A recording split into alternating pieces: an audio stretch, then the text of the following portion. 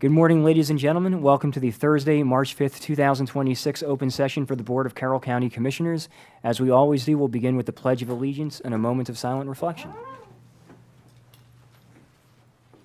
I pledge allegiance to the flag of the United States of America and to the republic for which it stands, one nation, under God, indivisible, with liberty and justice for all.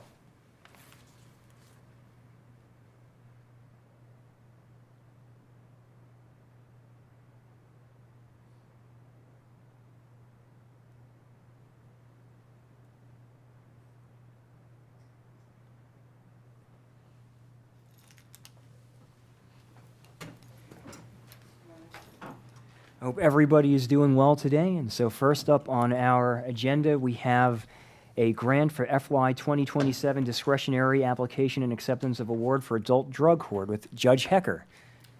Your Honor, good morning. Good morning. Thank you for accommodating my schedule, allowing me to come over so that I can get back to the business of the court. I appreciate that very much. With me today is Dina Black, who is the coordinator for the Drug Treatment Court program. I know you all know Dina.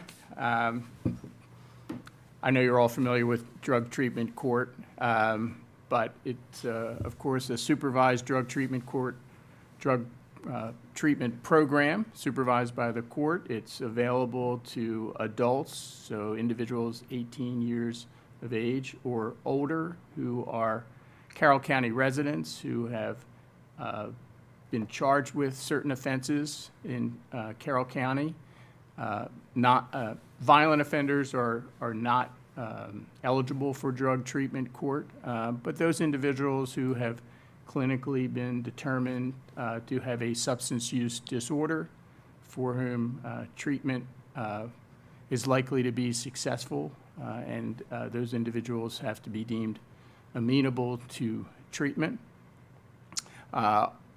We also do not, also ineligible for drug treatment court program are those individuals who are charged with controlled dangerous substance offenses deemed to be dealers for profit. So, but beyond that,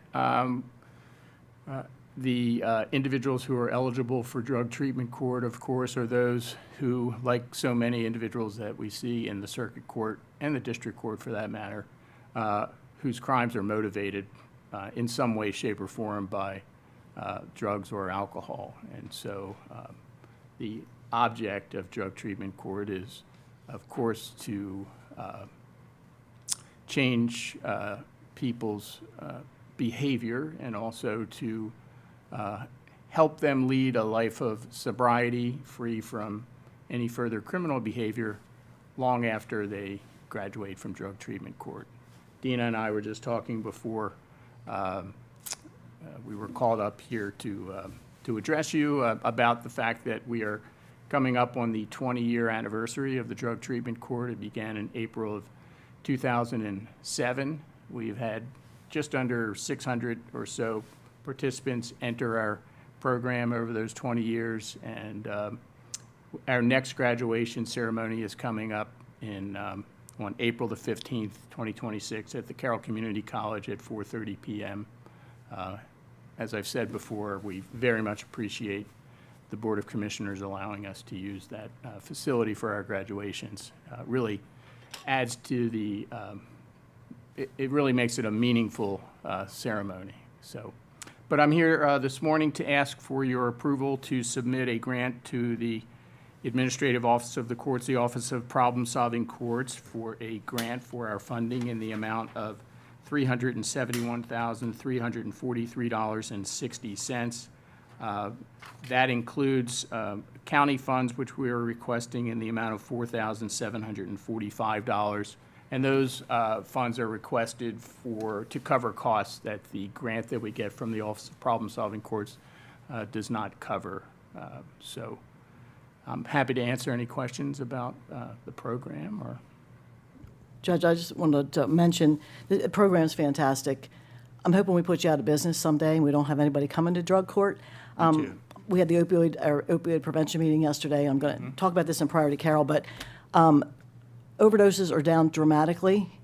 Deaths are down tremendously. We're heading in the right direction, and a lot of it's because of the preventive work we've done, also the treatment end, and then drug court. But if we can stop the pipeline, hopefully we can put you out of business. And I hope that's so. our goal. But all of those things together have helped us rein in this horrible, horrible problem that we've had. And you've been on that task force since the beginning, since it was, I guess, Right. 10 years ago when Governor Hogan asked everyone to put it together. And it's actually dwindling in attendance because we're being successful. And I think the urgency has gone away, but we have to maintain what we're doing, and you're a part of that. So I thank you. And one thing that in our county we always do well is everyone get together and say, how do we solve this problem?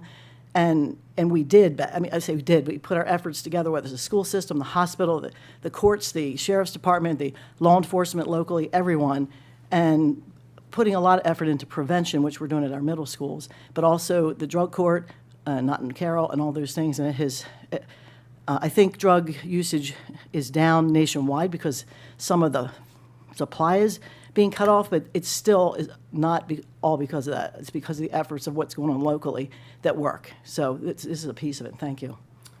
Well, thanks for that. I certainly don't take credit for that. The team that we have, the drug treatment court team, is a very dedicated team.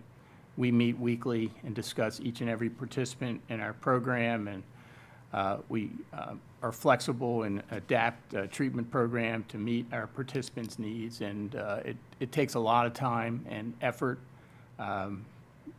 Some of those individuals, of course, are on our staff, but others are assigned by the state's attorney's office and the public defender's office, and they don't get paid a dime more for being assigned to drug treatment court, although it requires a lot of extra time and work on their behalf. And they do it because they believe in it. So I thank you for those comments.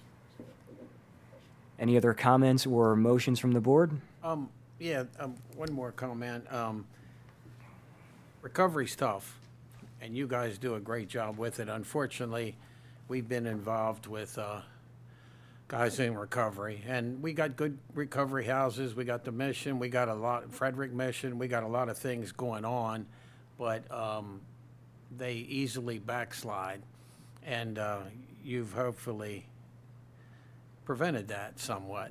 But the other thing I want to mention, so many people imply we don't get enough grants. We've seen you a lot lately, and you've asked for very little Carroll County money. In this case, it's less than 1.5% of the cost of the program, only because they won't cover those things. And I just think that's awesome, so thank you very much. Well, thanks for that, Commissioner Kyler, as well. We're always looking for opportunities to do what we can do. I would say if there's one need that I would really like to see filled in Carroll County and elsewhere, and this is true around the state, I think, and that is more treatment programs and sober living environments for mothers with children, principally fathers with children, pregnant mothers. Regrettably, there are mothers who have young children, fathers who have young children, and mothers who are pregnant who have become dependent on substance use. And sometimes it's very difficult to persuade those parents to get into a treatment program if they're going to be separated from their parents, from their children. It's much easier to make that happen if there is a place where the children can be, or at least be with them a lot of the time. So that's always at the sort of the top of the list of our priorities. So is the Mission still, the Mission was planning to do that, the Healing Addiction Center. Are they, for women and children, though? There certainly are some programs out there that do provide that service, but we can always use more. Okay. And so we thank those agencies that do provide that service. So. And I think the Mission, and they're not quite open, they're close. Right. And I think, I keep bugging them about coming out to the property. They keep saying, we'll do a tour when we're ready. So they're working on it. They've got animals there. It's a nice facility. Our biggest problem in Carroll County is probably countrywide. People support that, but they don't want it in their neighborhood. And this is a good location. The last one was a good location that got shot down. I'll be honest, like I say, we've dealt with this. If one's next door to me, I'm happy. And I wish other people would be that way. That's our biggest fight in Carroll County is people don't, they support it, just they don't want to see it. Well, I appreciate your saying that, and I think that message goes a long way. I would invite those members of the public who have concerns about programs like those being in their neighborhoods to come to our drug treatment court graduation and see what the results can be of those programs, because And you have a lot of families there. sure, not having those programs is not going to make the problem go away. So, Okay, you finished? I move that the Board of County Commissioners approve the submission of the FY '27 Office of Problem Solving Courts discretionary grant application and accept the award. Second. We have a motion, we have a second. Is there any further discussion? All those in favor? Aye. All those opposed? Motion carries. Thank you both very, Thank very you. much. thank you very much. You all have a good day. You as well. Thanks. So next we will move into the Priority Carol segment of our agenda. And before we begin with our colleagues up here, Commissioner Gordon is not with us today, and he asked me to let everybody know that he would have been here if he could have, but he unfortunately is ill. He sends his regards, and he just wanted me to let everybody know that. So I believe, who did we start with last week? We started with, I don't remember, but Start with him. Okay. it's Commissioner Gordon's fault, not yours, that I'm kind of ostracized. But I'll get over it. well, Commissioner Krebs, I think that puts you on the spot to start today. Thank you. And I have a few things today. I'm trying to limit it, but they're all important. On last Saturday, we had a Carroll County Republican Central Committee or Club legislative breakfast at Winfield Fire Hall, and 4 of our commissioners were there and the entire delegation, and they gave a really great update on the halfway point of the legislative session. We said goodbye, or saying goodbye, to 2 of our members. Senator West is retiring, and Delegate Boucher is moving back to his prior life before politics, I guess. So we said goodbye to them, and then we will continue, hopefully, to have Senator Reedy and Delegate Rose and Delegate Tomlinson. I'm missing anybody? No, I think I got them all. So anyway, we thank them for coming after a busy, busy week and on an early Saturday morning, but it's always very, very informative, and lots of folks were there in attendance. And then Saturday night, we went to the Carroll Arts Center to see the fabulous hubcaps, and I feel like I'm becoming my parents because they used to go see them all the time, and now it's me, my kids. But they're really good. I love the hubcaps. So, Mom, if you're listening, I guess, grew up, I've always liked the 50s music, but what a great place to be able to go is to our local arts theater. And the hubcaps are celebrating over 50 years of entertaining generations with popular 50s and 60s nostalgic rock and roll music that you could really understand the words to and like really groove to. Sorry, Joe. I bet you like this too. I probably would. I like all kinds of music. You would love this music. It was really good. So When they start doing stuff from the 1920s, let me know. yeah, I don't know if I know 20s music, but there's lots of good shows at the Arts Center that are sponsored by the Arts Council. So and there's lots of student artwork there on display. But the best thing they did at night, and I've said this with every band I've seen in the last couple of years, end with something good, like God Bless America. But you know what they ended with? It was phenomenal. Is proud to be an American. It choked everyone up in the room. Every person in that room was standing up. What a way to leave the Arts Center, and they end every show with that now, and I just think it's phenomenal. So I'm going to give a clap to them because I think we're all American, and we want to make sure we support our country in this tough time when their standing ovation was remarkable. So a great night at the Carroll Arts Center. And then yesterday, I went to our opioid prevention policy group. I mentioned that a few minutes ago at the health department. Been a member of that group since it was first founded in, I guess, at least 10 years ago. And Aaron Bishop from the Boys and Girls Club gave a phenomenal presentation. I could spend 10 minutes telling you all the good stuff what the Boys and Girls Club has done, how it's expanded. And one of the reasons it expanded is because 10 years ago, the group that got this focus group got together and said, we've got to do prevention. We can't treat our way out of it. We can't drug court our way out of it. We need to do those things, but we need to stop the pipeline. And we decided that collectively, all the folks that were there, it was law enforcement, the school system, the hospital, and all the interested parties, And we all decided that prevention had to start in the middle schools, and for lots of reasons, and Aaron can explain it very well. So currently, the Boys and Girls Club was expanded to every middle school now in the county has a Boys and Girls Club, and it's grown so dramatically that, you know, they wanted 50 in each school, and they're just accepting everyone that comes, and they have over those numbers. But a former Board of Commissioners, I cannot remember which one it was, they aligned in their budget, and that's why budgets are important. They had the wisdom to invest in not in Carroll money when we were having a big drug problem. It was a stimulus for the replication of that Boys and Girls Club all over the county for all the middle schools, and they're housed in the middle schools. They're also housed up at what's the product called? At North Carroll, the old North Carroll High School. They're actually in there, and the school system's helping to bus kids to these programs after school every day, which works out very well. So the Not in Carroll money, again, that was a wisdom of a past Board of Commissioners, and it was also replicated and wise to keep it in there of prior boards, and I'm sure this board will do the same. It's really done an immeasurable amount of good in our county. So the data is great for overdoses. Shows 50% decrease from last year in overdoses. That's a huge number. We had 2 fatal overdoses, however, in the past 12 months, but that still was a decrease of 33%. We're trying to focus in figuring out, target who these overdoses are, what types of folks, are they old, are they young, what their situations were. We can drill down on them. But we've never had such good statistics since the numbers have come out. This year, we've had zero heroin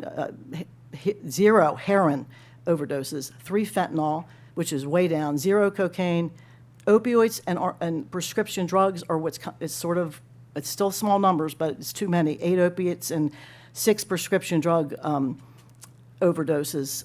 And over-the-counter medicine like Benadryl, it's now the thing. People are going to buy Benadryl and they're taking too much of it. So we need to raise awareness to what the issues are, but it's a smaller number, and we just need to keep chipping away at it. We're still funding mobile crisis teams. I think there was a big grant that just came out to the Westminster Rescue Mission or Healing Addiction Center to expand that. They're 24/7. You just call 988 and you have 24/7 mobile crisis teams versus calling 911, which is for more physical emergencies or accidents. 988 is there for drug or mental health issues, and the help is there. So the one thing that is not good that we need to continue to focus on is self-harm, and suicide is still high among our youth. That's not good. We got to find out why, and I think these youth clubs will help give kids more confidence, and that's still a concern. And then we have Sources of Strength. They call it SOS, is a program that focuses on those issues with children. Everybody remembers being at that vulnerable age, but none of us, maybe except Commissioner Vigliotti, had to deal with Facebook and Instagram and all the stuff these kids deal with today. We didn't have all that. So it's a little bit more difficult in this day and age to counter that at a difficult time in kids' lives when they're growing up and they're maturing. So it really does a lot of good work in our county. So the entire team in Carroll County, the whole motto is shatter the cycle, and it's working. You shatter the cycle of addiction.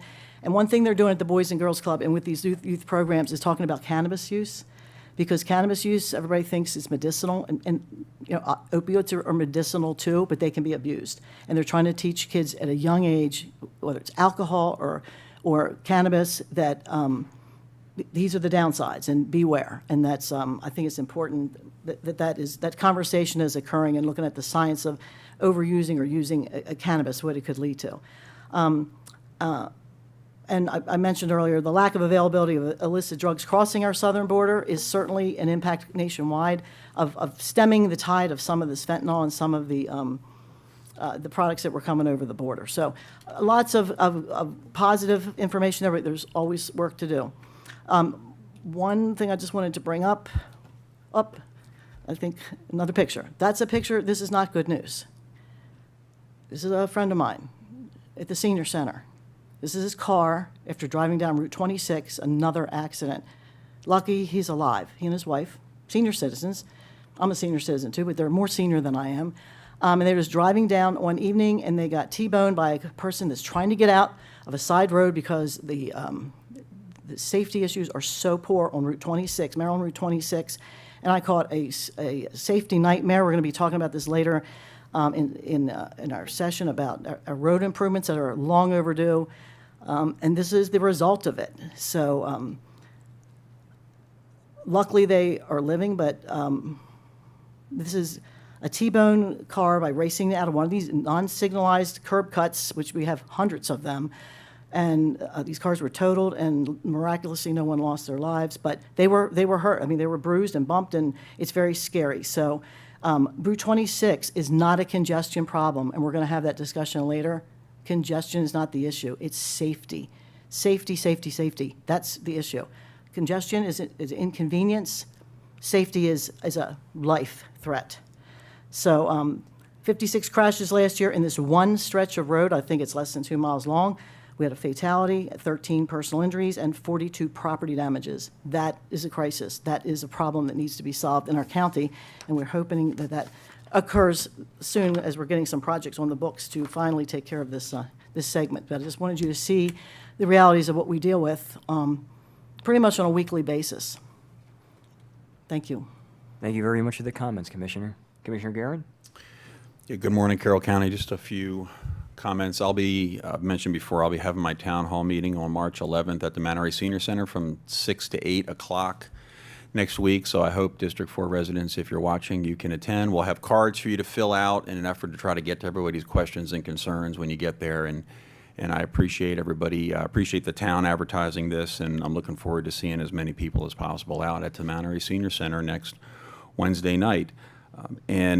Last Monday night, I was honored to be before the Mount Airy Town Council to read a proclamation. March 29th is Vietnam War Veterans Day, and I commend the Mount Airy Town Council and the mayor there, and I want to thank Josh Marks for his help with this, and always doing everything that they can to honor veterans there. The mayor of Mount Airy is a retired naval aviator himself, and American Legion Post 191, my American Legion Post, is extremely active, as is the VFW there. So it was a really nice turnout. What you'll see me there doing is I'm reading the proclamation, and then they had a number of Vietnam War veterans there as well, and we did a photo. And incidentally, that photo is going to be going into, apparently it's going to be going into the time capsule for the town, and it's going to be opened up in 50 years. I won't be around to see that, but it's going to be nice that it's in there. But what I wanted to take the opportunity to do, because this is such an important issue, people in my generation grew up understanding as best we could the Vietnam War, but really the stark reminders about how those veterans came home to a country that did not appreciate what they did and what they sacrificed to do. So the proclamation gets into that, so I'm going to take the opportunity to read it again, signed by all 5 commissioners.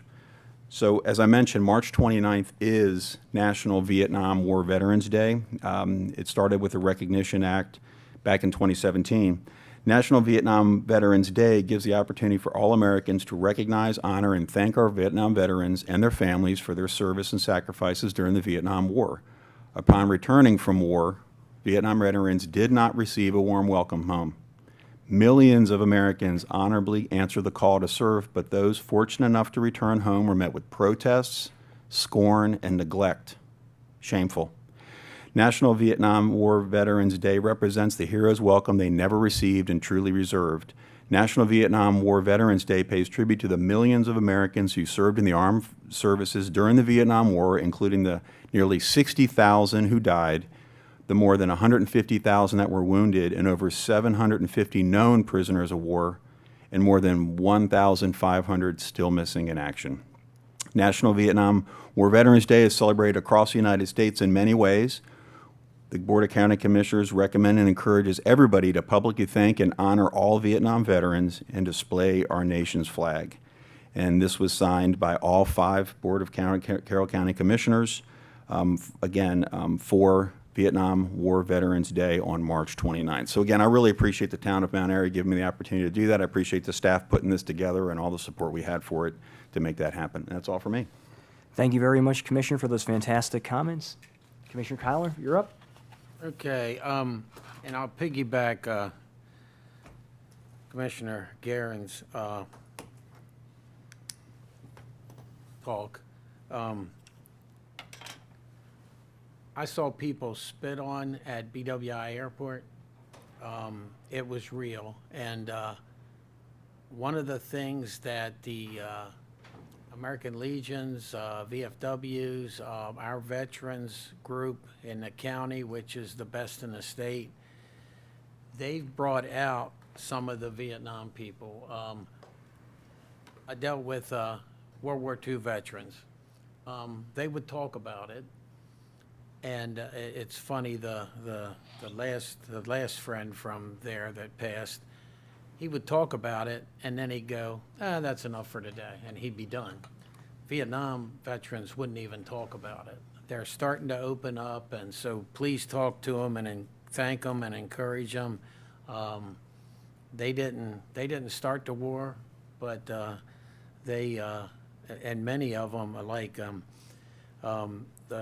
we got Route 27 in Manchester named for one that volunteered 3 consecutive times to go there and lost his life on the third one.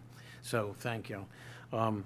Recovery, thanks to Judge Hecker for being here, and like I say, it has touched us, and it was interesting. Commissioner Krebs mentioned the suicides.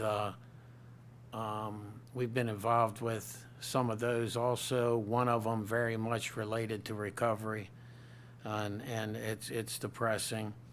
And we need the facilities. We need to push. And now I'll go to happy times.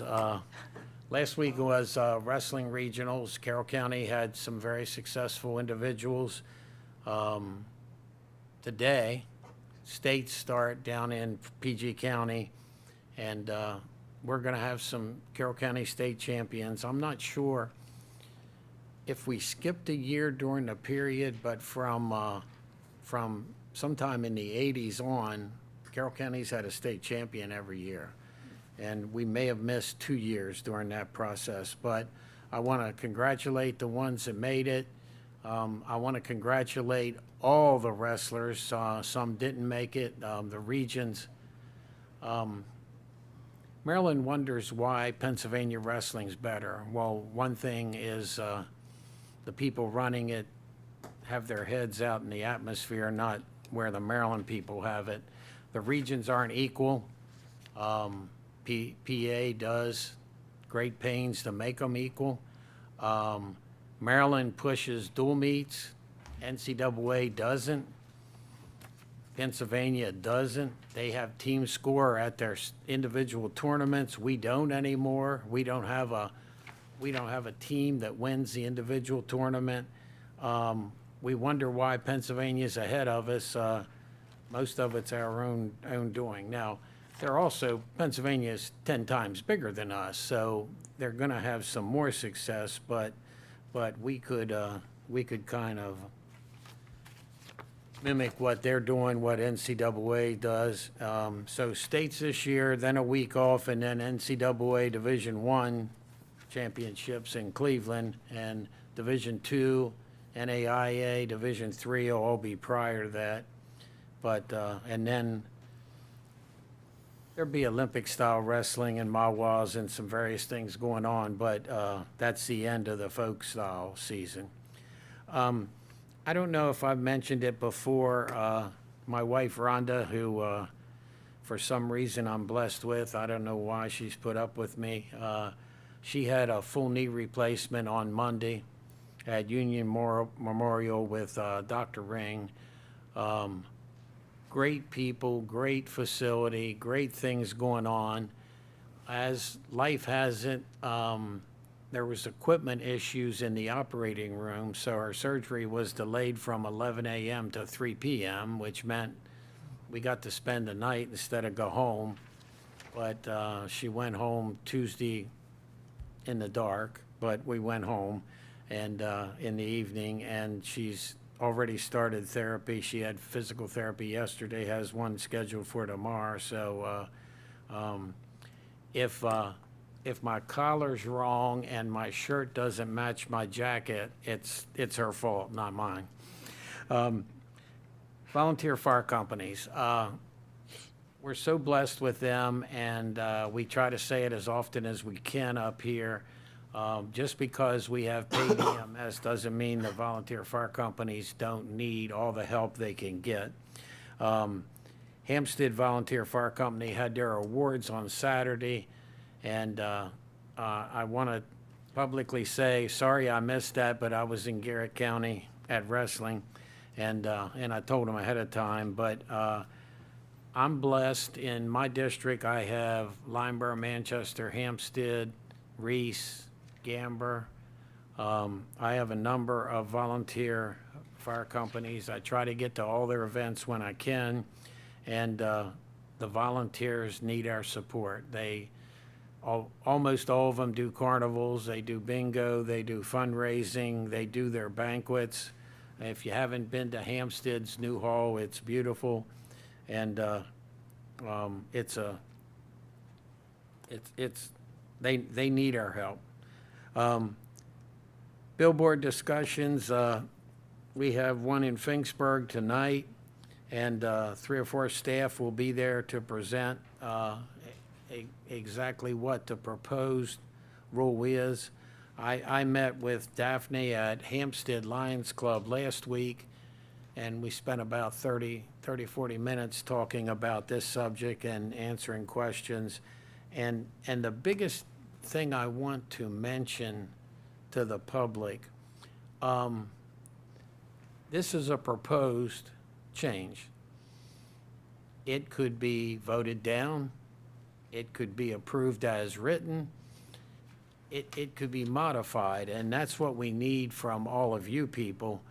And a little bit, I go both ways. Billboards can be distracting, but this whole plan would decrease the number, do new ones where there were old ones that required more maintenance, could more easily be vandalized, and all of that. So it's two-edged, but for the biggest example I can think of, if the 50-foot maximum height bothers you, but you're favorable of it, we can change that to 35, 40, 45, 30. We can, that's all open for public comment, and we can adjust it as needed.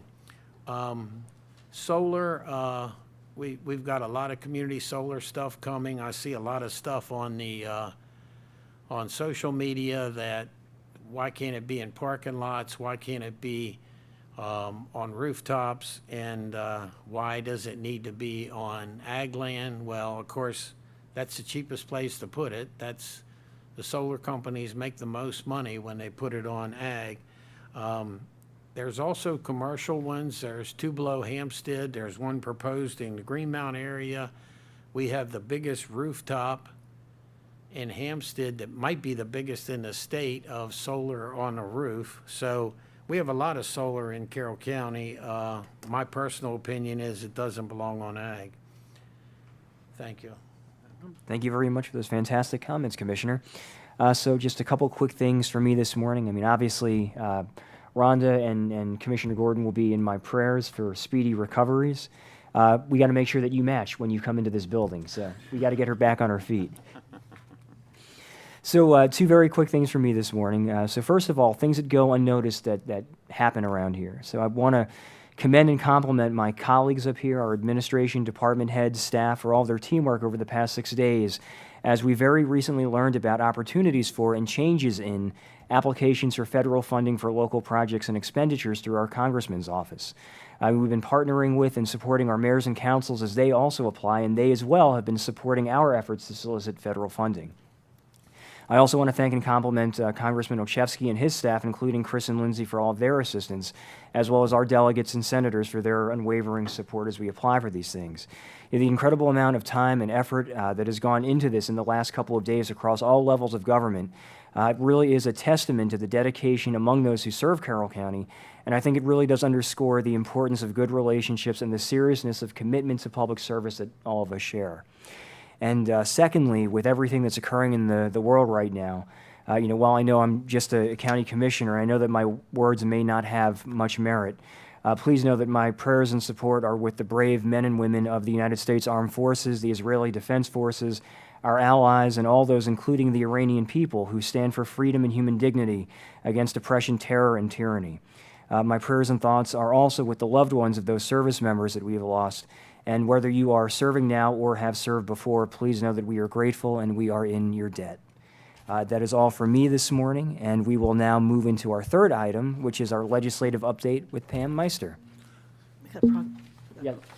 Oh, you got. proclamation. American Red Cross. Oh, my fault. I completely. You move us along quickly. I do move along pretty quickly. I apologize. So next, Commissioner Krebs has a proclamation for American Red Cross Month. I apologize. Thank you. President Vigliotti, thank you for ending with remembering our veterans and who's over there in harm's way. And I noticed on the way in that the flags are being flown at half-staff because we've lost at least 6 that I know of. So war is not, or whatever we want to call conflict, is not nice, but it's given us the freedoms that we have. So we can remember that very much right now. I think a lot of us have been conflict-free for our generation and for a lot of it, and we just forget sometimes. So thank you. So today is another special day. It is Red Cross Month, March 2026, and we have here with us today Lenora Henry, from the Executive Director of the American Red Cross of Central Maryland. Thank you very much for being here. So here's a proclamation. Whereas during American Red Cross Month in March, we take time to recognize the compassionate acts of individuals in Central Maryland and reaffirm our commitment to helping our neighbors in need. And whereas Clara Barton founded the American Red Cross 145 years ago, generations have stepped up to provide relief and care across our country and around the world, demonstrating the best of humanity in times of crisis. And whereas advancing this noble mission, the volunteers, blood and platelet donors, and supporters of the Central Maryland chapter remain dedicated to preventing and alleviating human suffering during today's emergencies. Their voluntary and generous contributions serve as a beacon of hope in people's darkest hours, whether it's by delivering shelter, food, and comfort during disasters, providing critical blood donations for hospital patients, supporting service members, veterans, and their families, saving lives with first aid, CPR, AED, and other skills, or providing international aid and reconnecting loved ones separated by global crises. And whereas the American Red Cross has assisted 1,778 individuals in 642 households affected by 361 disasters, the majority of which are home fires. They collected 38,189 units of blood at 1,827 local blood drives, trained 18,810 individuals in first aid, CPR and AED, water safety, babysitting, and other life-saving skills, and provided 822 critical community services to members of the military, veterans, and their families. And whereas this vital work to uplift our community is made possible by our shared commitment to one another, as we mark Red Cross Month, let's celebrate our local heroes and resolve to continue lifting each other up, ensuring that no one faces an emergency alone. Now, therefore, we, the Board of Carroll County Commissioners, do hereby proclaim March as Red Cross Month, and we encourage all citizens of Carroll County to reach out and support its humanitarian mission, adopted on this 5th day of March, 2026, signed by each of the Board of Commissioners. Well, and you keep great statistics, but phenomenal. Thank you very much. Thank you so much, Commissioner. And again, thank you for allowing me to come and share a few words about what the Red Cross has been doing. I think all of us know that this storm was a major storm. This was a shocker to everyone because we weren't prepared. We haven't had a storm like this since 2016, if I'm correct. The Red Cross is in dire need of blood, and we had to cancel over 800 blood drives due to the storm. We need the support from each and every one of you, the residents in Carroll County, to give blood as soon as you can. I will send information to each and every one of you to post and share with your town hall meetings, because for some that don't know, we provide 40% of the blood supply throughout the nation, and that's huge.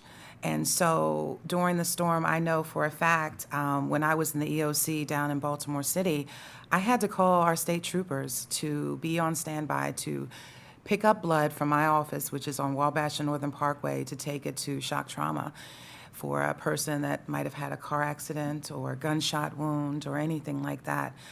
And my heart was beating so fast because I never want a person to wait to get blood. And I couldn't have our team members go out in that storm. I couldn't personally go out and drive.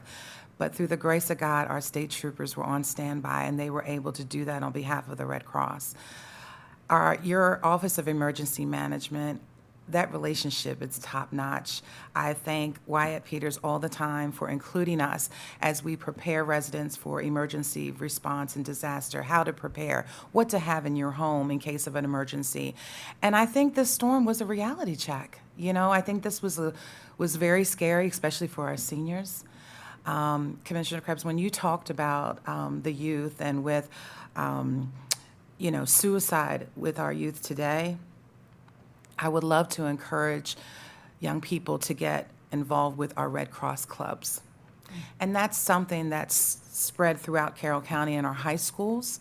And I can send you information from our volunteer recruitment specialist, as well as one of our team members that manages our Red Cross clubs, because once they get involved, I think that will really take their mind off of other things, that we don't want them to go down that route of being depressed, and finding some activity to get involved with the community. Being that advocate, being that ambassador for a Red Cross club is huge, and that can really help the American Red Cross, because we are 90% led by volunteers. I always tell people we're a very small but mighty team. I have about 25 people in our location, but since we are a national organization, we couldn't do the work without our volunteers. So maybe we can have a conversation. I can schedule meetings, and I'll send you information on that, and that way we can share it with our youth. But I personally want to thank you on behalf of the Central Maryland Board of Directors for presenting us with this proclamation for Red Cross Month, and for continuing to support our mission and getting the word out to donate blood and supporting our emergency response, as well as our services of armed forces. I want to say thank you again.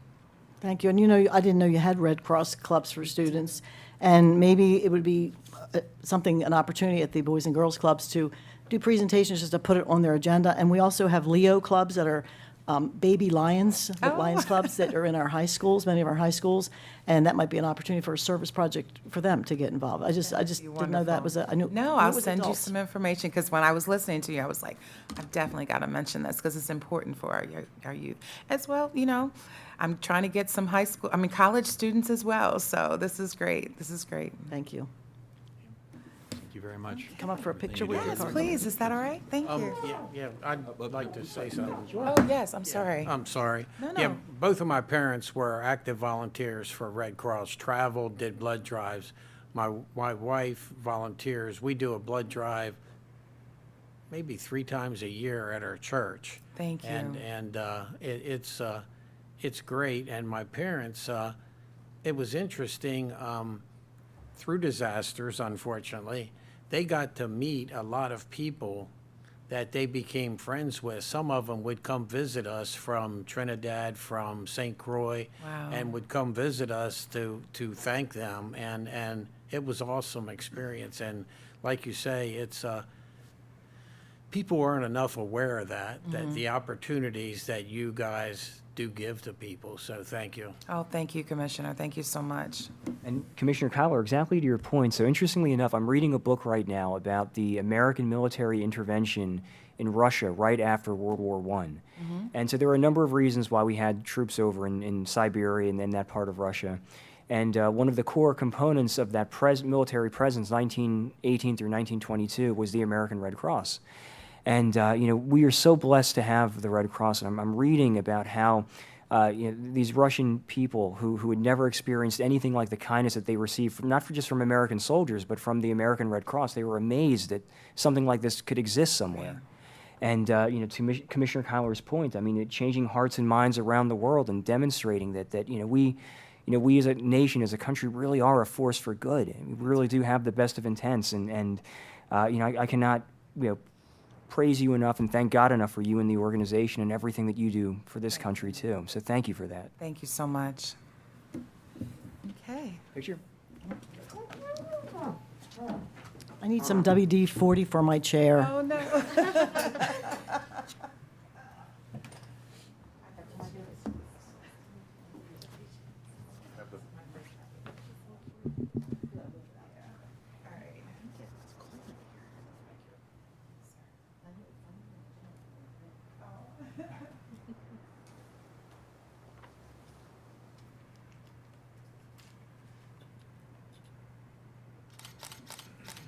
Thank you.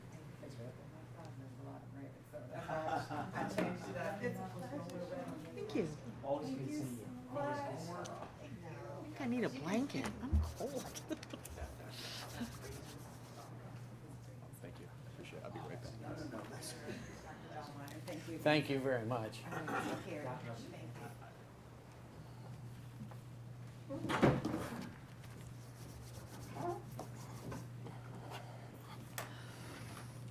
So now we will move on to item number 3, legislative update with Pam. And I apologize. One of these weeks I'm going to make it through an open session without skipping an item. So Actually, for Red Cross, you probably brought more attention to them by having to do that. So maybe that was intentional. grace and mistakes. Good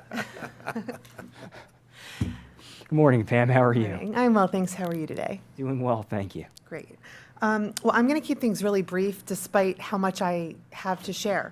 I could have given you a packet this thick, but the abridged version I gave you just gives you the line items for each bill that we're tracking right now. We're tracking about 401-ish bills right now for the county. And what you'll see in front of you, and you can look at this at your leisure, is just a list of the bills. If they're cross-filed, you'll see it under related, and then the bill history, just to get an idea of where things have gone and where they are now for everything that we're taking a look at. I'm going to pull some specific bills for next week and give you more of a highlight on where they are and why it matters for anything that we can still influence. But for the most part, everything is really where it was as of last week, or moving where we would expect. A lot of things are still awaiting hearings or cross-file hearings, knowing that the March 9th deadline is coming, which is the last time that you can really introduce anything before the suspension of the rules, and then crossover on, I believe, the 23rd, if my memory serves. So things are at the point of session where everything's kind of like doing what it needs to do, percolating, or getting put in a drawer by a committee chair and dying. So you may see bills that just say, there's no upcoming hearing. It doesn't mean nothing's going to happen, but if you don't see movement at this point, a lot of times we do need to speak up. So if you're looking at this and you say, oh my gosh, I don't see anything here, nothing's been happening since January, this is important, we should definitely speak up on those issues in particular to see if we can nudge movement, because in a week or two, we may not have enough time.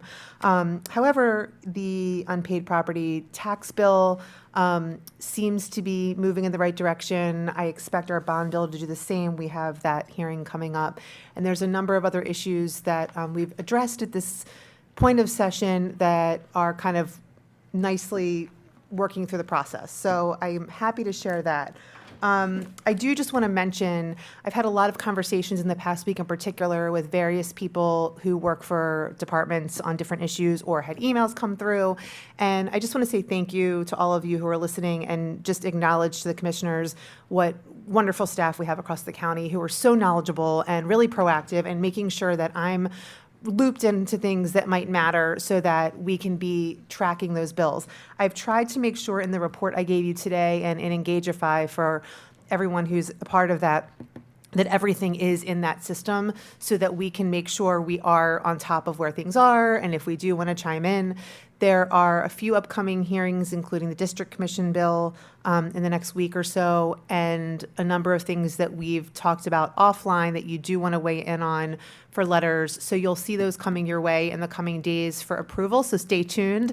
And there's a handful of other issues that I'm also going to circulate that we may not have discussed previously for your feedback that I've noticed are starting to move. But essentially, things are moving, and I don't have a particular issue that I'm going to get into right now for keeping it brief. But if you have any questions or anything on your mind, let me know. I'm happy to address it now or moving forward. Pam, I just have a question in process.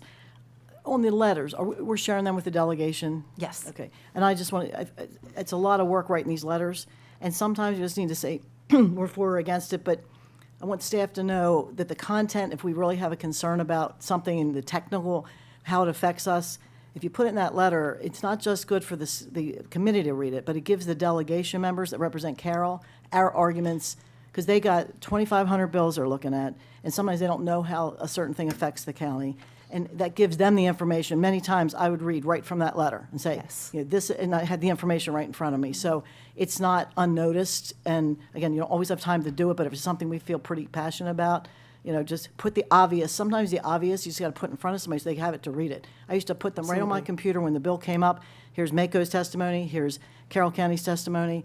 And it's right in front of me, because these bills, when you're vote, they go like, they fly through, and you don't always have what you need in front of you. And you go back to that, you know, pro and con, and the ones that are wanting some of this stuff that we don't want, they have pretty intensive, they plan this stuff all year, and Right. they write massive reasons why you should do something, and then we have to react of how it, so it's not, it's used, and I just want everyone to know how much it's used. So anything you can get, you know, even if it's cut and pasted from another document, just put it on there so it's right at their fingertips, and I definitely is appreciated.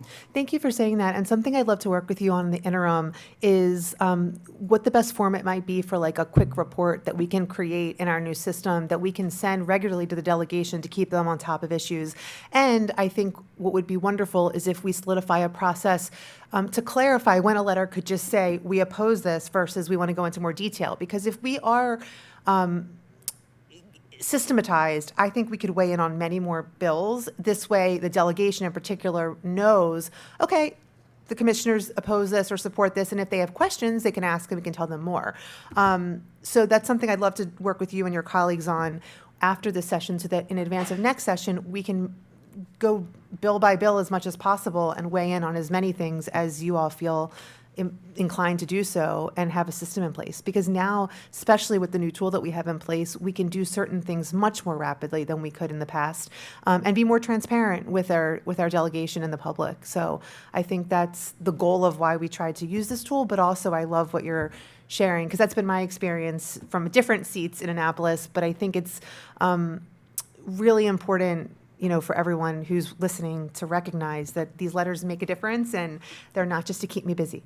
And the other thing I suggested, and I think you've done this, right on the top, right under the letterhead, whatever the bill number is, spell it out, and right there, support, oppose, because when you sit at your desk on a committee hearing, you might have 200 pieces of testimony in front of you, and it gets separated like that by your staff into piles. And if you don't have it, like, just right there, House Bill number, yes or no, or with amendments, that thing needs to be very first so that they can just get it in the right pile. Top of every letter says regarding and Right. support or oppose, hyphen, the name and number of the bill. This way, if they read nothing else, they have that. And then when I do draft these, I try to highlight in bold like one or two lines that I just want to make sure, if they don't read the letter, they read that point, so that that is emphasized, because they do have so much material coming their way, and I think it's important. And some of the letters and are going out as emails and aren't testimony, but that's, I think, just as effective at times. You know, in my experience as a member of a staff for a delegate and a senator at different points,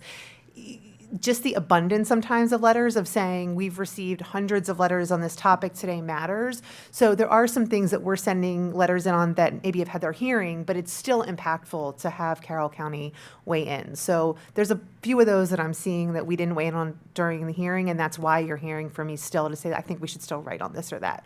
But if you ever see a topic come through and it should be one of those one-liners, let me know. I'm happy to keep it short. And if you have particular points that you think should be emphasized, also do share that, because I think the context can be really useful at times. And also, headline, titles of bills, I learned a long time ago, title of bills might sound good, you got to read it, because the devil is in what it says.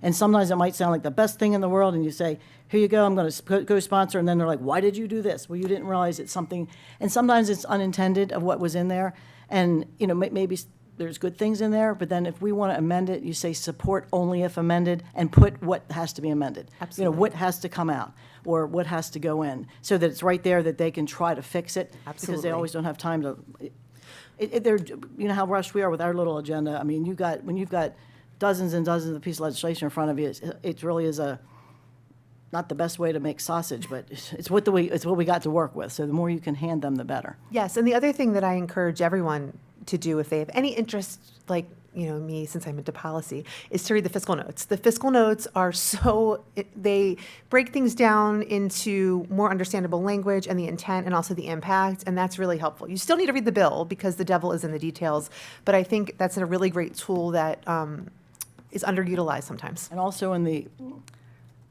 lot of these folks have never been involved with local government. So, when I do testimony, I've always say, what's the problem we're trying to solve? Do we need this bill to solve it? And, what does it do? And lots of times, people can't even answer the most question. What's the problem we're trying to solve? Identify the problem. Is it not being solved at the local level? And sometimes it's some little nuanced thing. They had one little problem. We're going to put a new law in that affects everybody because somebody had this one issue. Well, go fix your one issue back home. So it's just a basic question, but I'm famous for what's the problem we're trying to solve? What does it do? And is this a law necessary, or is there unintended consequences? And given the diversity of the geography of our counties, one size does not fit all. And that's been my message to everybody. Maybe this bill you do need here, and let's figure out what you need in Montgomery or Prince George's, and maybe we need something different here. But we're so diverse between Somerset County and Allegheny and Montgomery, and there's very few things that suit everybody the same. So we put a law in, it's a law of everybody, and it's getting a little onerous. Yes. Very, very good points, Commissioner. Pam, anything else from us? No? And I'd just like to mention something. Pam has also testified.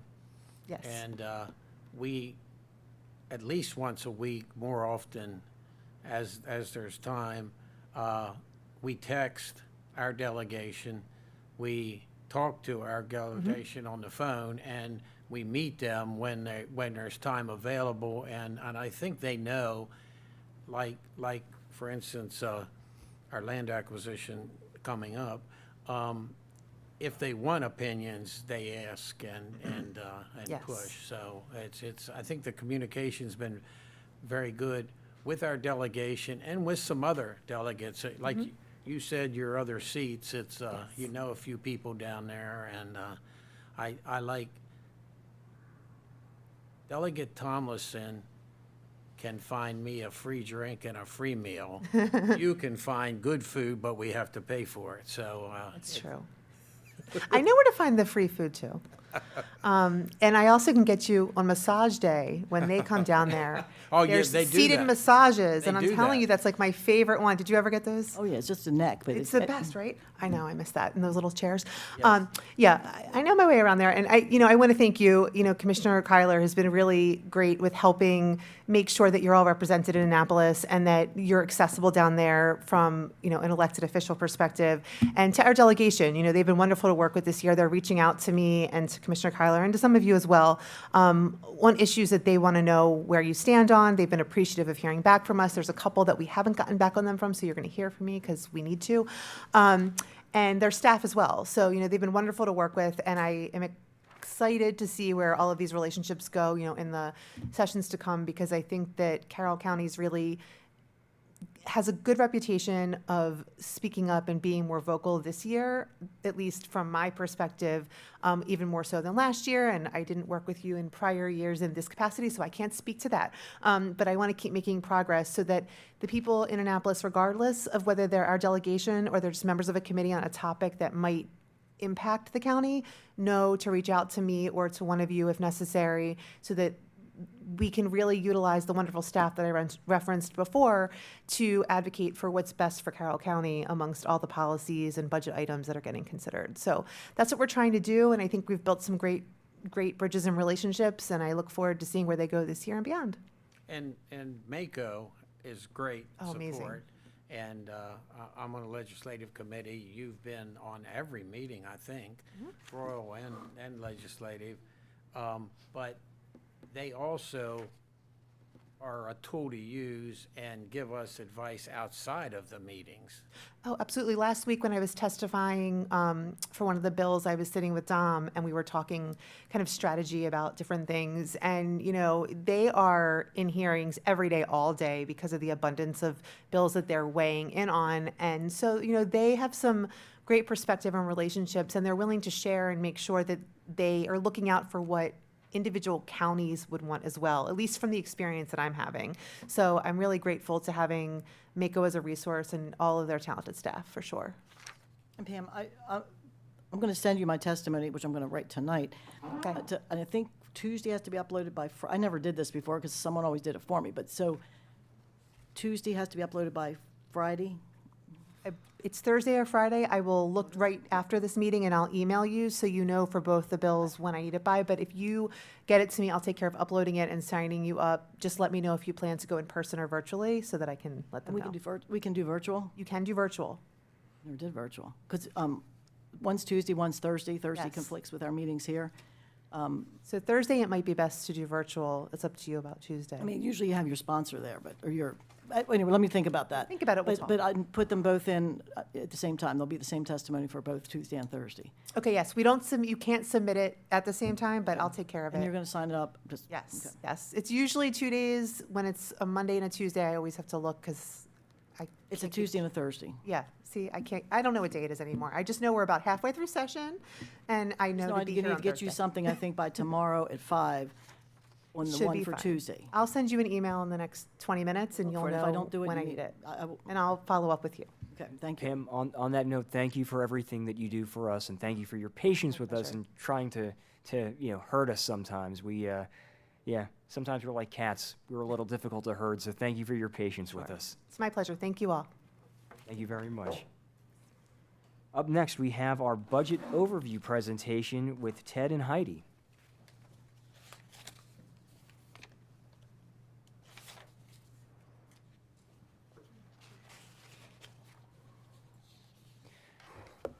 Good morning to both of you.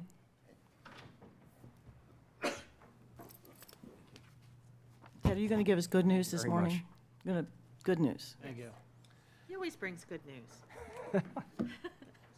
Little Miss Sunshine, they call me. The sun is not out. I was wondering when I woke up, like this is today. It's foggy. Actually, there is good news. But as always, I will be cautioning what to take from the good news. So, starting now on the 27 budget and 27 through 32 plan, it's the part of the process where things start to become more noticeable in the public. But a lot of work has been happening for a while already to get us here. As we talk about this, just important to remind you that we are still working. There has to be a point in time where we sit down and start talking about things. But even though it is a point in time, things are still changing. We're still figuring out things. We might tell you something today that in 2 weeks we're going to come back and say something a little bit different. Oh, I need a presentation up.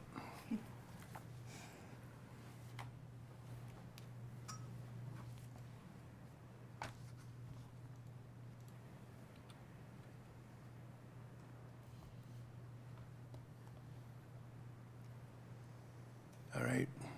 Just click the PowerPoint at the bottom. Oh, okay.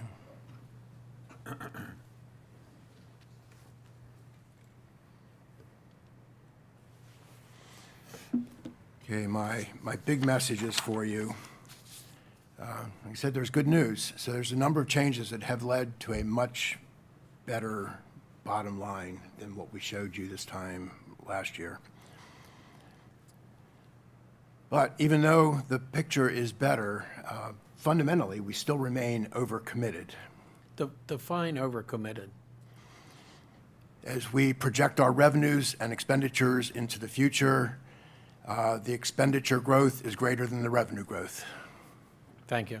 And Ted, as you go through this, I know we have the 5-year budget, and this is my first year doing this, but obviously the assumptions we make in the out years for growth, the percentage is a key. Because if you're looking for 1%, it's way different than if you're doing 5%. So I think we got to make sure that when we keep saying in the out years, it depends on what the assumptions are. It's like apples and oranges if you don't know the assumptions. And we got to make sure they're assumptions based on what we believe is going to be you can be way conservative, or sometimes, like the state sometimes is the opposite way and overpromises because they're not making good assumptions. But we need to remember when you say 5 years from now, it's all based on what your assumption is in growth of that category. And Yes. so I just want to look at, it's a key piece. We know nothing. We have no certainty about 6 years from now. So yes, this is all based on assumptions and probably literally hundreds of assumptions. And we spend a lot of time thinking about what those assumptions should be, challenging ourselves on what we know, what we think we know, acknowledging what we don't know. So as we work through this, there will be talk of assumptions. There's not enough time for us to actually talk about every assumption that's built in here, but the ones that have significant impact will certainly come up. And Blueprint remains a concern. Now, this will get more discussion as we go through the process, and we're in a much better place, again, now than we were this time last year. The state worked with our school system to evaluate what implementing the law meant, how to interpret the law, what we could do. And this time last year, we were talking about, the school system was talking about maybe eliminating about 100 positions and moving 100 positions between schools and class sizes going up in a significant way in certain schools. We've largely moved beyond that. The state bought into our school system's thinking on what was necessary to meet the law and rethought some things. That doesn't mean the concerns have gone away, though. Those big concerns have gone away. But there are still things the school system will have to do that people won't be happy about to meet the law, but in a bigger way for us.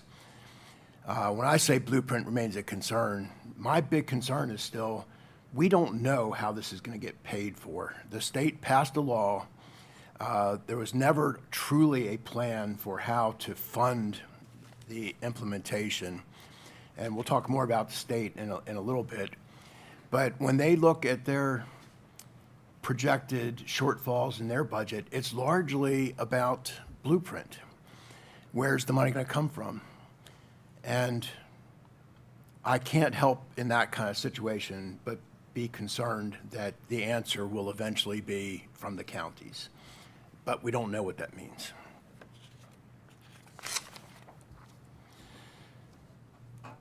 So we are not yet at the recommended budget. We'll be coming back to you in less than 2 weeks with the recommended budget. But when that happens, that is built on the plan that's in place, whatever we know now that we didn't know a year ago, whatever direction we have from the board. And even now, just when we're days away from the recommended budget, if there are things that the board comes together on to say, we want to see this or we don't want to see this, we can still try to adapt to bring you back what most nearly matches where you want to be. And that will be on the 17th is when we're coming back, St. Patrick's Day. And Tim is probably very upset that we're working on St. Patrick's Day. So goals for today.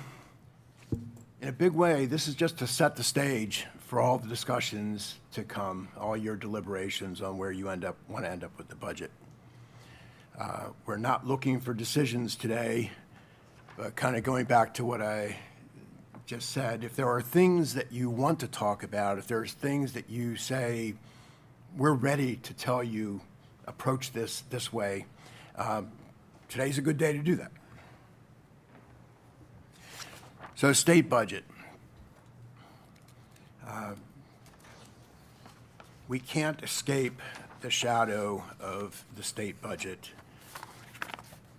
Everything we do is influenced in some way by things going on in Annapolis. And as always, there's uncertainty. We don't know what's going to emerge from this session. There are some potentially big questions. The state's plan is not balanced. That's not our problem, but it is our problem because them figuring out how to deal with their budget problems almost always becomes an issue in some way for counties. And we should know more. We hope we know more about what's going to emerge from the state process before you get into your proposed sessions. But right now, we're scheduled to start on March 31st with your proposed budget deliberations. And depending on what happens with scheduling agency hearings, that potentially could even be a little bit earlier start. Sine die, last day of the General Assembly session is not until April 7th. Sometimes we find ourselves waiting for potentially big choices to be made at the state level after you're already deep into your discussions. So state budget, what does it mean in Carroll County? And everything right now is basically reacting to the governor's budget, but we know the governor's budget is still subject to General Assembly action. Carroll County Public Schools sees an increase of about $9 million, about 4.5%. Don't want to lose, though, that the way things work now, a lot of this money is tied to Blueprint. So it's not just, here's some money, go do good things. Carroll Community College, $400,000, or about 3% increase. Library is pretty much a standstill. And Health Department is losing $218,000. We don't know yet what that will mean for the Health Department, how they will choose to deal with this. For our towns, highway user revenue, flat. Program open space, $300,000, a 50% increase. In this moment, clearly a good thing, but program open space bounces around all the time. Every year, we don't know, what's going to happen, and it's not always good news. For you, I shouldn't say operating budget, money that's coming to you to decide what to do with. Highway user revenue, we're seeing a small decrease. And looking ahead a little bit, current legislation in fiscal year 28, the highway user revenue to local jurisdictions is scheduled to go down by about a third. Police aid, a bit of an increase. Program open space, again, the same thing you saw with the towns, a big increase.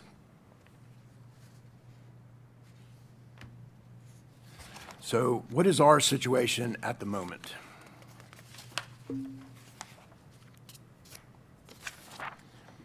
And I say at the moment, we're trying to look ahead to June 30th. There's still a lot we don't know.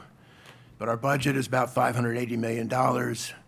We're projecting a year end of about $625 million.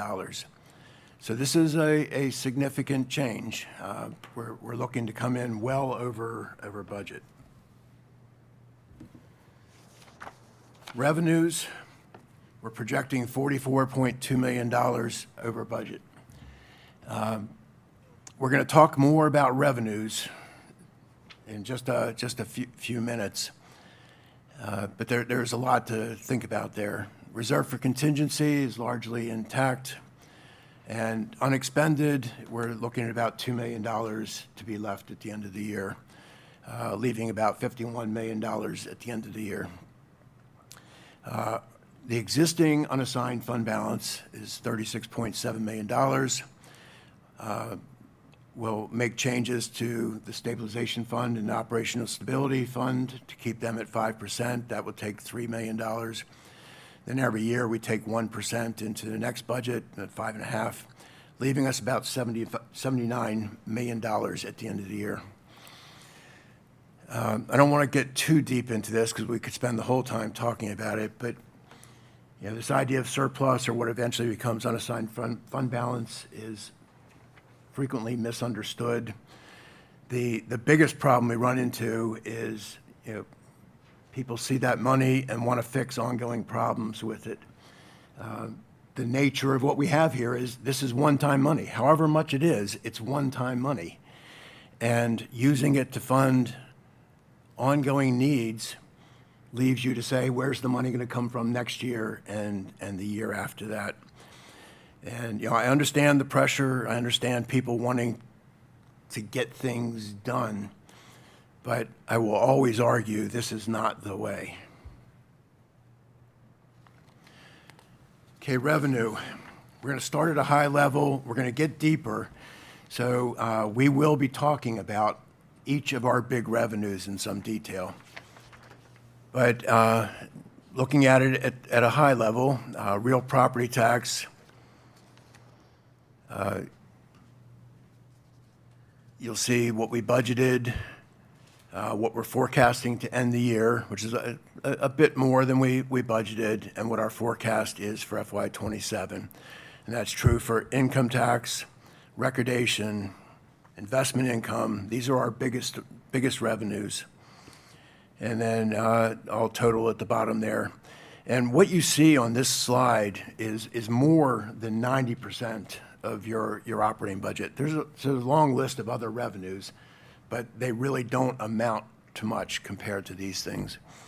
And we're going to talk more, but the big thing on here, you look at income tax, you'll see how much the forecast is up in 26, but you also see that in 27, we're projecting less than what we think we're going to end up with this year. We'll talk more about that.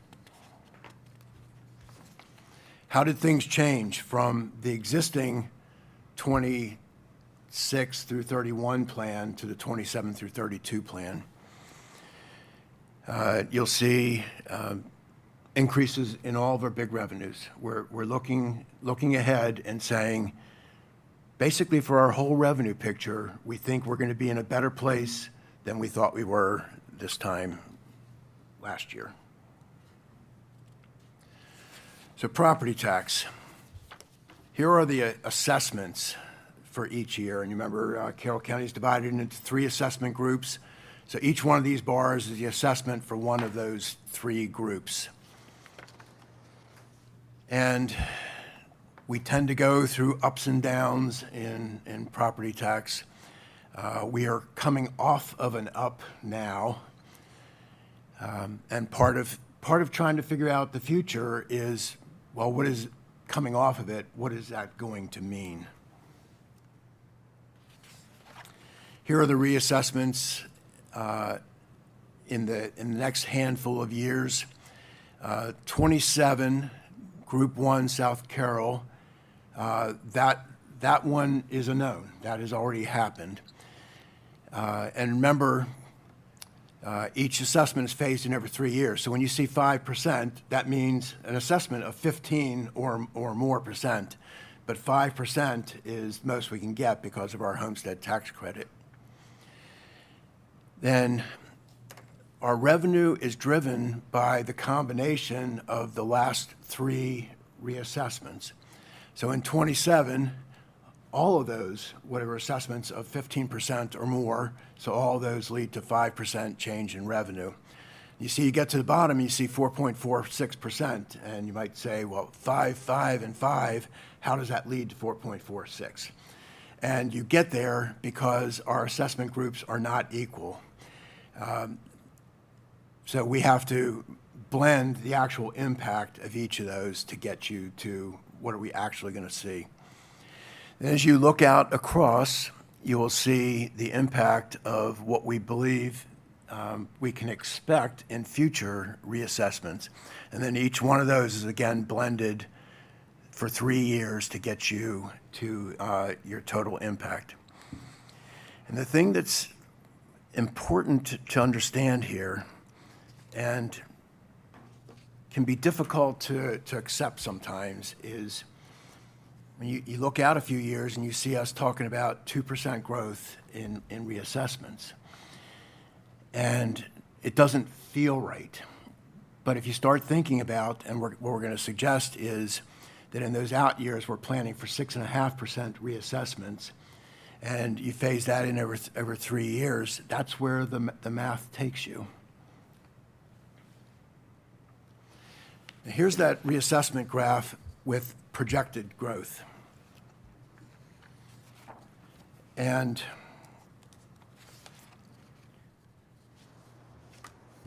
on the idea of we're coming off an upswing in in assessments, and what's that going to mean for the future? For FY28, which will be the northeast part of the county, we're looking at 8%. And the thinking behind that is, first, it doesn't seem reasonable to think that the assessment growth we've seen for the last handful of years is just going to continue forever. And in fact, this year we saw it drop off. And the other thing is we had some expectations based on information from the state, and this was statewide information, but that we might see assessment growth of 17 or 18% in '27. Statewide, what we actually got was 12.7%. Carroll County, we were about 15%. But then looking another year into the future, what we're hearing from the state is maybe expectations of 10%. Based on what we experienced this year, we backed off of that sum and are building in 8%. But then beyond that, you'll see we have 6.5%. This is another one we don't know. We have no way to know what the assessments are going to be 2 years from now. What we're trying to do is build in what we think is a reasonable, a prudent assumption on what you can count on as you're trying to look into the future. And if you look back before this last up, you'll see we went through a period of time that was not quite steady, but there wasn't a lot happening. And it bounces around some. You can see as low as 4%, as high as 8% during those years. But if you average those out, it's about 6.5%. And we thought that was a reasonable thing to carry into the future to say, what can we plan on? And then keep in mind, with this and everything else we're going to talk about, whatever we put into the plan is our plan as of this moment. Everything gets reevaluated every year. If that 8% reassessment turns into 6% or into 16%, we will react to that information and try and deal with it. And of course, the greater difficulty is always like between 2011 and 2015, where you had a decrease in the assessments and having to attempt to counter something like that. Yes. And, and before that happened. To that point, you're right. But for which portion of this is commercial versus the homestead tax credit? How many people are subject to the cap? I mean, what percentage of our assessments? 85. And the reason I say that, one of the reasons, and years ago, we were at a 10% cap. I mean, Carroll County had 10. It could go up 10% a year. So in year one of the reassessments, you go way up. It hits homeowners hard. Our budget, hey, we got lots of money. So we pushed years ago to switch it to 5%. It smooths out your budget. I still continue to argue that I believe if we had it lower, it would spread it out further so you don't have these bumps and valleys. Because just because your assessments went down does not mean, oh, is this chart, is that what we actually brought in? Or the fact they went down, but we still had people that were smoothing out. So if your assessment's going up 5% a year, like my assessment went up 40%. If my assessment stays the same, 41%, if it stays the same for 8 more years, you're going to get 5 more % out of me. If it doesn't go up another $1. But if you had it over a 4% cap, you would have more years that you could be. It's more certainty and more smoothing in your budget. I think it's better budgeting because if you're giving 5% and inflation's only at 2.5%, your assessments, where our budget is going up twice inflation, And yet then then you have a cliff when it stops. And if you smooth it out, that extra percentage will buy you more years of smooth, and still above inflation, you know what I'm saying? And that's why we, years ago, really pushed to get the 5%, because budgeting with 10%, we were getting, it was hitting our budget with this right now is not what we're actually bringing in. It's just what the assessment, what happened to the assessment. But those people are probably still paying for look in 2009, they're still paying for that 37% growth. Their assessment's still here. It's just being phased in. And here, it's dropping, but those people are still we're still getting the money coming in because it's still coming in from the 37%. So that doesn't mean we brought less money in that year. 85, as you said, 85% goes to homestead tax credit. 15%, which is your businesses and your rentals, they don't get capped. They go up whenever they go up the full amount. They get fully assessed. Am I correct? Every time they get reassessed every 3 years. So it gives us more stability, and I think that's why some of the counties do it. Some have a 2% cap. Montgomery still has a 10% cap. So they're like this all the time. It's just a matter of smoother budgeting and smoother forecasting, but I wasn't making an argument against it. no, I'm just saying, no, I'm just explaining that doesn't mean less money came in, because it's still coming in from that 37% increase in 2009. Your assessments are still going up because you had a 37% average increase. Right, and the point I was making is that they still do impact the budget. Do what? They still do impact things. They do, but thank goodness we had for the sake of budgeting, you still are being phased in at that 5% increase. I think we're agreeing. I think we're just approaching it from different perspectives. I'm just pointing out because it's been something that it changed a number of years ago in the early 2000s from the 10 to the 5. And my gosh, if it had been at the 10, in these big years, you would have had these big jumps and all this money would be there and you say, oh, I want to spend the money. But if you have it done more smoothly, it's like income tax comes in more smoothly sometimes because income usually is going up. It's not up and down. And the blue line shows the actual property taxes. we Yeah, so they collected, always are up. which were negative a couple of years. Yeah, and to that point, and to tie together the two things you were talking about, those negatives you see, before that happened, I would have said property tax always goes up. It might go up this much, it might go up this much, but it always goes up until we had 5 consecutive years of negative reassessments. 3 of those were almost 20% negative reassessments. And on the kind of residual revenue caused by the homestead tax credit, in that case, we were sitting on $23 million of revenue of assessments that had not turned into revenue. But when we hit these negative assessments, that $23 million disappeared. That was never collected. To your point, though, that's an unusual situation. Generally speaking, yes, the revenue continues to come. Okay, now all that's just about reassessments. We do get property tax revenue because we have new properties that are added to the assessable base.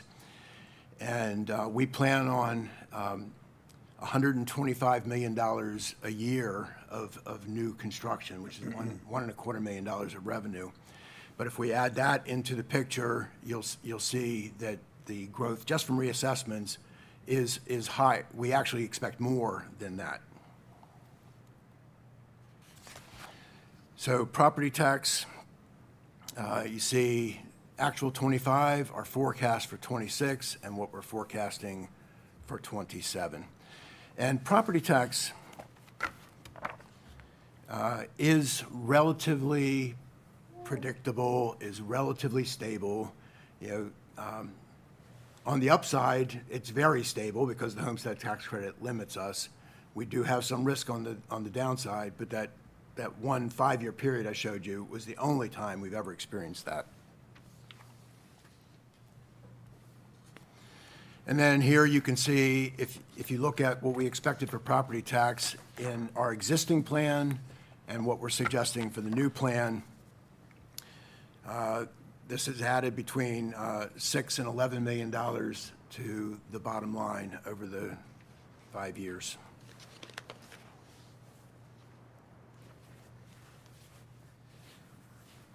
Now, there's a lot more to property tax than what people are usually thinking about, and we've kind of touched on some of these things and where the conversation is going. But you see kind of the base amount, what we expect from new construction, what we get for reassessments, what we lose in a timely way, at least, to homestead tax credit and to other credits. And on other credits, and this actually doesn't show up to us, and we only got visibility on this just in this last month, but the state passed a law to give veterans that were disabled while in service a tax exemption for property tax. And we knew this was happening, but we didn't know what it meant to us. And we recently got information on this now. We have 810 of these in Carroll County. Average exemption of more than $500,000. This is $4 million of revenue that you don't get, not because you made a choice, but because the state made a choice. And none of this is to say anything about is this a good idea or not. Just that, you know, it has an impact on you, and you didn't really have a say in it. Income tax, our problem child. I said property tax is relatively predictable, relatively understandable. Income tax is not. It's a constant struggle to figure out what's happening today, what does it mean to us, and what does our future look like. So this graph is our quarterly distributions. We get most of our income tax in 4 big distributions over the year, and each one of these dots is the distribution compared to the same distribution in the previous year. So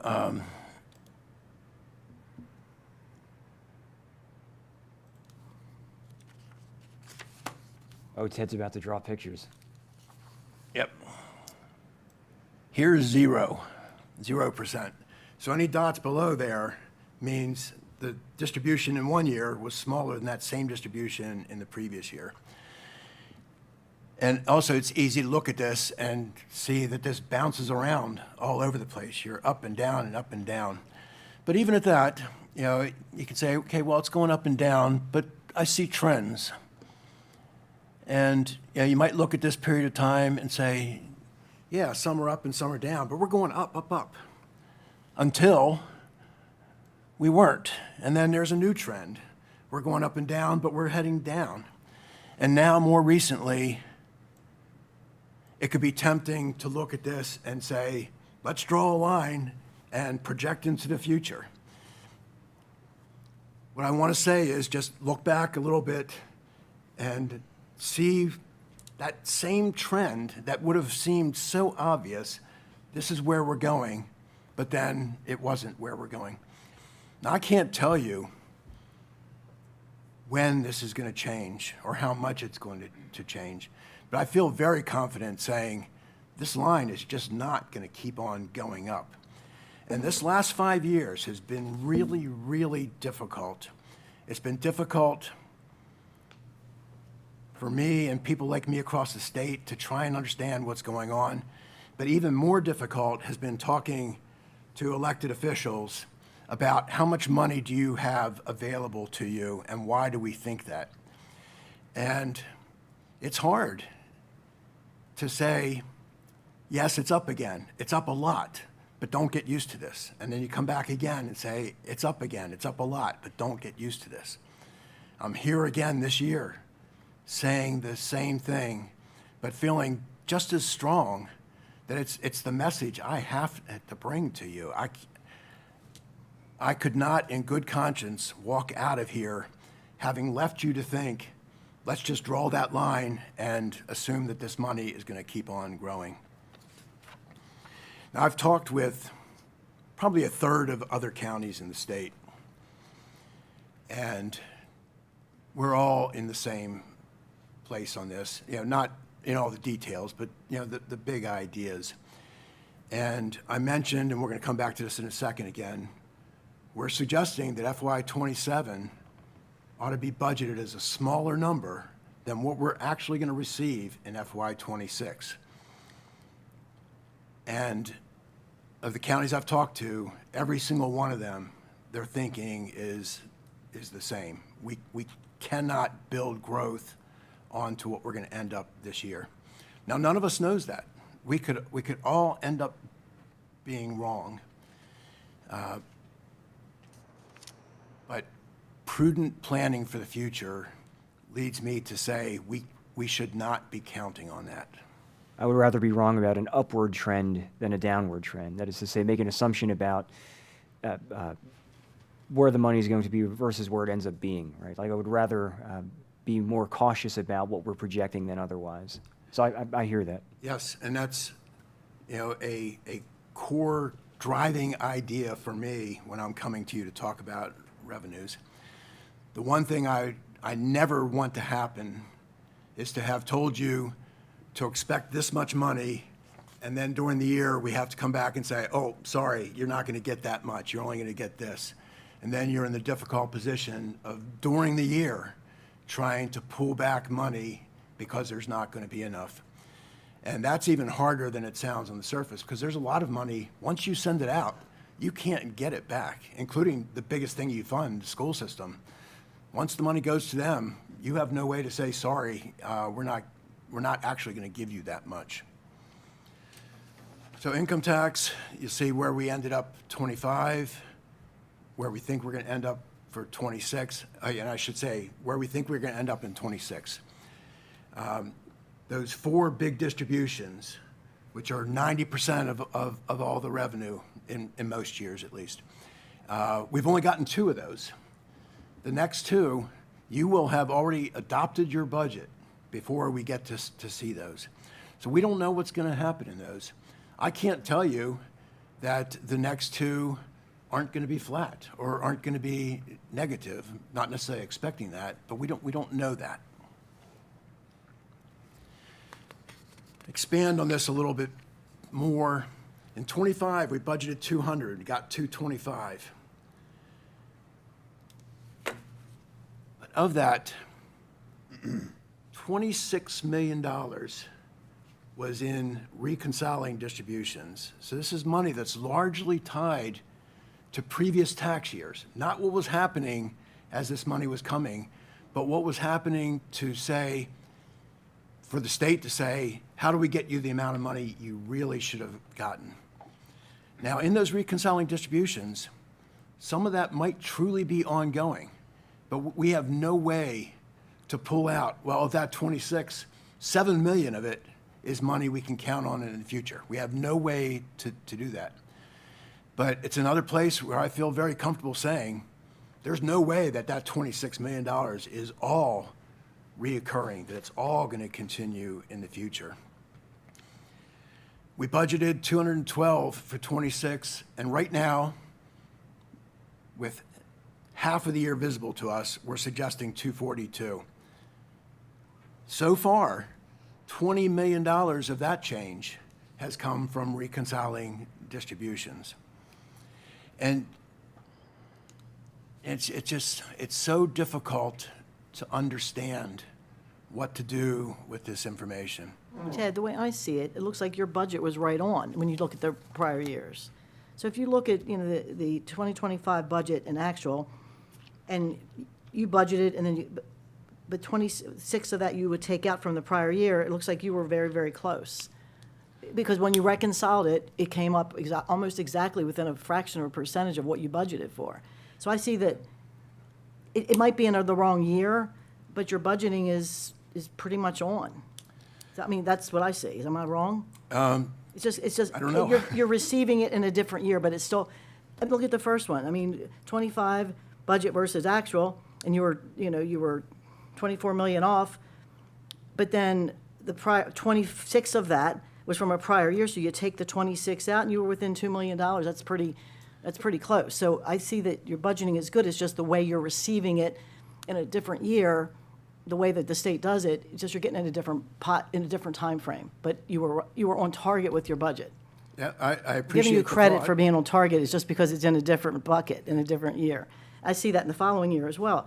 You got $20 million, and you add the 20 on to, what you budgeted, you're at 231. Well, I'm sorry, I'm looking at the wrong year. But if you look at the prior year before, it looks like you're very close. On the first year and the second one, we actually got more. It's coming to us in a different year because of, I guess, late returns that come in October and you don't get them. Your late returns, your amended return, whatever. I appreciate the thinking, but, it doesn't change that money actually did show up. And, Did the state predict any of the reconciling money prior to it happening? Did they know there was an issue, or they didn't seem to? I know 2 years ago, I guess, and this year too somewhat, we had a presentation from the budget office, and it just seems like income tax, they don't know. yes, the state is struggling with this just as much as we are. And that's important because they have a group of people who spend their time looking at this, and they're as confused as we are. But did they know about the reconciling? I think the easy answer is no. And we've talked about this before, but for people listening, the basic problem is how the money goes from taxpayers to the state to the counties. And when your company sends your withholding to the state doesn't know what county that belongs to. All they know is money came in. They're distributing money to each county based on an assumption of how much we should get. As tax returns come in over time and dollars are attached to counties, then they start to say, oh, we gave you too little or we gave you too much. And it actually takes 3 fiscal years to fully reconcile one tax year. So it takes a long time to play out. But the state can't give us a heads up because they don't know until they know. And, it's built into the system. And sometimes people hear this and say, well, that's really stupid. Why would you do it that way? And the problem is the only alternative that would really change this would be for the state not to send counties money until they actually know how much money belonged to each county. And we could make that change, but we would have to go a year and a half or 2 years without income tax, which clearly we can't do. This is our second largest revenue. Oh yeah, and an important point here, as predictable as property tax is, income tax is very volatile, and this is becoming a growing problem for us because the gap between property tax and income tax has been getting smaller in recent years. Income tax is becoming a bigger part of our total pot, which means our total pot is getting more volatile over time. Ted, you mentioned it takes 3 years to reconcile. So which piece of that comes in? Is it a much bigger piece that comes in year 1 versus 2 and 3? Means the big bulk of it coming in the following fiscal year? That would make sense, but I don't have any way to actually answer it because we don't get don't get the any breakdown. information that allows I mean, the us only to reason see I'm that. saying, the reason that it's behind, people that file estimated taxes or file amended returns, they wait till October. And they wait because they're going to owe money. Most people that are getting money back don't wait. So people that have uncertainty or they have large gains, they're going to hold on to their money. So if you got a big gain last year or you got a big whatever, it's a good year, you're going to wait till you're going to pay in what you paid in the year before, so you're not penalized. But you're going to wait till October. Why wouldn't you hold on to your own money? So normally, you're going to be getting more money in that following year if those returns are being withheld, because a smart person is going to keep their return and keep their money until October, until it's due, and then you won't get it till the following year. But it's always a positive sign because the people that are getting back money aren't waiting; they want their money back early. So you understand what I'm saying? The waiting only is going to make you better off. I think. I don't know if the fact that we don't get data on how many returns it is problematic. But that is why people wait. Way more people wait. How many people are going to wait when they're getting a refund? They don't. They wait because they're going to pay a lot of money, and they have a big gain, and they got to save the money to pay the gain or whatever it is that they have. So they wait until the last possible moment to pay it so they can take advantage of the money. And that's October, and by the time the state gets it, it's in the first quarter of, I mean, by the time the state reconciles it, it becomes in the next year for us. Yeah, and that leads to another very important point here. If all of the money was coming in through withholdings, this would be a lot easier, because withholdings can change over time, but they're not going to jump up and down. They're not going to spike. The problem here is the revenue that's created through estimated payments, through capital gains, through people who make their money in a way where they can make choices on, am I going to do this in this tax year or next tax year? And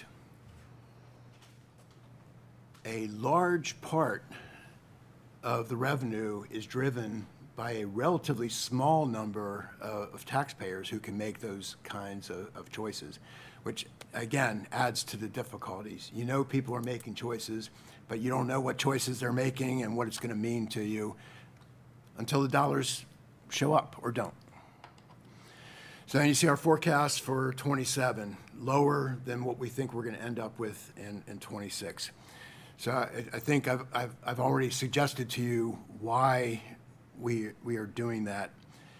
I recognize, though, it can be very hard to accept the idea that we're going to get less than we got this year. And again, I can't tell you that that's going to happen. I don't know that number. You know, what's been happening this last handful of years, and I have not experienced any other 5 years that are even remotely like what has happened to us with income tax in this last 5 years. Since COVID, we've seen our budget grow in income tax, and this is important too. You know, sometimes I think people might think, you know, that being overly cautious, I'm holding back. But I'm saying this is about budget change. We've changed what we're building into the budget, what you have to work with. Since COVID, by 50%. In the last 5 years, we're up by 25%. And I'm left to say, what do we see going on in the world around us that leads us to think that this ought to be happening? We've seen changes to minimum wage, but people who are making minimum wage don't have much impact on our revenue. You know, did minimum wage changes push pressure upward on other wages? You know, probably. But again, hard to imagine that's enough to explain what's going on. There's a lot of federal money been out in the mix now. Has that led to work out there, that people have jobs or better jobs than they might have? You know, that could be a piece of it. But I try and think through that, and I'm still left with, I don't know what's going on that would make this make sense. And maybe there's something I'm just missing, but I don't know what it is. But it leaves me with a great sense of discomfort with thinking that this is just the way it's going to continue to be. What's the date of the since COVID? I mean, 5 years, and COVID was 5 years ago, so with the first night, what's what would be the date? Well, it would have been going back to 19, so before COVID. The last Budget year change before COVID. since before COVID. So the first one, I'm trying to just compare the two.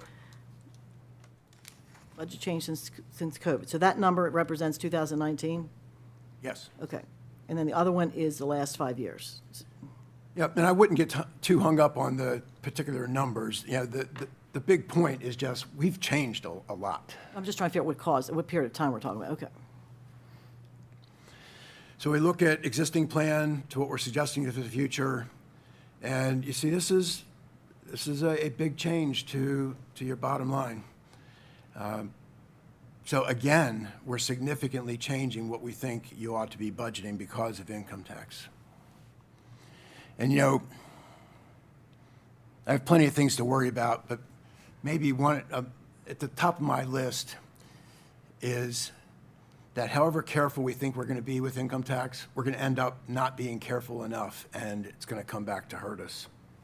And Ted, do you have any idea how much of that was mandates that came down that weren't our choice? I mean, which it's a large number, but we obviously know there's things that we did not choose, like stuff that came from the state, just taking on different items. How do we know how much of it was discretionary for us in our budget versus we had to do it? You're on an expenditure side. Yeah, no, yeah. I'm sorry, I'm ahead of myself. I'm just trying to I figure, don't- I'm trying to drive it with the income tax, but, I don't have any attempt to reconcile all that, but there will be things we're going to talk about where we did not make choices. And then a little bit earlier, we were talking about tax year versus fiscal year. We did put together a little bit of history by tax year because it ends up looking different. You know, this is as people were actually paying into their taxes. And you see, even when you look at it this way, it still bounces around. And I want to point out that tax year 22, where pretty much didn't go up, that largely showed up for us in fiscal year 24. As much growth as we had, in fiscal year 24, we actually went down. You know, so another thing, you know, if all 5 years had been up in a comparable sort of way, you know, that might lead you one place, but when you know 1 year didn't act the same way, again, it leads you to say, well, why? What happened that 1 year?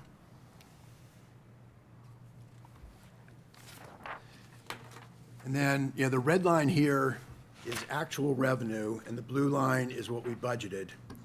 So you can see in these recent years, we've been consistently getting more than we're budgeting. Even though we've been raising the budget, we've still been getting more than budget, except in 24, where you see we actually got less than we budgeted.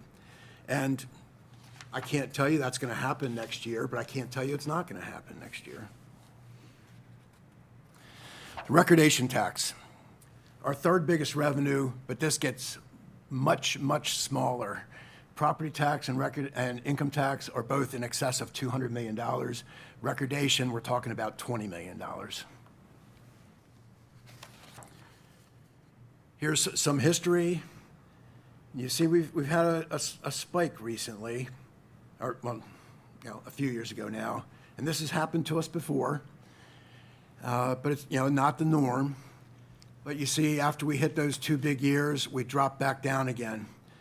Now, the two most recent, well, this year and looking ahead to next year, look like another spike of sorts. But you see those little bars, you changed the recordation tax rate a year or two ago.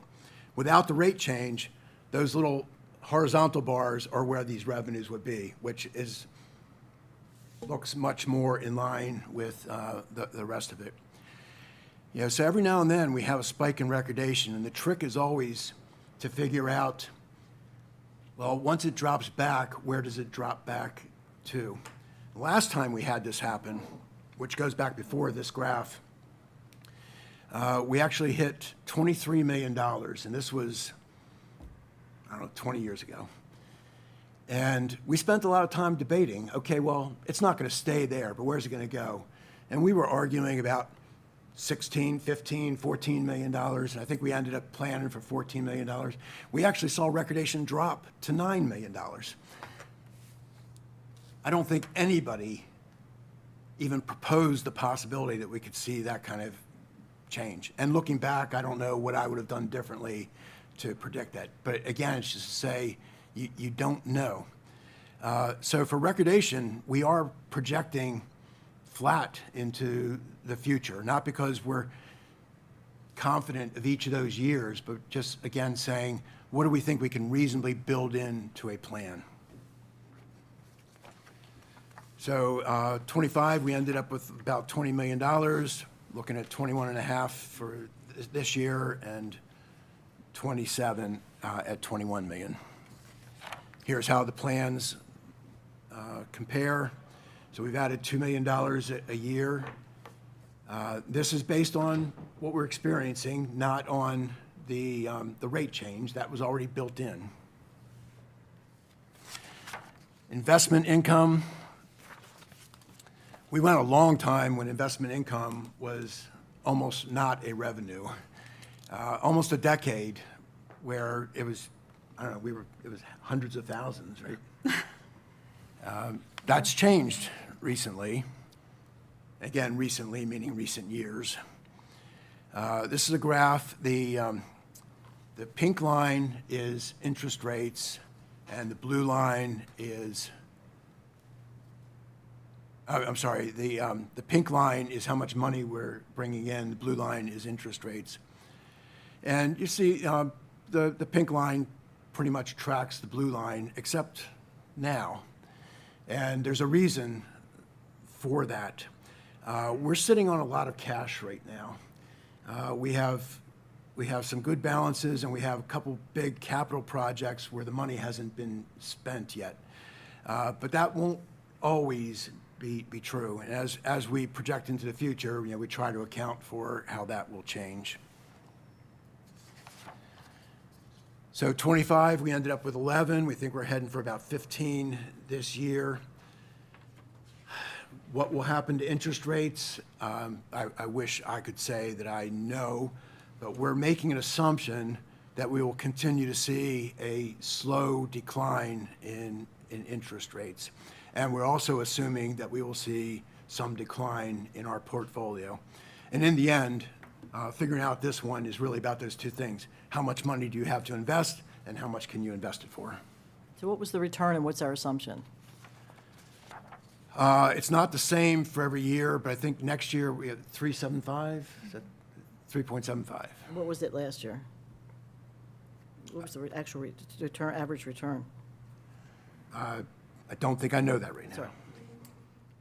Sorry. It's just nice to know where we were and where we're obviously going down a little bit.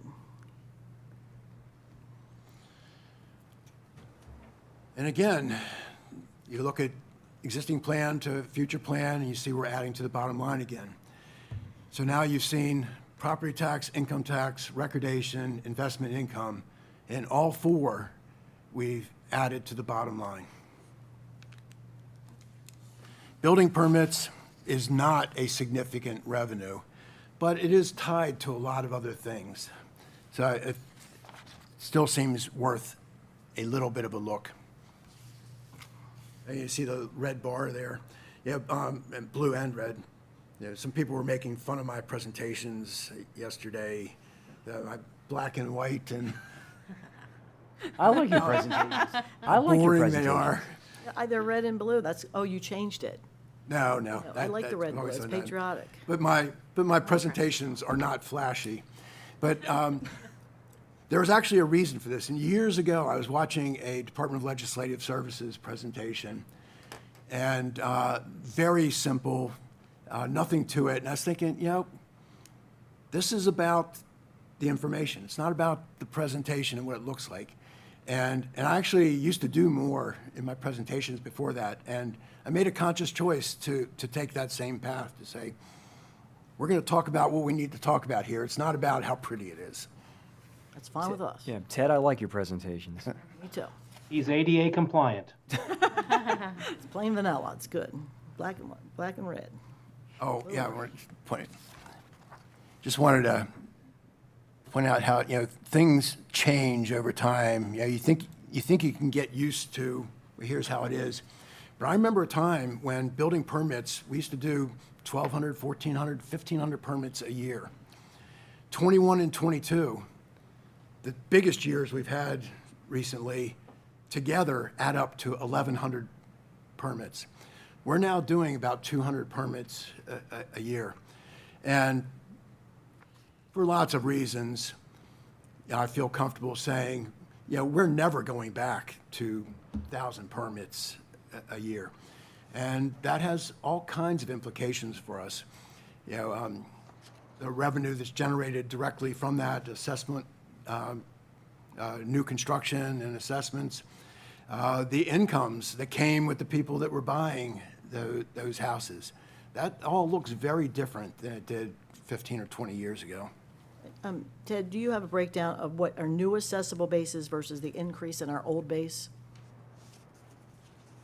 In other words, what are we getting out of the new base? And what's, the average assessment of the new base? Because that's new money coming in versus we get it from the original people that have already been here. Well, that's where, a little bit earlier, I said we assume $125 million of new construction, or $1.25 million of revenue. Of assessable base or That would revenue? be adding to the assessable base and adding to our revenue. How much was that again?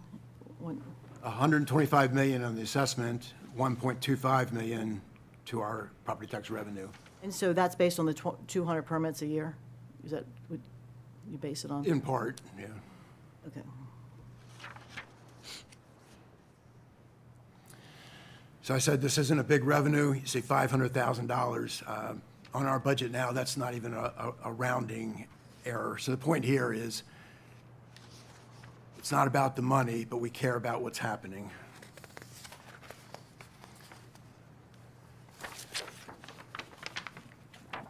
Okay, Commissioner Krebs was talking about assumptions earlier. I want to talk about some of them. And again, yeah, there probably really are hundreds of different assumptions built into our plan. Some may be as small as hundreds of dollars, some are about millions of dollars. And each is driven by whatever it is we know or think we know about the thing that we're talking about. You know, and CPI comes up sometimes, and CPI gets no thought from us at all on setting our assumptions, because it has little to do with our actual expenditures. Asphalt doesn't change by CPI. You know, the cost of an ambulance doesn't change with CPI. Electricity doesn't change with CPI. So in every case, we're trying to look at the world around us and say, what's happening out there, and what does that lead us to expect for the future? And Ted, you know there's a number of CPI indexes, and you're right, none of those things are included depending on what index you pick. But you got to find an index, and people use that for wages mostly. If you pick an index that is household purchases, so there's a million indexes, and I just use it generically, but you have to pick something. And like when you're looking at what you're going to do for wage increases, you look at a CPI that has to do with consumers, not one that, because the consumer's not buying steel. So CPIs are used for gauges, but you have to pick the one that, depending on what you're attributing it to. Well, and I guess my point is, we are trying to get more specific than any CPI can be. You know, if we're seeing our medical costs growing at 8% a year, it doesn't matter what CPI is doing. We need to react. But you have a medical CPI too, so you want to make sure you're not growing more than what that. Again, that's the rule of thumb. You got to have some measure of what you can control and what you can't control. So on medical, there are controls, and if medical CPI is growing faster than ours, we might say, gosh, we need to rein something in. Or if we're doing better, then you say, gosh, we're doing better. Then there's got to be a gauge so you know how you yourself are doing. And so What we're doing is actually looking at how much money are we spending on medical, not some other broader measure of it. And again, you know, that never leads us to a perfect answer, but we're trying to react to whatever information we have. So Carroll County Public Schools, the biggest part of your operating budget, we have been planning for a number of years at 3%. A problem in my mind is we keep giving more than 3%. If that's our intent, I think we ought to be planning differently. Salaries, the board actually gave recent direction to build in 3.5% for FY '27. 5% is built in to the remaining years. General, 3%. We make very specific assumptions for a lot of things, but there are some places where we're not making an assumption, and where that is the case, we are building in 3%. I want to remind again, on all these assumptions, that leads us to the plan we have today. That's not static, though. It gets reevaluated every year. Every assumption, every line of the budget gets reevaluated every year. So if we had a number built in and we noted something now that says that doesn't seem right anymore, then we adapt. But if someone would ask why we picked 5 for whatever, risk management, and 4 for the library and 3 for general, how would we defend that? I mean, because normally you're looking at what your needs are, so how do you defend, or is it just that it's a starting point, and how do we defend that that was a starting point, that we picked these different numbers? Well, it's always a starting point, because as I was saying, it will change over time. And with assumptions, there's two basic ways assumptions get made. One is what I was describing earlier. We're looking at what do we actually see happening, and what does that seem to tell us about the future. The other is, in some cases, the board or a board has directed an assumption. The 3% for schools is a board position. The 4% for library is a board position. So in that case, we're not really doing any evaluation of what do we think the need is or what's happening to costs. We're saying this is what the board wants to see in the plan. And can I ask you a question on that? Yep. And I've only been here for a few months, but at what point is that done? Because I haven't done that since I've been here. So is that done like each year before we start the process, that we say we want to use X as an assumption, or is it a board from 20 years ago? At what point are those assumptions reevaluated by the sitting board? Okay, there's no point where we sit down and reevaluate all of them, although there's nothing that says that couldn't happen. But as we go through the process, any of them can be changed. And if the board said, okay, Andrea, I hope you're listening, we think the library ought to be planning for 20% increases a year, then we would make that adjustment in the plan. But I just want to make it clear, because people say to me, why did you do this? I want to make it clear that we, this board, at least this year, did not make these assumptions.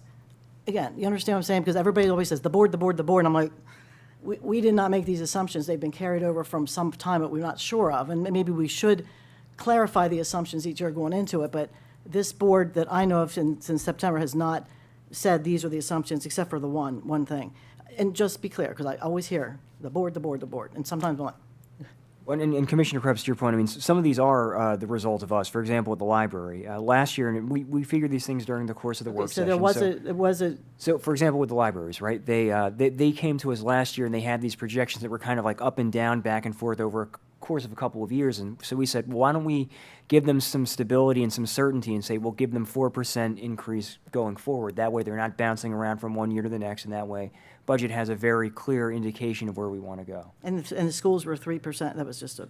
The schools started 7 years ago. You had constantly badgered us to do a +5.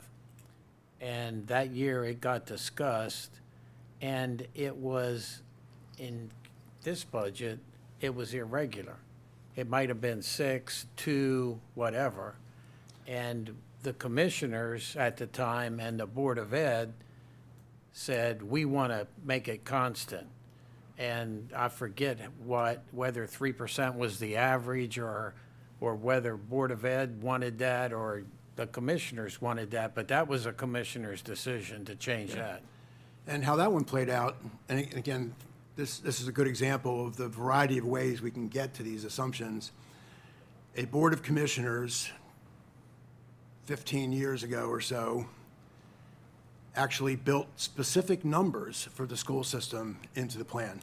This many dollars this year, this many dollars this year. So the percent was just us backing into the percentage after they gave us the numbers. And then that eventually led to what you described, where the school system said, can't we get something a little smoother? And the board at that time settled on 3%. So for me, I don't distinguish much between that board and this board. For me, board direction is board direction. And if one board changes another board's direction, then I deal with that. But if a board doesn't change previous direction, then that remains in place. And part of it, like with, I guess it's under general. So like ESAC is growing. I mean, we're standing up a EMS. So obviously that budget's going to grow more than just a certain percent. It's going to grow greater because you're adding positions, we're expanding it. So that would be under general. So I guess what I'm trying to say is, it seems like there should be a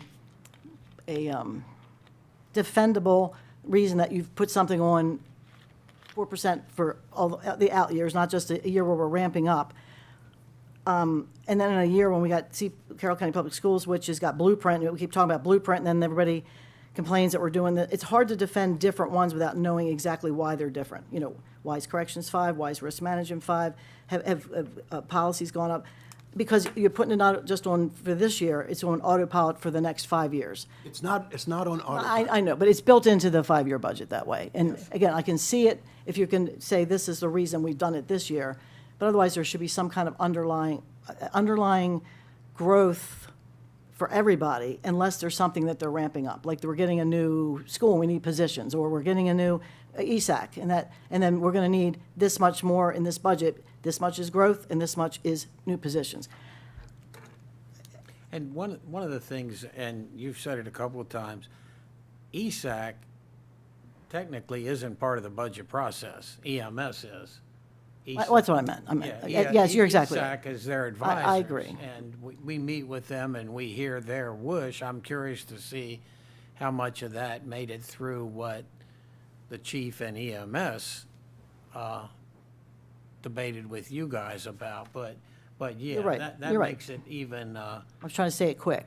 yeah. You're right, Well, you're right. Yeah. DFAMS, I guess I should call it But it makes DFAMS. it confusing to the people. I agree. Because, it's, like, I know ESAC wants X number of positions, does the chief, and I think he does, and that may be, and we talked about that a little bit, coming up is agency hearings, and we'll hear some of that then, what they agreed upon with the budget office, but what they feel like they would like beyond that.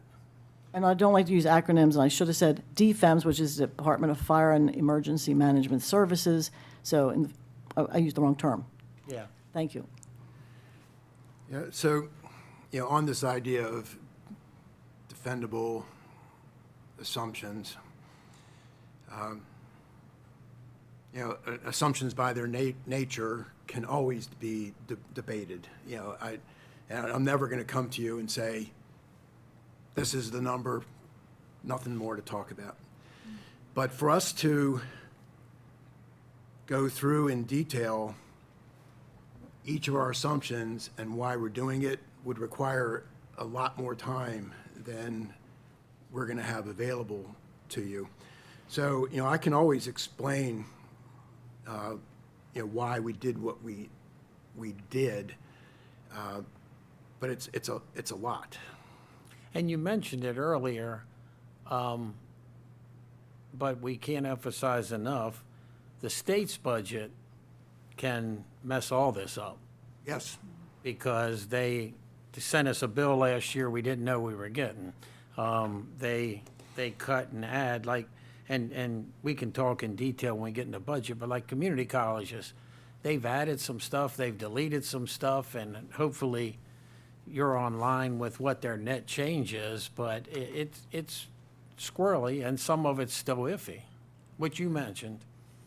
But that, Blueprint definitely changed Carroll County Public School. Some of the things with elections this year, you haven't gotten to that yet today, but that has to go up, Right, and next presentation, we'll be getting into a lot more of this kind of stuff. But, kind of jumping a little bit ahead to that and on this idea of assumptions, corrections 5%. In the FY27 budget, our recommendation is for an increase in corrections. I couldn't even tell you off the top of my head what that is, because we've seen an increase in the population. So we're reacting to actual expenditure change. It's not driven by any assumption at all. It's, okay, what's happening? And I get that for this year, and that's a good way to put that. What my issue is in the out years, because we keep saying we can't do things in the out years, and then we let that follow, that bump this year, because you need these positions, you might be part of that 5%. But then in the out years, you're not going to keep bumping up the 5%. You're going to be more on a trajectory. I'm just looking at the out years are what concern me, and even on the salaries, state's doing 1% this year. I'm not saying we need to do it, but if we have a trajectory of 5%, there's no one in the world getting 5% right now, and we have that built in. That's 25% over the next 5 years, and it's all accumulative. So it allows us to, in the out years, to keep saying, you know, the sky is falling in year 2 and 3, and they're all assumptions. But when you build in such broad assumptions, generous assumptions, and we have so much built into our stabilization fund and our rainy day fund and our budget surplus, it ties our hands to getting other things done. And that's why I like to get it as close as possible to what we really think is going to happen and be somewhat equal about it. Unless there's a bump in, we know we're going to need correctional people this year and we bump it up, yes. But then in the out years, it should be similar to other things unless there's a bump in what they may need. You know, like we said, 3.5 this year. Most counties I've talked to are doing 2.5%, so we're doing a higher percent now, but we've got 5% built in for the next 4 years. And it's got large repercussions of being able to do other things when we get down the road. That's part of my point. Okay, I just want to be clear. Our goal is the same thing you just said. We want the plan to as accurately reflect the future as we can. Now, you're coming at it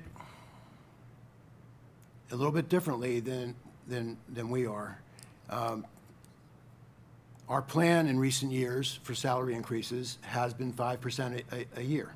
That's more or less what has been happening, and that's what we're building into the plan.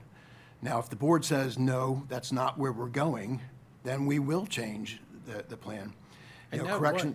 And that was a board decision based on a study 2 years before us or 1 year before us, I forget. But that was a board decision, and we have to be cautious comparing salaries. A lot of the state has steps, and so their COLA is on top of a step, and teachers, when you talk about a 1.5 COLA, they're already getting 2.5 in a step maybe, so that's 4%. I'm just saying, we just make sure, the state does 1% and then they give the step. I'm not saying it's the right way to do it. I'm just saying it needs to be, things change of what you need to do depending on the inflation. And so it does have to do a little bit with that. And it also has to do with, you know, having those things in place. So if someone is achieving more, they would get more. So I just want to be able to defend it based on if I was sitting in a business, which is where I come from, that I could defend it. And that's why I ask these questions, because they make a big difference of getting the certainty. And on corrections, that 5%, again, is not just blindly saying, let's just keep on doing it. This is our assessment of what we need to be increasing that budget to be able to keep up with the expenditures that they will have. And on corrections, you know, if the board said, nope, that's too much, make it 2%, make it 3%, whatever, if you directed me to do it, I would do it. But I would argue that we will be likely understating what we're actually going to have to spend on corrections. And similarly with risk management. And actually, you know, I'm a little worried that this might not be enough. You know, as of July 1st, we took on EMS workers' compensation. We've been self-insured for years. We took that on as self-insured. There's a lot we don't know yet. And if I had to guess about, well, I shouldn't say guess, but if I had to make a bet, are we going to need less than this or more than this? I think I'd probably be likely to say more. But right now, we don't know enough for me to build it into the plan and say, this is what you should be counting on at this point. By this time next year, I might be talking a different story. But in all my responses here, I just want people to be comfortable, whether you agree with our assessment or not. This is a thoughtful attempt to say, how do we try to anticipate what we think is going to happen?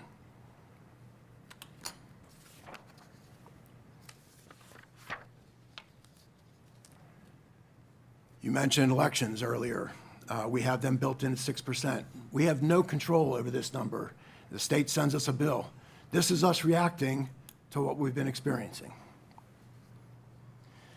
Debt service, we look at the bonds that are built into your plan for capital projects. We try to anticipate when we think we'll actually be spending money and issuing the debt, and then we build debt service plans accordingly. You mentioned earlier about, and with cash, and the same thing's true with bonds, the cash flow for projects doesn't seem to go as quickly as planned. So like East Middle or the state's attorney's building, if they're behind, that's a significant, what shows in our budget, but it's only because it's not as far along as we planned. Does that make sense? Yes. And our starting point, I mean, you have bonds built into a project for 27. We probably don't have any debt service connected to that project in FY '27. Probably starts in '28, but it might not all be in '28. You know, we might have it in '28, '29, and '30. And again, we're taking our best shot at trying to match up when that's going to happen. But every year, this gets reevaluated, and we'll say, oh, we thought there'd be $10 million spent. They only spent $7 million. We adjust for that. Reserve for contingencies, we assume 2/3% of annual revenue. For many years, that was 1%. A couple years ago, we changed this in trying to get the budget balanced. I wasn't in favor of it then. I'm still not in favor of it now. Most years, we don't need the reserve for contingency, but there are years where it comes into play. And I still feel like 1% is an appropriate number, but not where we are. So on the surplus of the 1% assumed use, if we don't use the others, does that roll over to the next budget? If you're not using the surplus, what happens to it? Okay, this is assuming, when we're building our revenue picture for the next year, we assume that we are taking 1% from surplus as a revenue. This is another thing I would change if I could. This goes back a long, long ways. I fundamentally am uncomfortable with the approach, because if nothing else, it assumes you will always have a surplus, which ought to be true, but we don't know that it's going to be true. If I could get rid of this, I would. The problem is, you know, when you're trying to balance an unbalanced plan, you have to pull $5 million out of the picture, which just makes things more difficult.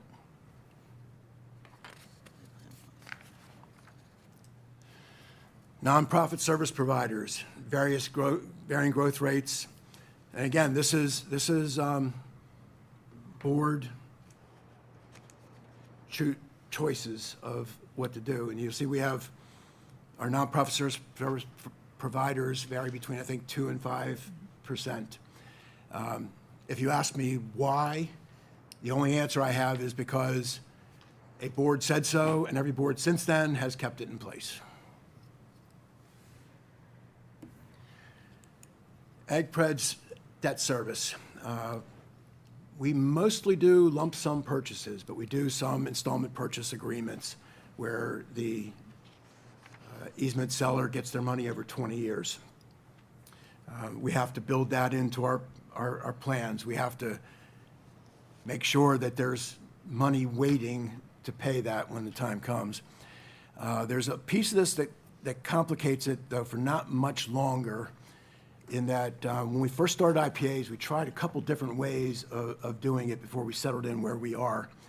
So from time to time, including this year, I think so. you'll see one of those purchases, IPAs, maturing, and you end up with I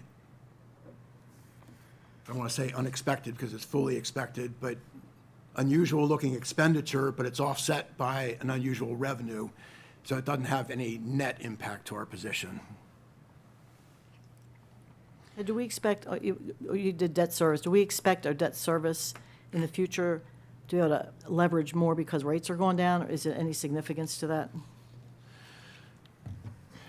And this will be more a conversation for the future. But yeah, I know you've expressed your interest, and I've talked to people in the public many times about, you know, money is inexpensive, why don't you sell more bonds? Our problem is, do we know we have the debt service? Can we pay the debt service on those bonds? We can issue more debt, that's no problem. if we went to the bond market, it would happen. But I don't know how to plan for the debt service for 20 years. No, I understand. But I understand, but we also have a large amount of surplus, we have a large amount of stabilization, a lot of, we have all these sort of pots of savings, and we can look at this when we do the capital budget, but at some point financially, we're getting behind because, you know, we're hoarding it over here in case of a problem, and then we're not leveraging it at a time when we can leverage it, and then it ends up costing us way more or not doing something. And again, depends on what that something is. If it's something that's not really a need, I'm okay. Don't do it. But when there's needs, we're just getting further behind on some of it. Hopefully we can ramp it up a little bit if we have some confidence. Pensions and OPEB, we have regular actuarial studies that drive our planning on this. And then, again, many other specific assumptions. So what are the things that are driving what's happening in this new op plan? Salary increase. Yeah, and we're talking about salaries and what it does to the plan a little bit earlier. Just want to point out that this is not an insignificant expenditure, but it's far from one of your largest expenditures. If we have budget problems, you can't fix it here. Debt service is down, Board of Education debt service. And I mentioned a little bit earlier, every year this gets reevaluated. And often what happens here is planned debt service gets shifted out. Sometimes it actually goes down in a kind of permanent way because something came in less expensive than we planned. Or maybe like last year, we replaced some planned debt with cash on the state's attorney buildings. That came down. Deb's offering up rates might come in better than we built into our plan. Oh, what I said was grants. Oh, We can grants. get grants Okay, I that thought you to said rates. replace plan funding. Yeah, so sometimes, and that stormwater ponds, that happens to us Yes. regularly. We get a grant and we reduce how much debt we're going to have. One of the things we were talking about this morning, there's different kinds of grants, and some have ongoing costs, and some of them are saving you money. I like the ones that save us money, or we have very little money in. And if we need to, it's a lot of work doing these grants. If we need to have personnel more to run and drive these grants, it's a good investment. If you can get $1 million on a salary, and it reduces our debt, and it gets us these things, it's worth the investment and being able to leverage that with workload. And I don't know, what the situation is, but it's a good investment of our dollars. It brings back a lot in return. And some groups are better at leveraging that debt than others. OPEB, we're in a strong position. We're able to back off some of the funding there. Transfer to transit. I think there's more state money than we were expecting. Is that right? So there were two things that happened here. One is we are matching the January annual transportation plan that was approved by you a couple of weeks ago. So that is part of it. And then the other is that we had an error in FY26. So we have brought that down. So we are able to back off on the amount going to transit going forward. There was a mistake. Yes. Once in a while. Transfer to solid waste.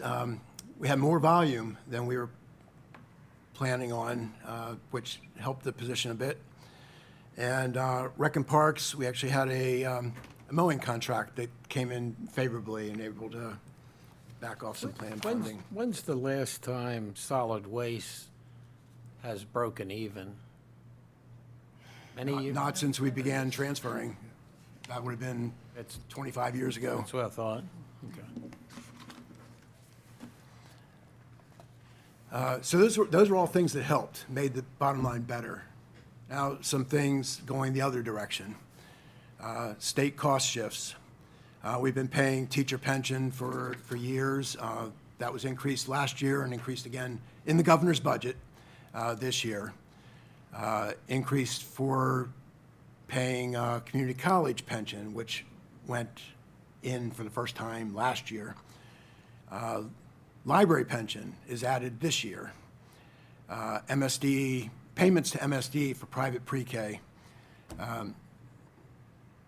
You've heard about this, again, just for others who might be listening.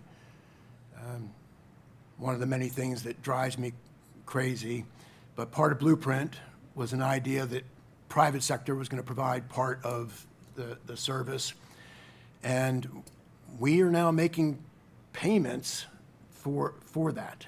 What the county has to do with it, I have no idea, but there's a law now that says we have to make some of those payments. Can you explain that? I mean, like, is it because right now no one's using the private pre-K? In fact, statewide, very few are. It was a big deal that, yes, you could use private pre-K. But Blueprint was done, there was a negotiation everyone agreed with, and they've made the regulations so tough that the private pre-Ks don't want to do it because just all the training and the buildings, if you have in a building that you've had it in for the last 50 years, that's not acceptable anymore. So I think some of the legislators realize that that agreement through regulation is not getting the intended end that we wanted, because we have a lot of great pre-Ks, and if we wouldn't need new buildings, we wouldn't need, there's a lot of things we wouldn't need, people would still continue to go there, and probably be a lot cheaper, but I don't know, why do we have to pay in if nobody's using it? Well, I don't personally know of any place, but according to the state, it is being provided. I mean, is Carroll County, like, there are exceptions in certain places that we're doing private pre-K? Yes, and don't hold me to this, but we saw some information recently, I think 61 kids in Carroll County, maybe? I knew it was either none or non-significant, because it's not significant anywhere. And I'm surprised, I'd like to see how they were able to do it, were able to comply with the regulations. Obviously, sometimes the devil's in the details, and the details came out several years later and make it so onerous that we're now building buildings and not really being reimbursed for them for pre-K. So that's at a cost that I don't think was expected conceptually when Blueprint was passed. I think conceptually, I was told by one of the Blueprint authors that they thought at least 50% would be private pre-K. Yeah, that's what's in law. It is in law. You're right. It is in law, and we're not even close because of the regulations. So sometimes we have to remind the people that wrote this stuff. They don't always follow up with it. Because when I mentioned that to the person, they're like, I got to check that, because that was something they agreed to and didn't really realize it wasn't happening. So Yeah, I agree, and it wasn't hard to imagine when before it even became law, me and others across the state were saying, does anybody really believe this? right, you were right. Yeah, it was, and I was across the street during Kerwin Commission. They had no idea about money. They had no idea how to implement. And I told them back then, Ray Charles could see that it wasn't going to be 50% private. But they were sure. And I also told them, since you're modeling this after Singapore, let me cane the kids and we can be just like Singapore. Better take that back. Well, that's how stupid they were. The discipline in Singapore is totally different than, we have no discipline here. Well, before we get too far off the topic, Ted. Yep, sorry. That's all right. We really do need to keep moving on here. Sorry, guys. No, but I think these are important things to note, so when we're talking to folks about these, we understand this is the way it's supposed to be, and this is not what happened, and it does put extra burden, because now we have to provide seats, and it's not just the seats, it's the facilities. We're now building all these facilities on every school to make them be capable of handling pre-K, which means you have new bathrooms. It's not a simple thing. You don't just put them into the school that has space. It's got to be special space, because the bathroom has to be in the room, it has to be low. It's not just adding a fifth grade or adding a fourth grade. It's a costly endeavor that it's unanticipated, and it's not necessarily being paid for, the capital piece of it. And it wouldn't need to be paid for if they would do the 50%, because we have a lot of great pre-K schools around in our county that people really like. And it could have been a win-win if the regulations hadn't, for some reason, discouraged the pre-Ks to be able to be eligible. Next time we come in, you'll see this, but with DFEMS, when we started this, we were budgeting a lot of things there that we usually don't in other areas so that you could see everything that was happening. We're now looking to budget in a similar way, so there's money going to fleet. Risk, IT, fleet, health are the main drivers. So you'll see decreases in DFEMS, but they're picked up in other places. The key idea here is there's nothing in DFEMS that won't be happening tomorrow that is happening today. It's just where we're accounting for some costs.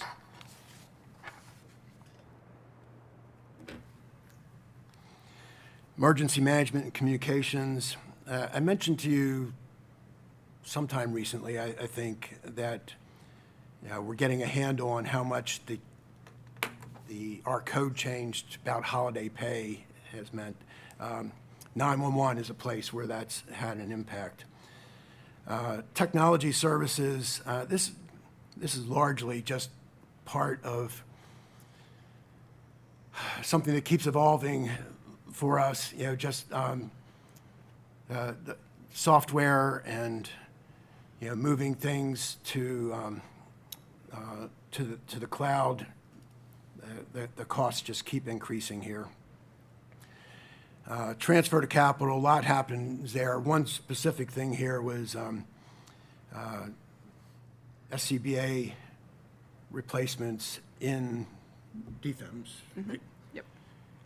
So this is for our people. And transfer to utilities, we have several package plants that serve schools. We take care of them through utilities, and there's some renovation, not renovations, but rehab that needs to be done. So changes from op plan, and again, there are hundreds of changes from op plans. This is just capturing some of the more notable ones. And in this case, red is good. That means it helped your picture. And these are mostly things I've already talked about. RSS, Recovery Support Services. Yes. Beds for drug treatment. We had been getting a grant through the health department for a number of years that we thought was going away. Turns out it didn't go away, so we were able to back off of some planned funding. Black is bad in this case, made things worse.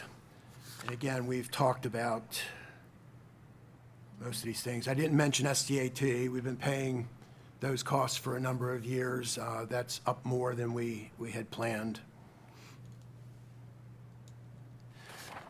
So where does that leave us? This is your existing plan. And before I pull this up, I just want to remind you that things are still in flux. These are the numbers as of this moment, but I think Heidi would probably say, well, not really as of this moment. It was as of a moment yesterday. So when we come back, things will look different, but it's not going to be wildly different. But I told you the picture is better, and you can see that it's a lot better. But I want to caution you, don't just look at this and say, oh, wow, problem solved, because we still have a problem. If you look at the bottom line, you'll see we're positive in all those years, although 32, if this one ran out to 32, would be negative. And as of now, it's like minus 9? 8 or 9. $8 or $9 million negative. But if you look, you'll see the bottom line gets a little bit worse in each year. What we would really want to see is that in every year, there's a little bit more room on the bottom line, because every year you go out, there's more we don't know. There's more we can't get right. And this goes back to something I said right at the very beginning. The basic problem here is that the projections for expenditures are growing more quickly than the projections for revenues. Now, it could be that revenue growth will be greater than we've built into the plan, and that would help. Although I can't imagine revenue growth that could reverse this picture. On the expenditure side, to Commissioner Krebs's point earlier, if we make different assumptions about the future, it changes these numbers. I'm not sure there's any assumption we can make that we could change that would, again, fundamentally change this picture, could make it better. And I would argue there's some places where we might be on the wrong side of an assumption, and schools would be the obvious one for me. We have built in 3%, and we've been consistently adding more than 3%, which makes this look better than it should. I mentioned risk management, which is not as big a deal, but another place where I'm concerned that we might not be adequately planning for the expenditures that are going to be coming. So, if you talk about growth assumptions, you have to look at both sides of it. Ted, you made my point. If we're doing the schools and we're using 3% assumption and we're always going over, and we're using 4 and 5% for everything else, and it's a big part of our budget, then we're not necessarily using good assumptions, and we're doing that all the way out. And if you change 1% on some of if you made everything be 3% assumptions out, these numbers would go away. I believe. If you took these assumptions and made everybody, I'm not saying we should do it, I'm just saying if you did, that changes this whole bottom line on the out years. So assumptions are a big deal, and they need to be as much as possible based on reality. And, when we talk about whether it's wages or whatever, when inflation under Biden was, what was it, 11%, 9%? My gosh, you had to have these big assumptions, but there has to be some tie to getting it back to a historical norm. And so when you look at these big growth presumptions in the past, it was because of that huge inflationary factor that we had to deal with, because it was real. We don't see that in the future, I'm hoping, at least from what I'm reading. And so our assumptions are very generous, but that fixes your bottom line. And it's not like you already spent the money, it's what you have built in. So I don't see it as I think it's a good picture, because we have very generous assumptions built in that could be tweaked if we needed to, except for the Board of Ed. And I think they should all be, it depends on negotiations, it depends, we're losing enrollment, but it's going to be a challenge if we lose enrollment, but. Okay, I think you're overestimating the impact of a 1% change. But underneath all this, you and I share the same goal here. I think we just agree. Have different view of what we're doing in practice. I think you're starting with an assumption that our assumptions are overly generous. I don't share that thinking.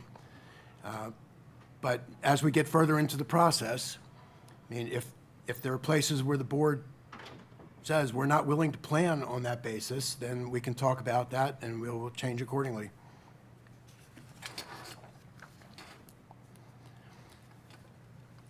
Some things that I think need to be in our conversation, we've talked about blueprint, and I remain concerned that at some point the state's going to say you need to pay another $2 million or $20 million. Program open space, haven't heard anything this year, but the state many times has gone after program open space as a means of balancing their budget. Highway user revenue, I mentioned earlier, right now it's in legislation to decrease next year. MACO has made this one of their top priorities. I'm not optimistic that we can stop that. I'm even less optimistic that we'll ever recover the money that was lost locally. SDAT, we're up to 90% now. Apparently they want to do some IT Upgrades. I was going to say upgrades, but upgrades might undersell. It's a fundamental change that they're going to be looking to counties to pay. We don't know what that means now. Pension shifts. When we first started paying the teacher pensions, my concern was, well, now that they've opened the door, when are they going to come back to give us more? And actually went a number of years where that didn't happen. But things seem to be picking up now. The more the state takes action to give this to the counties, the easier it's going to be to give more of it. I'm not predicting this, but I wouldn't be shocked if at some point counties are totally responsible for paying these costs. And listen, one thing I think we got to start being on these shifts is more, at Mako too, more proactive in saying, wait a minute, you're shifting now pretty much everything. We should have control of it. And years ago, I had been in with Senator Serafini, who was a financial person out of Washington County, basically saying that counties and even employees could have a choice between a pension program and the 401k program. Like the higher education, they give them a choice. And I think 85, I'm not sure if I have the statistic right, but it's like 85% of people in higher education they choose the 401k plan because it's mobile, they can take it with them. Younger people don't want to stay in a certain job for 30 years to get their pension anymore. They want to move around. So we're not necessarily, not attracting necessarily people with it, but we just wanted to be able to give the choice to the people and the counties and the towns to have established their own plans. And this is before they had shifted so much of the teacher plans. And I was shocked at I said they have a choice, just like the teachers in higher ed, they have a choice. The person from the union at the time, who's not there anymore, the representative from the teachers union, pretty much said in a public hearing that our teachers don't have the ability to make those kinds of decisions. Like, they don't know how to fundamentally decide what to do. We have to tell them. And that was insulting to me, because if they're not financially savvy, then just stay where you are. But if they're going to shift them, we have no control over any part of that pension plan. Whether it's their investments are doing well in the pension plan, but for many, many years, they were way underfunded. So I think we've got to send a message back to the state. Okay, you're pushing all these costs, then we want control over the plan. We want control over SSTAT if we choose to do it, or we want control over, whatever. Like even Board of Elections, we have to have all this early voting, we have to pay for it. And that's not a huge budget item, but it's one more thing that we have no control over. At least the federal government, they're shifting stuff back to the states, but then they're saying to the states, okay, you take it on. They're not telling them how to do it. So we've got to sort of send that message. The shifting with still controlling what we do is I guess it's legal. They can make their own rules, but it just doesn't seem like the right way to do things. And we have to sort of fight for our autonomy now that a lot of this is coming back. Yep.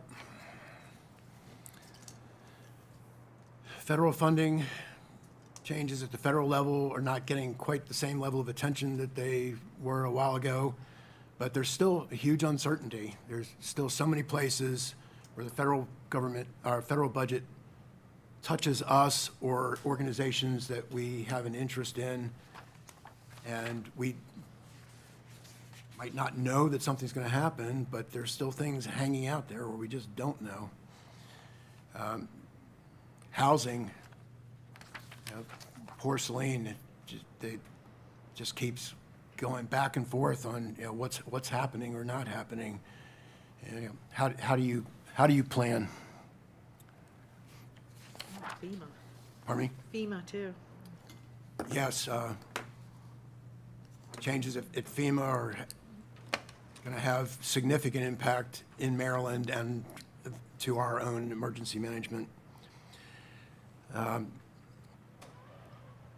Not going deep into the expenditures today, but just want to mention a few things. On the school capital side, Commissioner Krebs mentioned earlier pre-K additions. There's 6 of them in 27, I believe, but then there's a series of other ones in the years after that. Systemics continue, roofs, HVAC systems, but other choices we might consider for big projects in the school system could impact our ability to handle these smaller projects. And then, just so there's no confusion, Freedom Elementary School and Sykesville Middle School are still in our plan. They're still in the school system's plan. They're still in our plan. And I know there's been conversation about should these happen, should they go away. But right now, nobody has actually made a decision to say no. And Ted, I just want to address that, and I've said it before. Their schedules of how they adopt their CIP are not aligned with ours. They get their, and it's been happening for a long time. I actually talked to Pat Dorsey about it the other day, and we all agree that it's not aligned. It lags by a year. They get their enrollments on September 30th. They do their calculations by November. They know the enrollments have dropped, and it would change it. But their process doesn't happen until May. Their adoption of their new, based on the last year, So we're always getting old data, whether we're growing and we need to do something proactively, or whether we're shrinking and we need to shift. I'm not sure why it can't be better aligned. It might be something that the state, it's when it's due to the state, but that doesn't mean it can't be done a little sooner if you've got the information. I think the state has to certify the enrollments, but they've always been pretty close once they're certified. But we have those projections done. And the reason they put it out is because they haven't, and they basically said it's on hold because they have to get through their real process. But nothing's going to change. There's no numbers. They're going to change their difference of whether it doesn't, and that's why I'm suggesting, and if we can ever get 3 heads to nod, we need to have a policy about that we're not going to fund schools if they don't qualify for state funding. Because the qualification means that they have to meet the criteria that they'd at least be in the loop for it. And it's done for a purpose that there's true need. And if you do that, then it's like, okay, then you have to take it off, or we would not fund it until it became eligible. Because if you're not eligible, it means it's not need in their eyes. And unless you can argue that the way that they look at need is not good, I think it's done very well because of what they look at. But we're a year behind, and then it sort of ties it up, and it also keeps it on there that people think it's going to occur. It's just not an honest way of doing things. It's a year lagging, and it's so this need here is based on 2 year ago enrollment figures, which have gone down both years, and it'll set us in a new direction for where we need to spend our money. So I'm not sure how we get that alignment of these two budgets to be, if they could even do it by March, like revisit their capital improvement plan. It's not like the old days where we're building new schools. I mean, we're sort of massaging what we currently have with modernizations and the pre-Ks, but it's not as intensive as it was years ago when they were thinking, like, where do we need a new school? We're not talking about that anymore. And it's just, it makes everybody confused because it is still in their budget because they haven't been through their process, but they did write us a letter that's on hold, and they put it because they know that. They know the enrollment's not there. And we know that it wouldn't get any state funding. We're talking $30 million between these two projects that are still in a budget, and it's questionable. Well, it's not quite. We would not get a penny of state funding for either of them right now based on the formulas. And unless we can show that that's going to change, I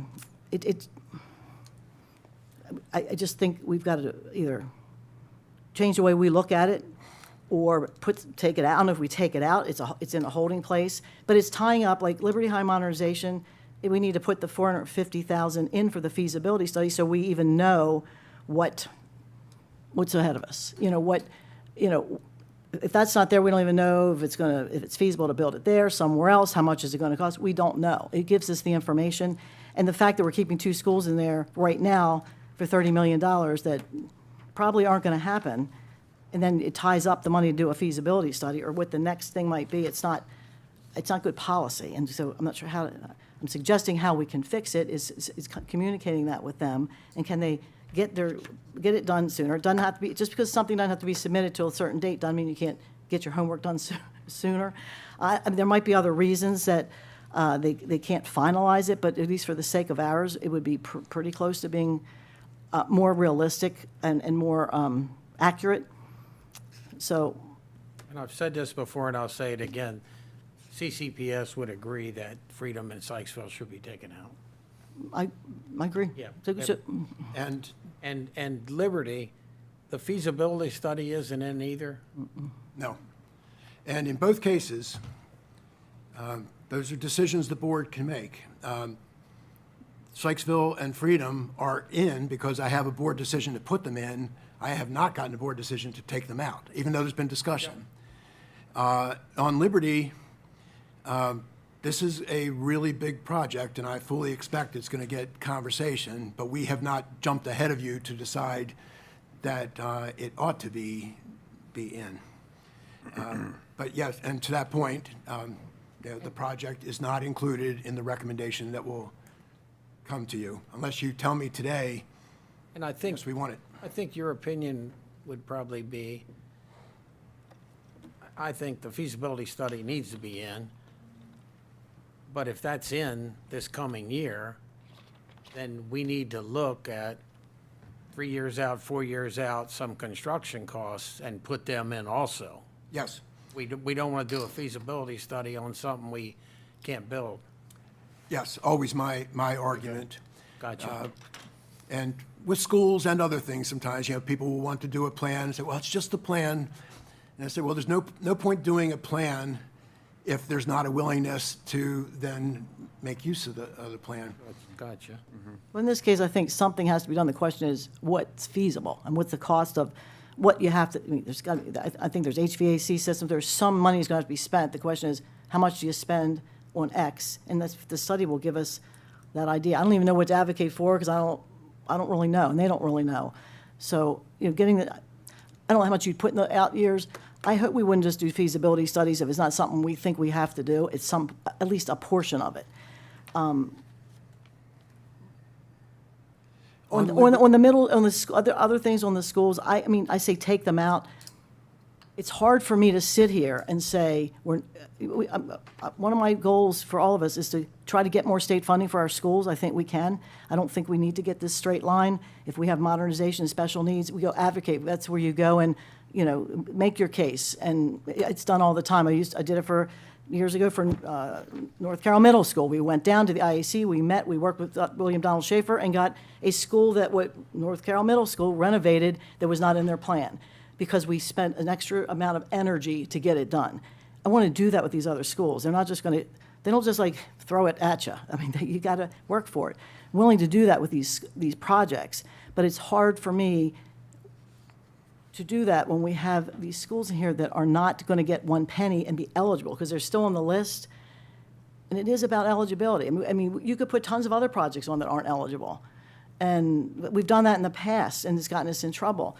But with Sykesville, if we do that, we also got to look at the adequate public facilities and say the school has, we're going to look at it the same way the state would with regard to capacity. And that's, I keep bringing that up, but that's what they're looking at. They're not looking at what we think that it is. They're looking at what, and if we need to add, there's a part of the Sykesville, and Commissioner Collier, you may know more about this, but I looked at the scope of work for Sykesville. In some cases, they might need to add administrative offices to handle the new way they're going to count enrollment, and that maybe would be paid for because they designed things differently. But we got to figure out a way that they would participate in whatever we're going to do. And right now, I don't believe there's any anticipation of participation in either of these projects. And that is, it's just not fiscally responsible to me. It's my district. It's two schools that I love. My kids went there, and I want to do the right thing. But to me, I'm not sure that this is the right thing to do. And again, the board can say, we don't want those projects. Just, I was not going to jump ahead to that assumption before the board actually took an action. And if the enrollments come back in a year and we're eligible, you might have to put them back. But it all depends on, again, if this addition was going on to if we were eligible and was going on to a school that was newer, 25, 40-year-old school, but it's going on an 80-year-old school, it's not like I would pick a different school to put it on if I had to do it, just because it would have a longer length of service to get the money back out. You're supposed to have a 20-year life out of a project, is that correct? Or you have to pay it, I mean, the school's not going to be there for 20 more years. So you're putting a large sum of money into a school that's supposed to have at least a 20-year life, and we know it's not. And we've just already done 2 additions. We did kindergarten, did something else. Probably won't get 20-year life out of that either. It's just a financial decision to make. Yeah, I mentioned solid waste as something that had helped your op plan. I just wanted to show you the change there. And again, this was because volume was higher than expected, which helped to reduce the amount we need to transfer from the general fund to the enterprise fund. All right, can I just go back to, I mean, I know we don't make motions here, but can I just ask for nods to at least put the modernization money in? I mean, I'd be willing to take the others out, but I haven't any consensus on that. But I would like to ask Ted to put it back, to at least have the information we need on the feasibility study for Liberty High School. And I can make a motion to that if anybody wants to second it. So you're asking, just so I'm clear. For the you're asking- preliminary budget, for him, for what comes out into the public, which is what we're trying to do now, is get this as close to ready for prime time as we can, and intentional, doesn't mean it's going to be for sure. And I'll second it. I said it 15, 20 I minutes appreciate ago. it. So we have a motion, we have a second, but to the point though, do we know how much money the feasibility study is going to cost? 450. They've sent it to it. It's 450? I think it's more than that, but they sent it to us. He said it was 450, but I think I'm right. Whatever the dollars were that they requested, All right, is it's in there, my bag somewhere. So is that, would that money be used so just to clarify, would that money be used for the modernization of the existing building? Is it going to be looking at a rebuild of a new high school and where that would possibly go, whether that's on the current site Their or? intention is to rebuild Liberty on the same site, but they need a feasibility study to even consider state money. That's a requirement. Okay, because that seems to me, in the limited amount of discussions that I've had, is that sounds feasible to do it on the current site, not knowing nearly as much about the subject as both of you. So is there there was a motion and there was Motion a and a second? second, Okay, well, I'm done talking about it. any further discussion? All those in favor? Aye. All those opposed? Hopefully we'll get that Motion information carries. so we know it. Okay, some other things in my mind, northern landfill. We're looking to develop additional landfill space. Piney Run Dam Project, PFAs. You're going to be getting a presentation, there's not a date yet, right, on enterprise funds? It will either be scheduled for later in March, around the 26th, or April 9th. For utility rates. And Department of Fire and EMS, as was mentioned earlier, there's requests for more things there. I still would really like us to try to identify what the end is. What do we want to look like when we're done? Because, we've said for the last couple of years, we've funded everything that we had planned on, but the plans keep growing, and we are not planning for it. So in the op plan, that's another thing that's on my mind. If we're going to continue growing DFAMs, we're not planning for it right now. It's not captured in there. And Ted, to your point, and I know I've said this before, and I know some of my colleagues agree, I think we're going to have to convene some kind of meeting between all of the principal players to determine what the future of fire and EMS is going to look like based on the data, based on the information, based on the needs of the county. So I agree. It's something that we're going to have to look at. Now, I mentioned earlier, we're sitting on an unusual amount of cash right now. And I said, using that to fix ongoing problems, I believe would be a mistake. But that doesn't mean there's not good uses for it. And here are some that are on my mind. Northern landfill, I just said, we're looking to develop that for more landfill space. We have $11 million put aside. Developing that is going to cost much, much more than $11 million. This would be a really good opportunity to fund, or at least better fund, that project. It's going to take us years to get there, but if we have the money now, I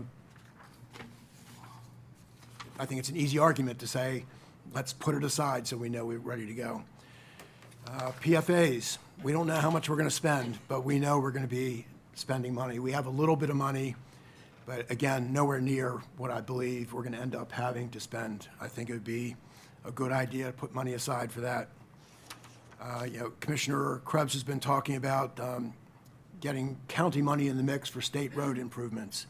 If the board is going to act on that, this would be a place to get money to put aside. And replacing planned debt. We can take debt off of projects, put cash on projects. That reduces an ongoing expenditure. Now, there's lots of other ways this money could get used, but these are some near the top of my list, at least. Ted, while you're And so- on the state roads. Sorry, go ahead. I'm Yeah, sorry. You go. I talked No, about. please. Okay. On the state road, we're going to talk about the letter later. I did, I gave to Roberta Wyndham I guess, a chart of what we have to do for Phase 1 of Route 26, which is, it's been ready to go, but it's been waiting for us to put a contribution in. And I gave it to her a couple months ago. Do you have it? It's just got each year, and it's like 200,000 this year, and it tells you each year what we're going to need to do the one stage for the I planning. don't think I've seen that, no. Well, I want to add that here. And then the second planning stage, State Highway has agreed to absorb in their own budget. I'm just going to tell all of you, we have our list today. State Highway has told us every year they do not move forward on our projects without a match. The federal government requires it. It's in the letter that tells us what we have to do. We've not been putting matching money in. If you don't get the match, you don't get in the queue to get construction money. So we can put letters together forever, we can have plans forever, but if we don't sit down and ask, what do we need to do to move the concept to the plan, and we put the resources in, this was not that much. I mean, I have to show you the list for this segment, and now they're going to do the other segment, and then it won't move to the next step without participation. So I don't know if we should I'm not sure how quickly those things turn around, if we can do it budget year to budget year. These things are long overdue, and we're not leveraging the dollars.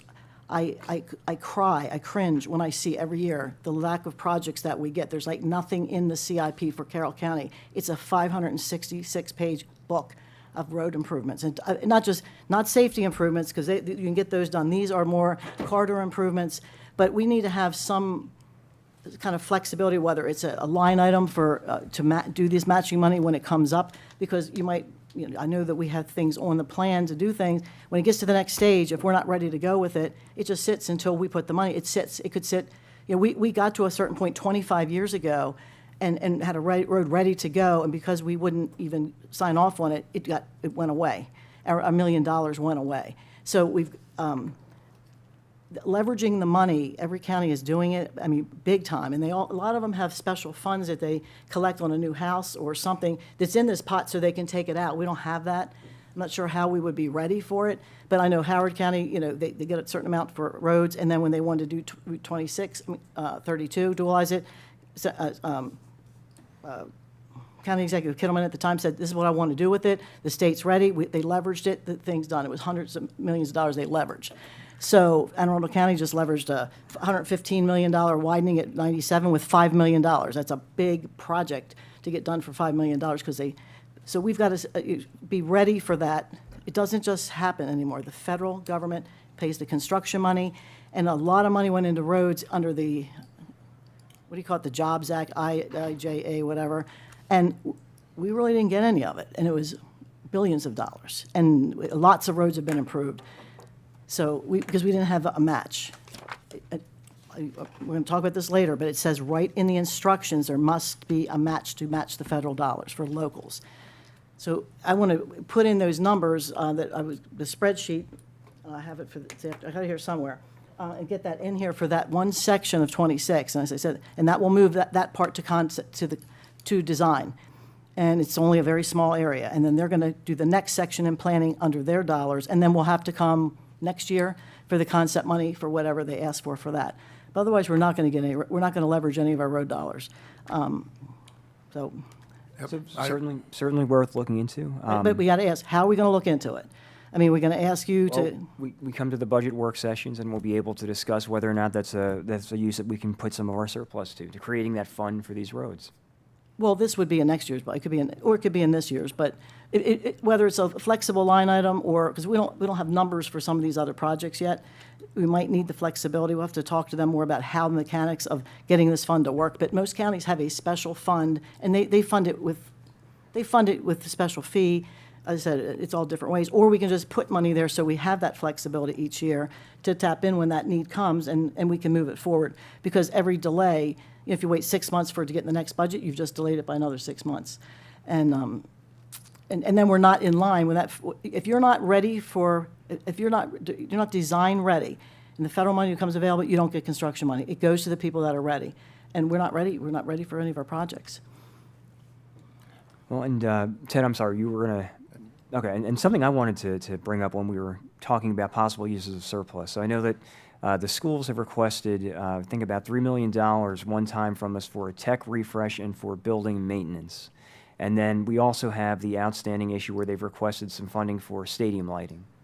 And I mean, I think that was what, 1.4 or 5 for the lighting.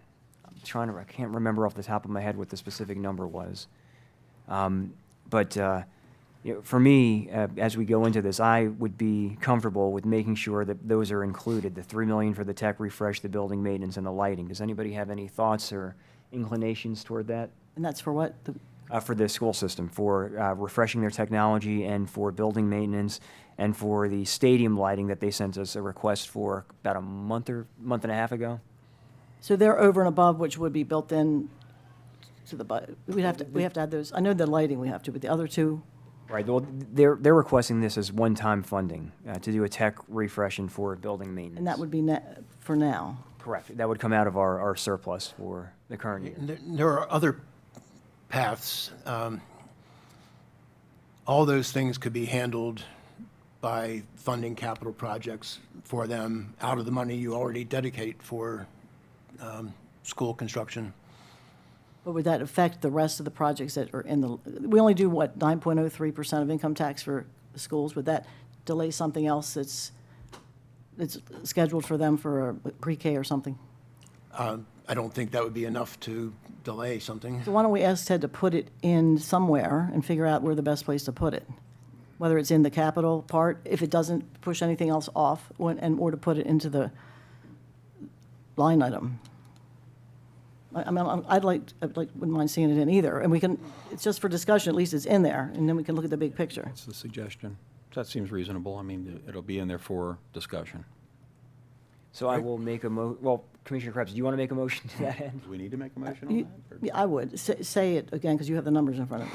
$3 million for CCPS for a tech refresh and for building maintenance, and then again, I think 1.45 for the stadium lighting. We can find a number. Okay. Thank you. I second it, and So am I making the motion and you're doing the I'm second, yeah. You made the motion. Okay, I'm okay. second it. And it would just be for Ted to decide where it would fit in best. And again, it's just getting it in there to have it there to discuss, and then gotta look at the big picture, what else the needs are. All right. And the other thing that Commissioner Gordon's not here, that I thought he was going to bring up is the community college project. Well, I'm sorry, Commissioner Krebs. Oh, go on, you're not- Before we go, let's with the motion at hand. So is there Sorry, any you fit- discussion, any discussion on the motion? No, all those in favor? Aye. All those opposed? Motion carries. Now we're good. And I'm hoping I'm not speaking out of turn, but the community college project has been asked for, and we'd like to see how it would fit in. Again, this is just into the proposal. How would it fit in, and what would it look like? And I remind us that the number that we look at, this big number, there's no way we're paying $200 million for it. They can't even get, it takes a year to get planning approval from the Maryland Higher Education Commission, MHEC, just for the scope of what they want to do. It takes a year. And they will not look at the project if the county doesn't have some of it in their budget. Like, we have intention to move forward with part of it. You can move forward with parts, you can move forward with all, but we can't even get the scope approved until we have some kind of intentionality to it. It doesn't bind us. And they've been asking for it for years, and the scope has changed some, which I like that they've added the tech. So how do we, and they usually get half from. Talking about the overall, the There- whole and there's many- athletic tech center. Well, it's the trades part as well. Okay. It's the whole project, I think is right, the name of the whole thing. It's that part, it's the trades part. They need to get the approval for all of it. The question is then, once we get back the approval, how would we pay for it? How much would they get? They get usually 50%, and we'd have to get the commitment from them. They also have a foundation, and they also have the opportunity for fundraising for it. But at least we would have, we're moving to the approval process. I've been years trying to get it to the Maryland Higher Education Commission, and they've been waiting for it, so that they can approve this project, and then say, how much can we give them? How much can you raise? And if they can't get it all, then we just say, we'll just do this portion, or we'll do this portion. But at least it gets it on the radar screen. But it's more of a conceptual agreement, and it's somehow that the commissioners are behind the project, but the scope of the project will be determined by the funding availability and what our funding availability is. But if we're not interested in moving at least to get it approved conceptually, we should just tell them and just say, stop asking, because it just keeps going on and on and on. There's got to be, at some point, we have a decision that we'd like to do it, or like to do parts of it, or we just like to see, yes, we get approval, and then here's how much we think with all the other pieces we've got to do next year. this is how much we could give to you. This is how much we get, what do you want to do with it? Do you want to do it in phases? Do you want to try to raise money? At least we could be in that, or if we're not in favor of it, then we just let them know. I mean, I've been in favor of it since they started offering it, but you know, the devil's always in the details, and I think they're waiting for us to just make some kind of commitment or not to it. I think it would be the largest project we ever got involved in. I don't think it's fair without Commissioner Gordon here to do it. And furthermore, we have 6 more items on this, and I didn't think, I thought this would be a presentation more than a budget session. I think we need to get moving, or we're going to miss our closed meeting. No, I agree, but this is our first public meeting, and I think we have a lot of things to discuss. It's a big budget, and Yeah, it's a lot of things to discuss, and that's why we have budget sessions scheduled. but you want to get it in as good a posture as possible to start, so that it's there, if your intentions, so that at least we can start from a starting point that's agreed upon. And again, if I stuttered, I don't think it's fair to talk about a project that large without Commissioner Gordon here. just So gonna lay it- we can talk about it for 20 more minutes or not. I'm not going to prolate, I'm just bringing it up, and if he wants to bring it back. We can certainly talk about it during the work sessions, and that was going to be my suggestion, because it is a very large project. There's a lot of different components and moving pieces to it, and so I think that, you know, work session would be best suited for that. Okay. Yeah, agreed. Ted, you're back on. All right, so we're back on the 17th with the recommended budget. Agency sessions will follow a little after that. General Assembly finishes on April 7th. We'll have proposed sessions for you to discuss the budget. Commissioner Krebs, you haven't been involved in this, but we will come prepared with scenarios for things we think are likely to be talked about, but we can also deal with things that we haven't planned for. We'll have spreadsheets up on a screen that you can see, and Heidi will do her best to kind of in real time show you the impact of various things you might want to consider. The proposed budget is scheduled to be released on April 21st. Between the 22nd and 30th, I will visit 5 libraries to share your proposed budget with the public. Public hearing, May 6th. We have 2 sessions to consider any changes you might want to still make before you adopt their budget. Usually, we don't end up using both of those, but they're set up just in case. Budget adoption is scheduled for the 21st. And my usual reminder, there's very little flexibility in the schedule. If we run out of time, it's hard to know what we would do. When are the agency hearings? Are they part of one of these? When do they come in, the different groups? They start on March 19th. So is that part of, what do you call it here? Or is that something off, that's off of this? Outside Agency the- hearings. And On the slide that says March, it starts with recommended presentation, and under that it says agency sessions. That is our. Oh, I see, I agency missed that. hearings. Thank Yep. you, that's perfect. Thank you.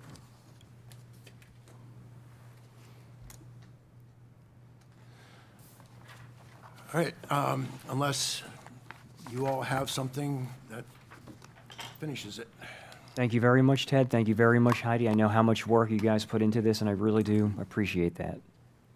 And Ted, you'll be happy to know that I look at all your numbers and read them and put them under my pillow at night. We appreciate your work. Thank you both very much. Up next, we have request approval for a new payment in lieu of taxes or pilot agreement for residences at Hempstead School. I know, we'll be good. And I do want to remind my colleagues that we want to be as succinct and to the point as possible, because we are rapidly running out of time to our scheduled 1 o'clock meeting, so. Very good. Well, with that, as everybody's getting settled, I will open with the introductions. Good morning, good afternoon, Good afternoon. commissioners. I'm here this morning with Jenny Hobbs, who is our comptroller. I'm Celine Steckel, the Director of Citizen Services. We have Laura Manville, who is the Vice President of Development at Wynn Companies, and also Alex Pereira, who is the Project Director at Wynn Companies. And they are here today to request approval for a new payment in lieu of taxes, or we refer to that as a pilot agreement for the residences at Hampstead School. Jenny Hobbs, as our comptroller, is going to explain very briefly for you what the pilot project is, and so the audience as well knows, and what a pilot means. Just quickly, just kind of a refresher, payment in lieu of taxes, also known as pilot for short. Under the provision of the State of Maryland annotated code for property tax, the county can exempt a corporate property from real property taxes if the business meets certain requirements, which are laid out in state code.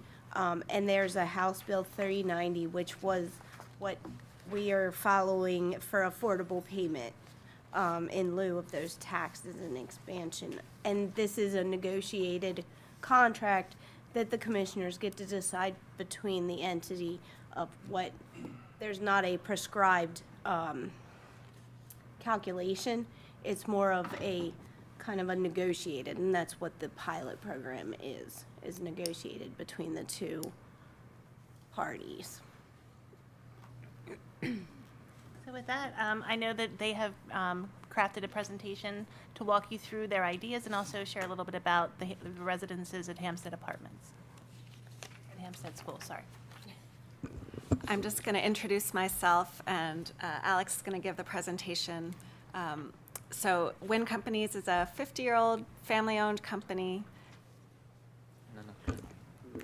based in Boston, but we, Alex and I, are in our Mid-Atlantic office. And this project, the Hampstead School Preservation, has been really important to us. We've been working on it for over a year, and we think we are close to, having all the financing together for the project. This pilot is really important, as Alex will describe, just to help bring in some additional scope items which will improve the quality of life for the residents. It's a really wonderful community, and we're excited to be a part of preserving it for long-term affordability.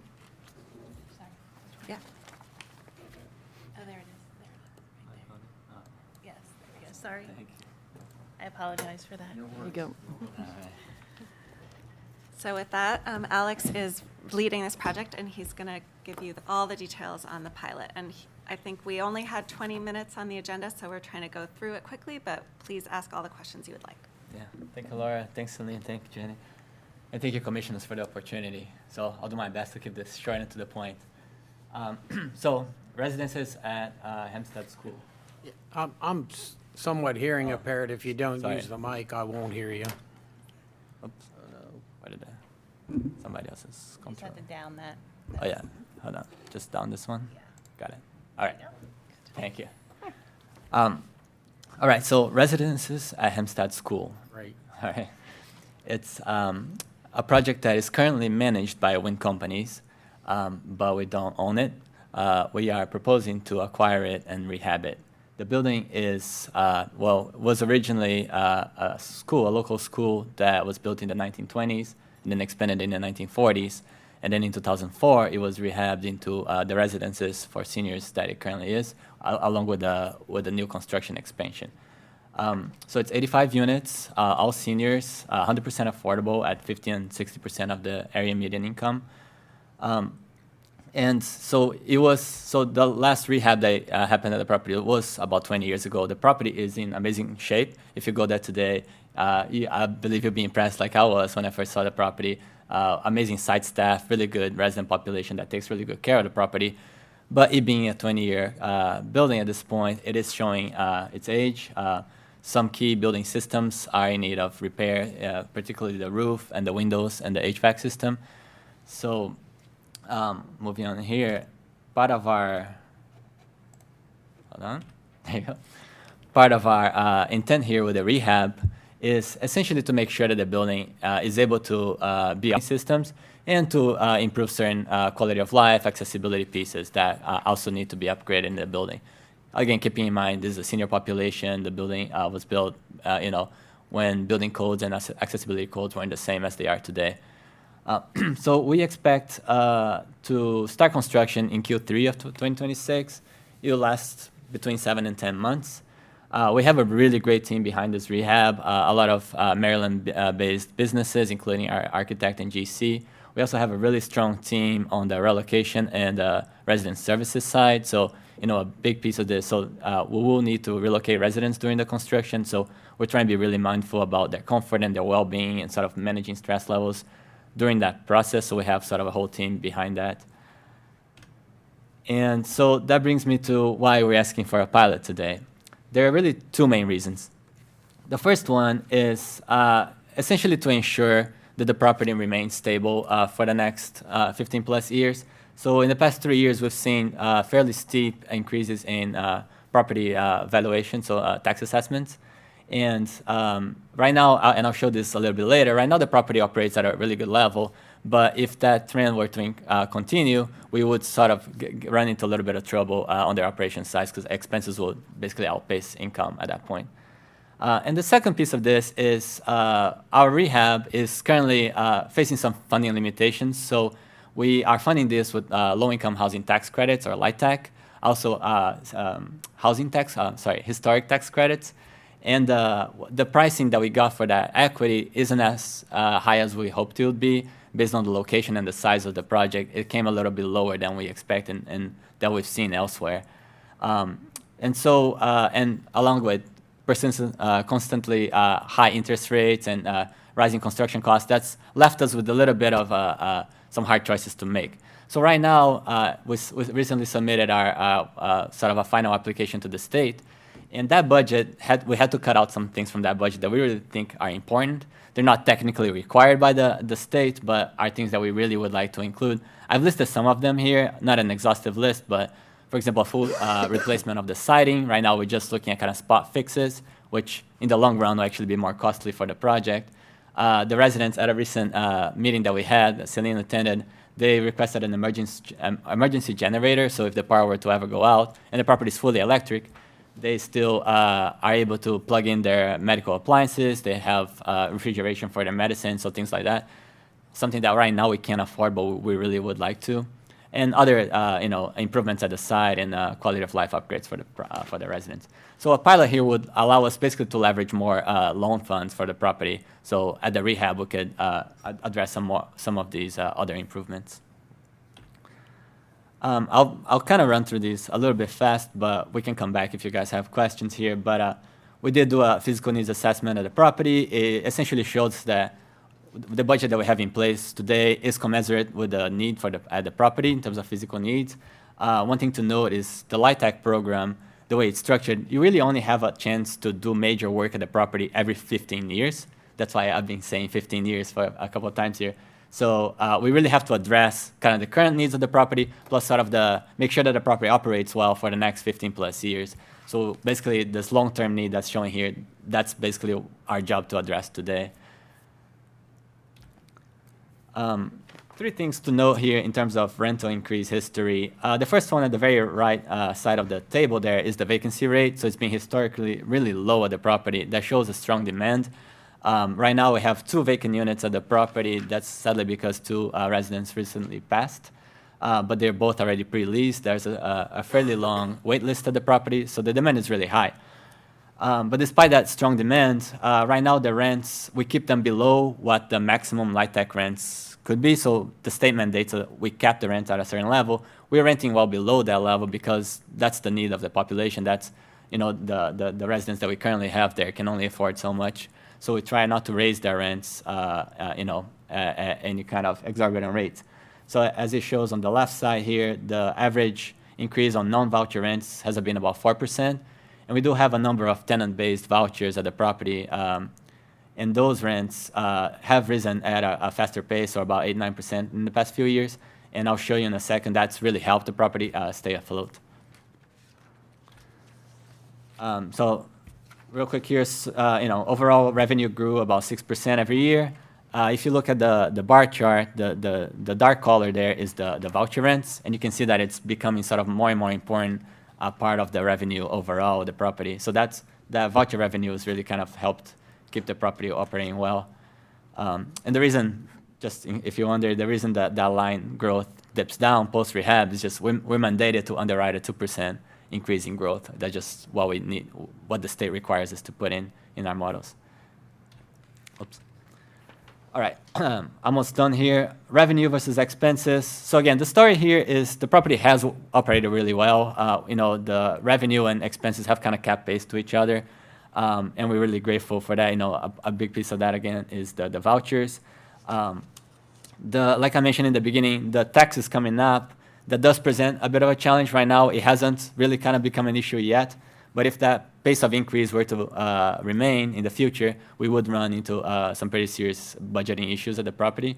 So a part of this pilot request is just to stabilize that growth in tax liability every year.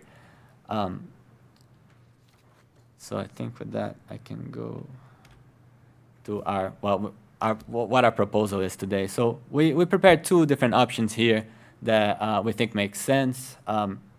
Essentially, so option number one is to discount the current tax liability from the county by 40% and then freeze that amount for the next 15 years. So essentially, we'll be paying the same amount over that 15-year period. And if you look at the table, sort of option one, that'll save the project about $10,000 in year one. Over the lifetime of the pilot, it'll be about $237,000, and that would allow us to access additional loan proceeds of the size of $190,000. Now, option two is very similar, except the discount is a little higher, so 50% discount on current tax liabilities, but we'll then escalate that amount at 3% each year. So each year we'll be paying 3% more in taxes to the county. And if you look at the table, the bottom part there, that's a little higher savings in year one, but overall, the pilot will cost the county a little less under that scenario at $223,000. And because of the funny way that the loan gets calculated, we actually are able to access more loan funds today under that second option, so 220. We're presenting both options. If you ask me, I think option two is sort of a win-win for everybody. It costs the county less, and the project can access more funds.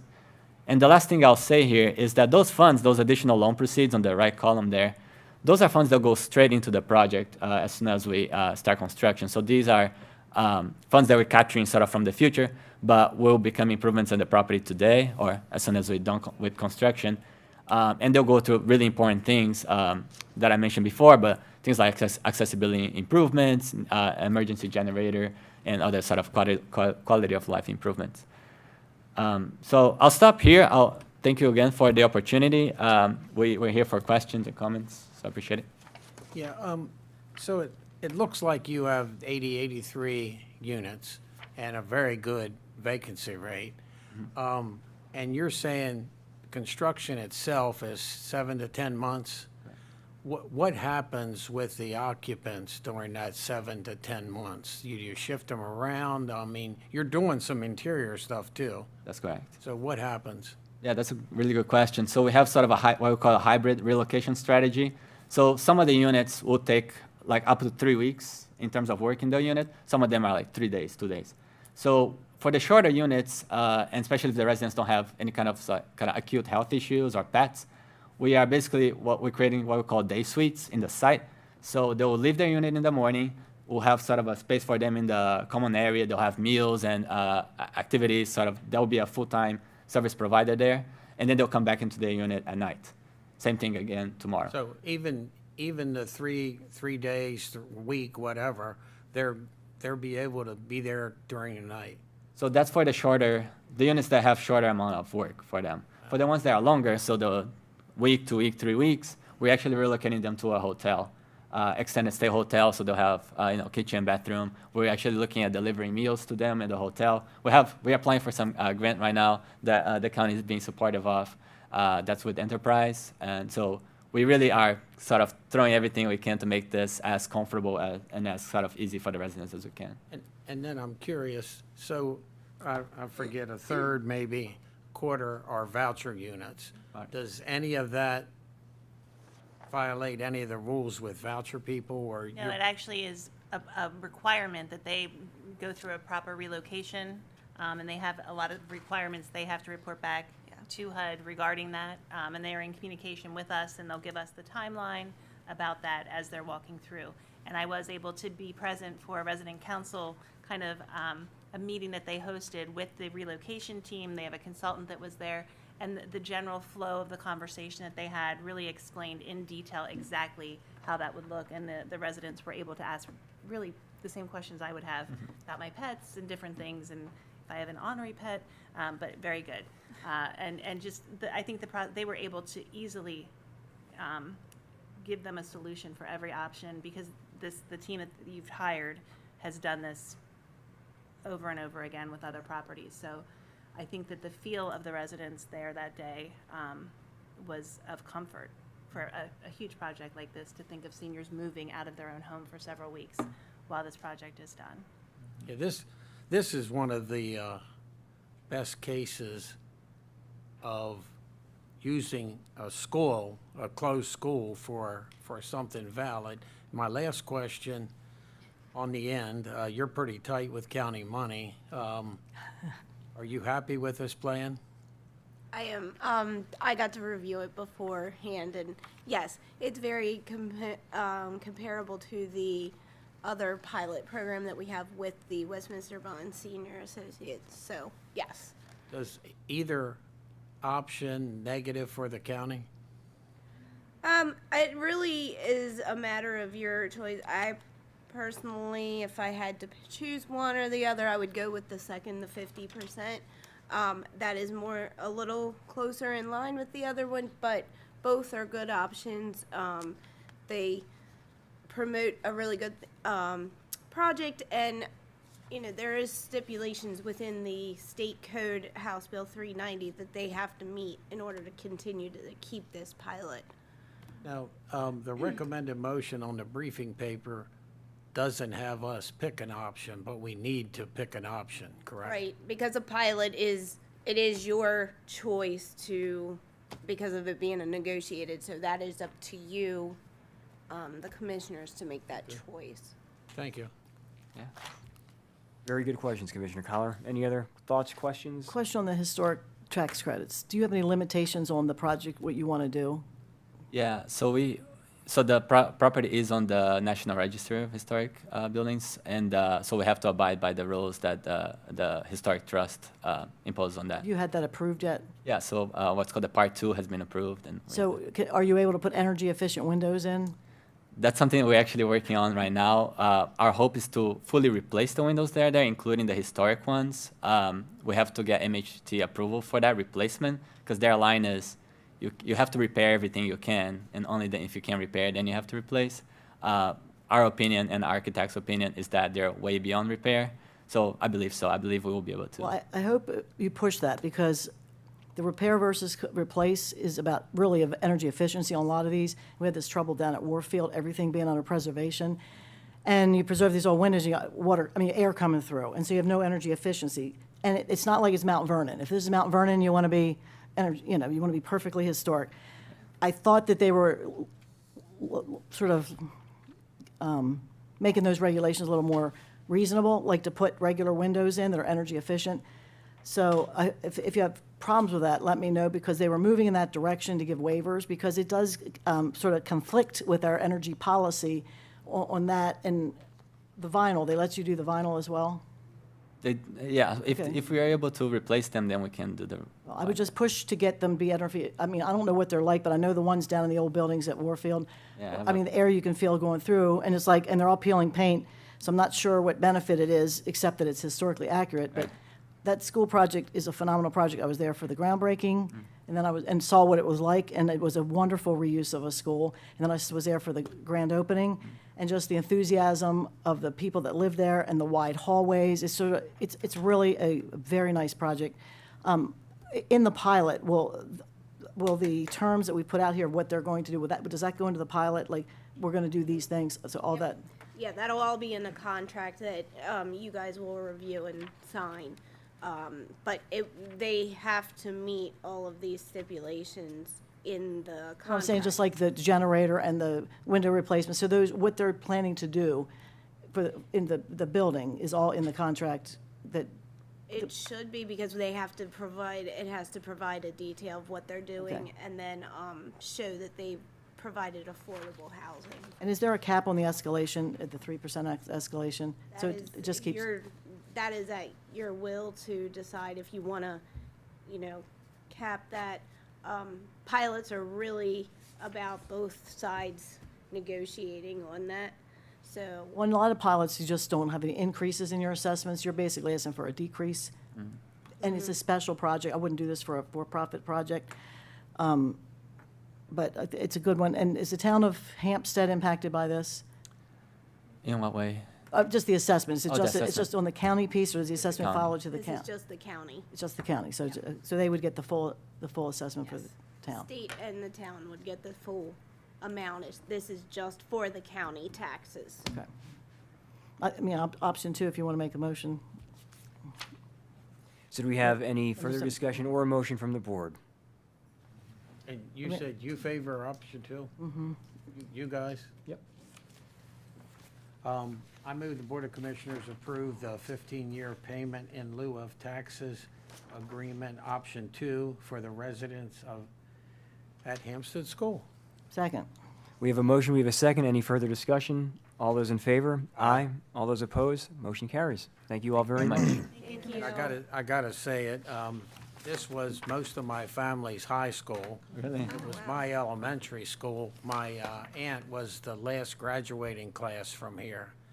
And then Buck Miller, where I worked, was one of the first graduating classes from North Carroll Middle that was the high school. So this is, and I've walked through this building after it was closed, and it was pretty ugly. So good job, and I can't believe that you got by this long. It's a beautiful site, too. It's in town. is. It's got the memorial there. Oh, It's- yeah. And when it opened, I'm sure these people, maybe they're not still living, but some of the people that actually came to the grand opening had gone to school there and were going to live there. I mean, and that was really cool to see that they were living 20 years ago in where they went to school. So it's a very good project. Don't interfere with music nights. Thanks for you all taking good very care of much. those senior Yeah, citizens. Thank you. Working with you, thank you. And you're all invited to come. Thank you. Yes. Oh, Thank you very much. Thank you. Thank you. Up next, we have a contract award for design and build services for synthetic turf field at Cape Horn Park.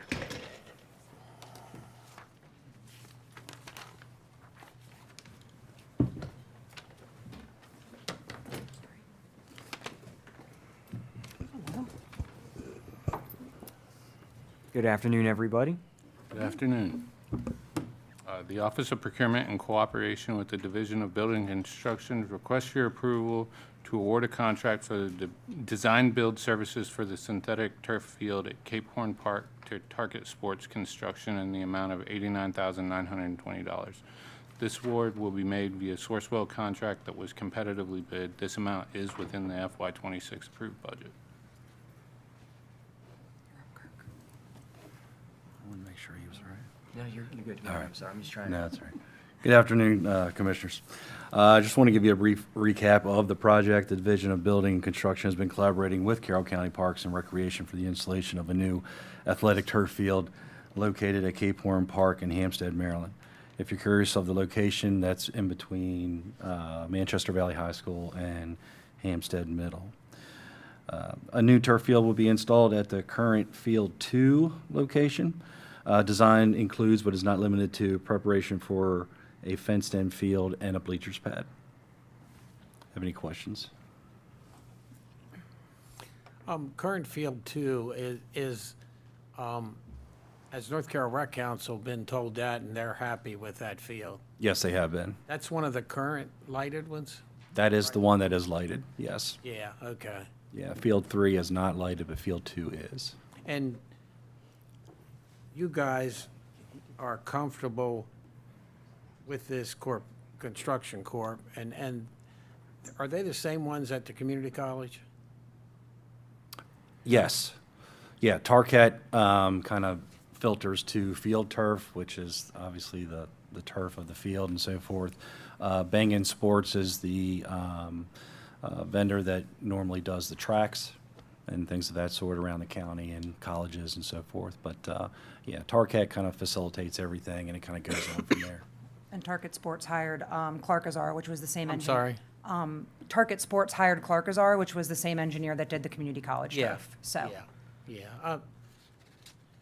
I see a lot of turf fields that the turf person drives the bus. I don't know that I'm always comfortable with that, but that's, if you guys are, then that's a good thing. Competition's good sometimes. Absolutely. Any other comments or a motion from the board? I move the Board of County Commissioners approve the contract for design build services for the synthetic turf field at Cape Horn Park to Target Sports Construction in the amount of $89,920. Second. We have a motion, we have a second. Is there any further discussion? All those in favor? Aye. All those opposed? Motion carries. Thank you all very much. Thank you, guys. Thank you all. Have a good afternoon. You too. Hey, now, the only thing I say is hurry up. Yes. I will exit as And quickly I as know how that works, yeah.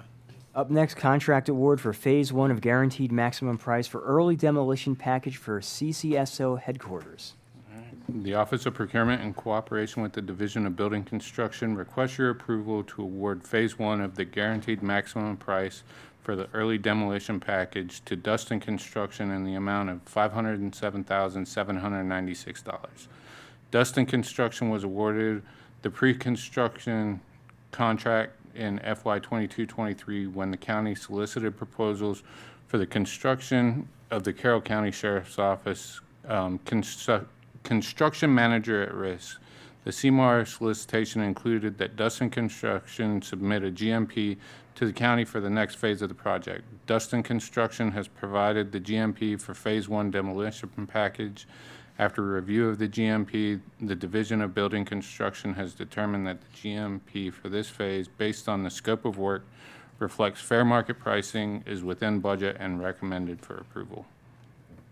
all right, so this package is just going to get the site ready for us.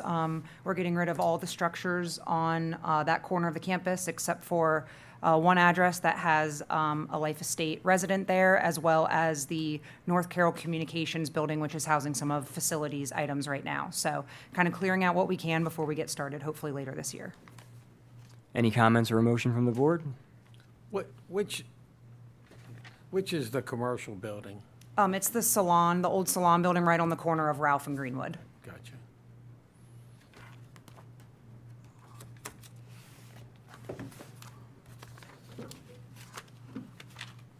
I'm sorry. We're good. I asked my question. She gave a very good answer. All right. Any other comments or a motion? I'll move that the Board of Commissioners award a contract to Dustin Construction for Phase 1, guaranteed maximum price, early demolition package for the Carroll County Sheriff's Office headquarters in the amount of $507,796. We have a motion. Do we have a second? Second. Okay. We have a motion. We have a second. Any further discussion? All those in favor? Aye. All those opposed? Motion carries. Thank you very much. Dustin's great to work with, and did you write that first paragraph? It was cumbersome. I had some help from Carrie. I was stumbling over my words, I'm not going to lie. So very quickly before we go on to the next item, Commissioner Guerin pointed out that we have a number of visitors in the audience today. If anybody's interested in public comment, there are salmon colored cards that you have to fill out at the back of the room to give to Deb if you're here for public comment. Up next on our agenda is item number 8, a briefing discussion decision for a comment letter for the City of Westminster for annexation number 88, Route 309 LLC. Good afternoon, everybody.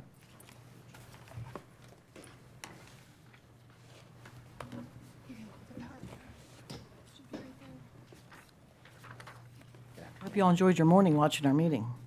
Waited a long time. It's educational. Okay, so we are here before you today as the City of Westminster has requested your comment on Westminster Annexation Number 88. This is Route 309 LLC. We have Andrea Gerhard, Senior Planner with the City of Westminster, behind us to answer any questions. and I'll let these two gentlemen introduce themselves. Good morning or good afternoon. Matthew Herf from Schaefer Miller and Herf. I have Scott Ankoviak.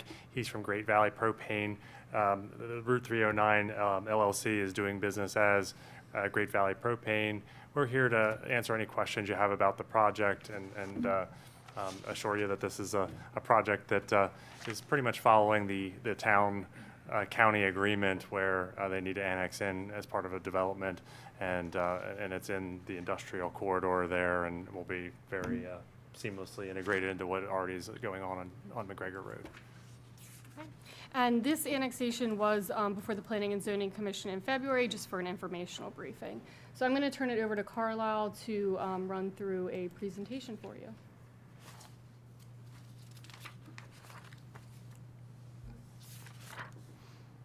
Good afternoon, Commissioners. Good afternoon. Westminster Annexation, Westminster Annexation 88, Route 309 LLC. The petitioner and property owner, Route 309, proposes to construct an above-ground propane distribution facility at the property located at 1199 McGregor Road in the 7th Election District and 1st Commissioner District.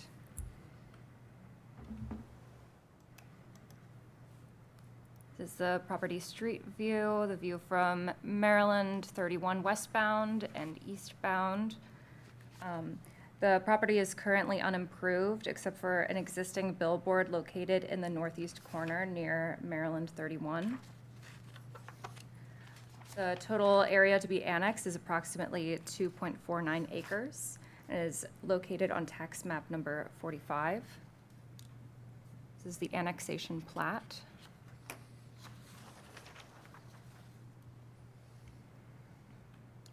And here's the parcel layout. As you can see, it is located within the growth area for the municipality. The growth area extends further down Route 31, and it is adjacent to the corporate limits of Westminster.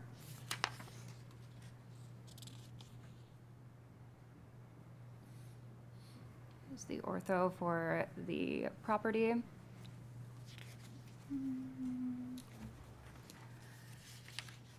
The property is currently located in the county's I-2 Industrial Heavy Zoning District.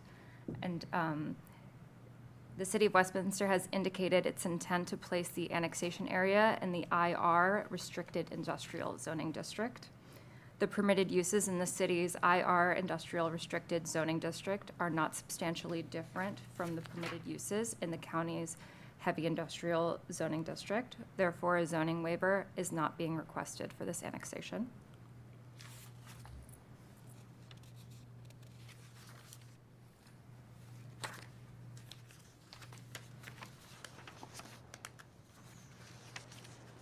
The designated land use is industrial in the 2009 City of Westminster Comprehensive Plan. The proposed annexation request is consistent with the land use designation.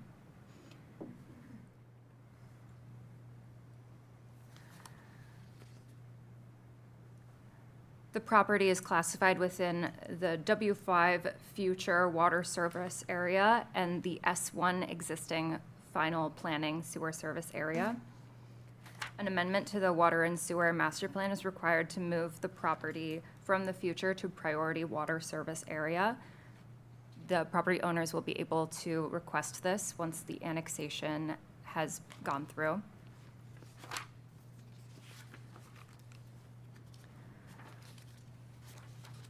Through the agency review process, comprehensive planning recommends the city give public notice by posting the property prior to the date of the public hearing and notifying all adjoining property owners. Economic development supports this annexation.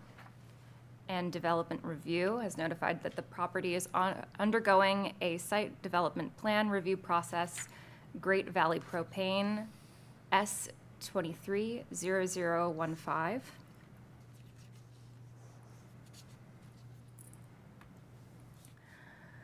Planning staff finds a zoning waiver is not required as the permitted uses in the city's restricted industrial zone are not substantially different from the permitted uses in the county's heavy industrial zone. Consistency with the Westminster Comprehensive Plan, as the annexation area is located within the municipal growth area. The proposed annexation will not overburden county facilities, as indicated by the lack of comments from agencies within the county. And again, the amendment to the 2023 Water and Sewer Master Plan is required to move the property from future to priority water service area. The Planning and Zoning Commission concurs with the staff's findings, conveys their support for the annexation to the Board of County Commissioners. The City of Westminster has a scheduled mayor and common council public hearing on March 23rd. And the planning staff recommends that we move the board to approve, sign, and forward the comment letter to the City of Westminster regarding annexation 88 Route 309. Are there any questions? Is the comment letter in here? Should be. It was sent up to your office. I'm It was sorry. sent up to your office, so it should be in the packet. Okay, I don't see it, but maybe it's me.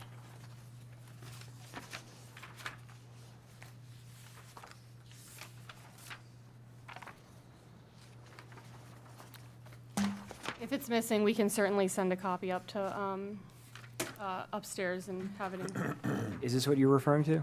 Yeah, I don't see it in. No. No? Okay.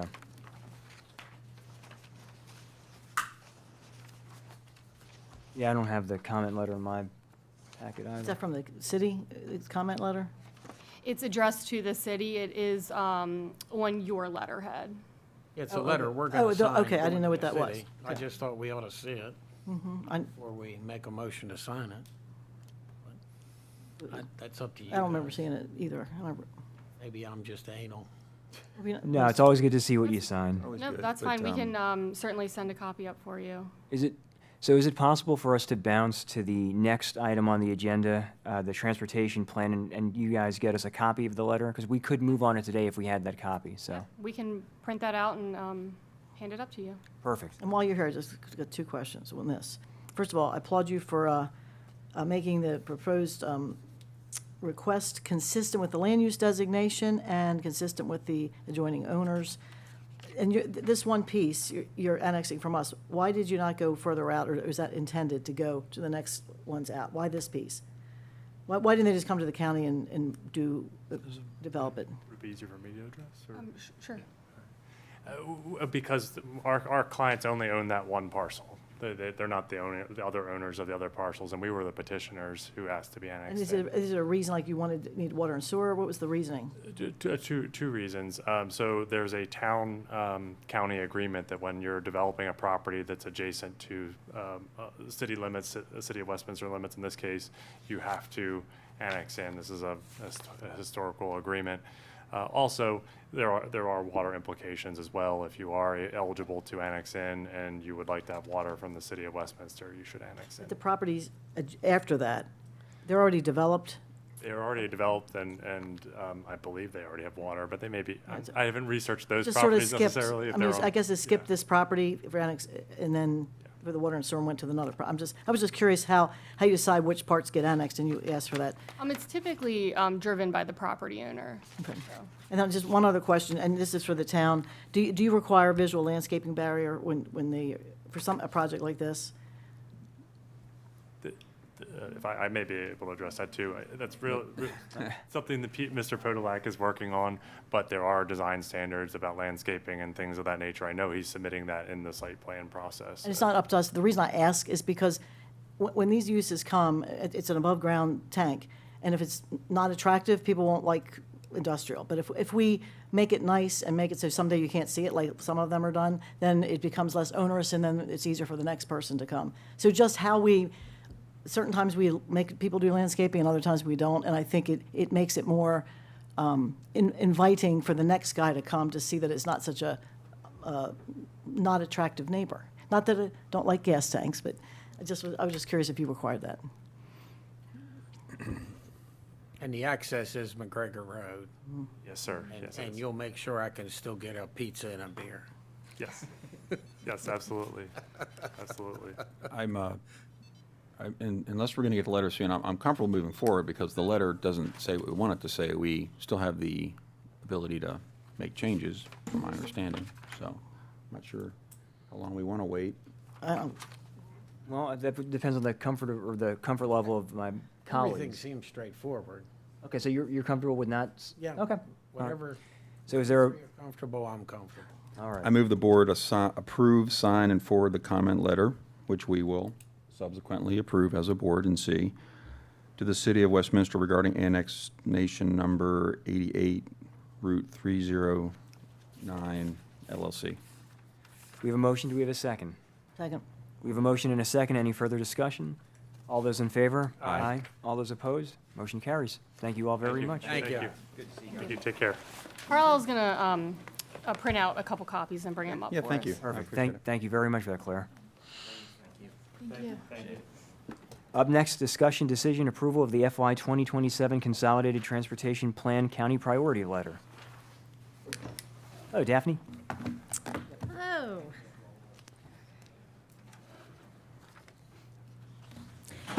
So we're here before you to follow up on the discussion that started February 19th regarding the annual priority letter regarding the FY27 Consolidated Transportation Plan.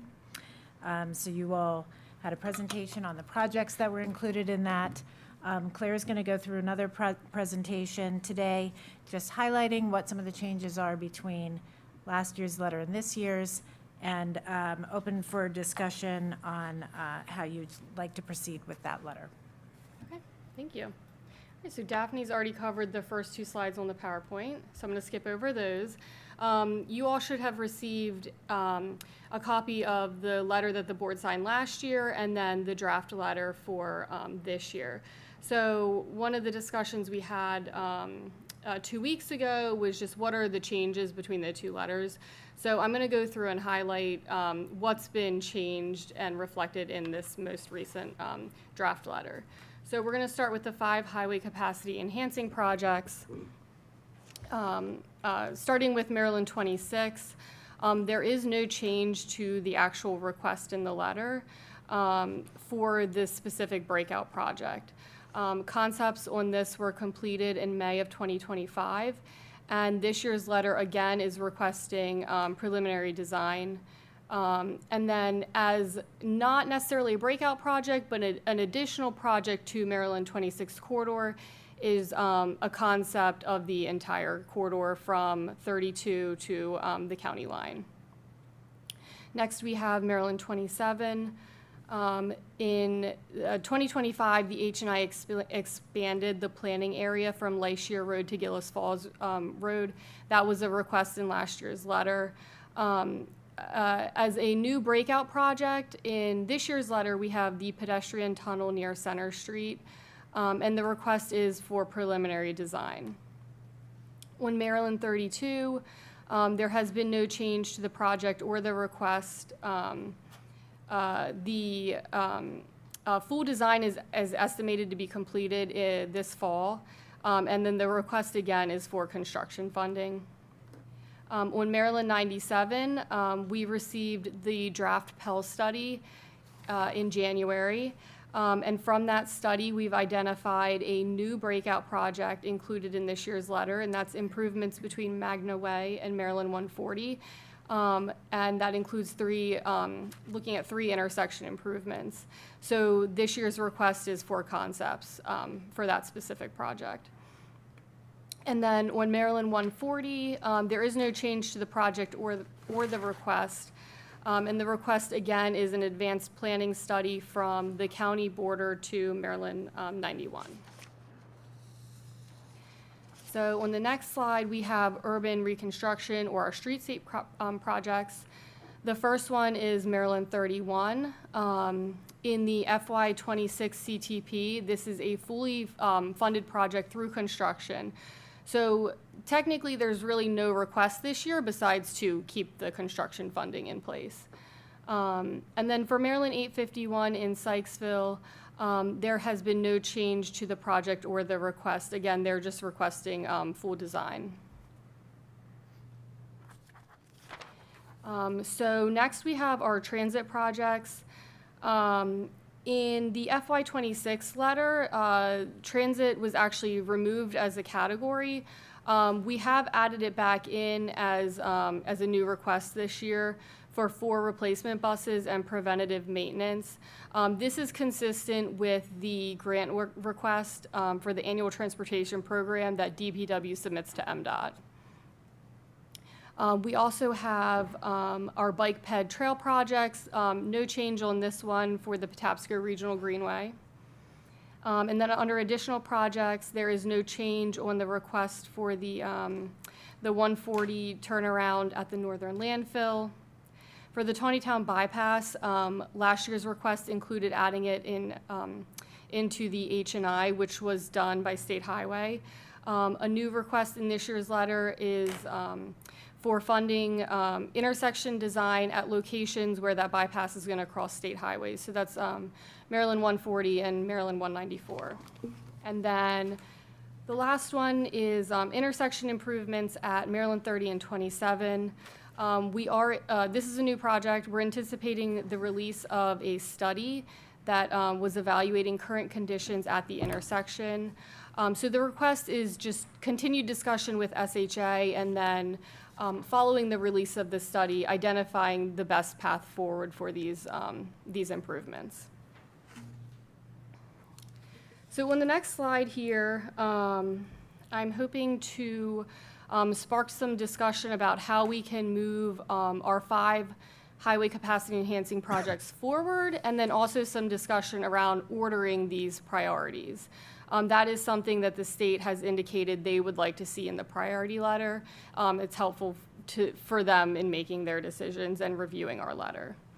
So just to start off real quick, I want to put it out there.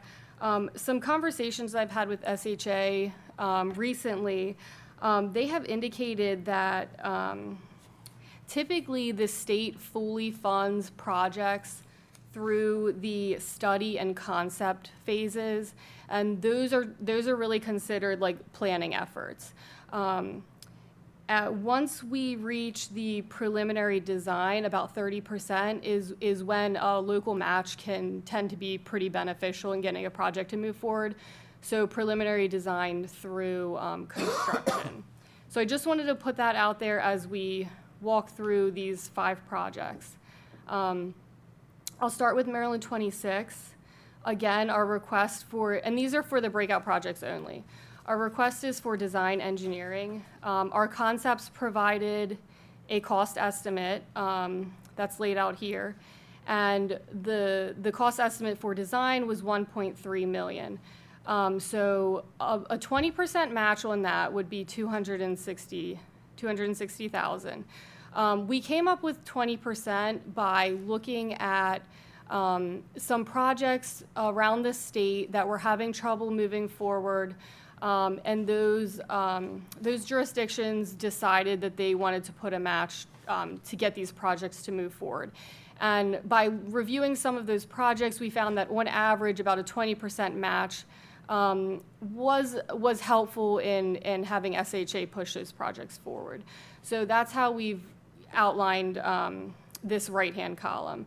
So again, for the 20% match for just the design on this project would be $260,000. I'm going to jump down to 32 real quick because this one is kind of in a similar situation.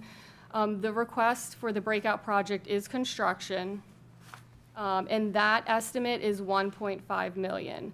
So right now, again, full design is underway and is anticipated to be completed in the fall of this year. So the right-of-way and utility estimates are unknown at this time. But just looking at the construction, a 20% match on that would be $300,000. So I'm going to jump back up to Maryland 27, where the request for the tunnel at Center Street is for design engineering or preliminary design. So the total here is a number that we've received from the town for 5.6 million. It's a relatively old cost estimate, but it does have inflation in that number. So they are in the beginning stages of concept for the tunnel project. As that moves along, they'll have a better understanding of what the actual total will be and how that would be broken out between design, right-of-way, utility, and then construction. So at this time, I don't think we could really give you a good idea of what a match could look like to move that project forward. So I think the best way for now, if that's in your interest, it would be to rank it higher as a priority. And then the same for Maryland 97 and Maryland 140, because these are still, we're requesting more planning level efforts. For 97 concept, the best way to move that forward would be to order it higher on the priority list. And then the same for the 140 study would just be to order that higher. I will note the cost estimate under Maryland 97 for about 14 to 19 million. That is a very, very rough estimate that came out of the draft Pell study. So those numbers would definitely need to be refined. So that's all I have right now. I just want to open it up for questions and discussion. So the enhancing projects synonymous with breakout projects. Is that what, in terms of this slide, these are the breakout project. So are you suggesting that so you're mentioning that, we order it high on a priority list. Are we then talking about a different format for a letter to do that? I mean, because I'm not sure how we would, we'll have to find a way to make that happen in terms of breakout projects then. Because right now they're just listed under the main road project. So would we? Yeah, so in the past, what we've done when we used to order them a couple years ago, it was when we stopped ordering these highway capacity enhancing projects, is we would just rearrange that and they would literally just have numbers next to them. We'd have to do that. Okay, that's Yeah. what I wanted to ensure. And yeah, I appreciate you mentioning the tunnel, if you will, under 9027. Obviously, that might be, it might have a lot to do with what improvements are planned for 27, and it may not be feasible to do it until that happens. The town's working on it. The town's working with the congressional delegation on it, so we're looking at all means of funding to move that forward at some point. So, thank you. This is something near and dear to my heart. I stayed up till 3 o'clock in the morning putting this together because we have to position ourselves to get in the planning and get up here. And there's a couple things and I've just seen this year after year, we've got to use keywords and key things to get even the planning moving forward. Number one, do not talk about capacity. And it doesn't mean we don't want it, but you have to, if you want funding for stuff, you have to do what is in their priorities. And it's the federal priorities, and it says it right in the book, the big, I printed some pages out, it clearly, it says, MDOT is serious about safety for all. Safety is a primary focus in all of the projects and MDOT grants that they pursue, including implementation of the Strategic Highway Safety Plan. The department's new Complete Streets policy is serious about safety, advancing critical projects. Safety, safety. They have the word safety like 15 times on this page. I'm just telling you, every governor, every group, it's different what they're looking for, but you have to use their language. The federal money that is going to actually construct these projects will not construct it for capacity. I might be exaggerating, but I think they will not. It's for safety and for preservation, system preservation. So I went through, and some of it's just about tweaking how we write it. So like when we write highway capacity enhancing projects, no, highway safety system preservation projects. Now, it will enhance things, but, this is your slide presentation. But all the way through the letter, we've just got to focus on, focus on the safety investment, roadway safety, and I've got a copy of this here for you, system preservation, and complete streets. Use the words that are in the safety CTP manual that spells out what they're looking for. It's like, it's like in a resume. They look for certain things in a resume. Literally, they're looking for these words in everything we write, in the word. And when I read a letter the other night, I'm like, ooh, you know, it doesn't say, I mean, anything about safety. It says about economic development and helping people and, I mean, helping, I forget what it said, but it's nothing, none of them were the keywords that they're looking for. And none of it was about the citizens that live there, like trying to not get killed. So for me, it is about safety. And this other stuff, I mean, I know we used to write this this way a long time, but about serving communities, supporting the economy, funding, and to get the funding match requirement. The road will never get built without the funding match requirement. That's where the federal match requirement. That's where the money comes from. And so the state gets it up to a certain point. We have to pay to get it to get that planning. After the first step, the second step, we have to pay to get it to that point, and then we're ready to go. So, like where it says highway capacity improvements, and I'll share this with you, it's all about safety, complete streets. We also need to prioritize them by category. So all we can prioritize them, but they're all in a different posture. So I printed out, and I'll give them to you. If you look online, all of the letters for every county in the state are there for the last like 15 years. And you can print them out and say, what are good models? A good model is the Frederick County model, the Howard County model. And you can also just look at how you've got the projects here, but they're not all in the same posture. So within the new ones, the planning, you might say, this is what we want planning for. This is what we want construction for. So right now, you only have one ready for construction at all, and that's the little piece. It's a little safety improvement, I think, on 32. We need to request, and it does say it in your letter, request construction funding, but it needs to be very clear. Here's the project, here's what it does, and we request construction funding. And I'll share it with you. I've got a lot of it I'll give to you. But laying this letter out is so, so, so important. And we sort of, again, it depends. A lot of it's written in the document. You got to read through it. And again, I spent 3 hours reading through this stuff last night and printing it out, and I've got some ideas. But emphasize safety over congestion for every project. Congestion is not a priority of any funding source. Looking for a complete street improvement, providing pedestrian bicycle connectivity and safety improvements is a big priority of the state. Whether they're going to do it, it's a priority.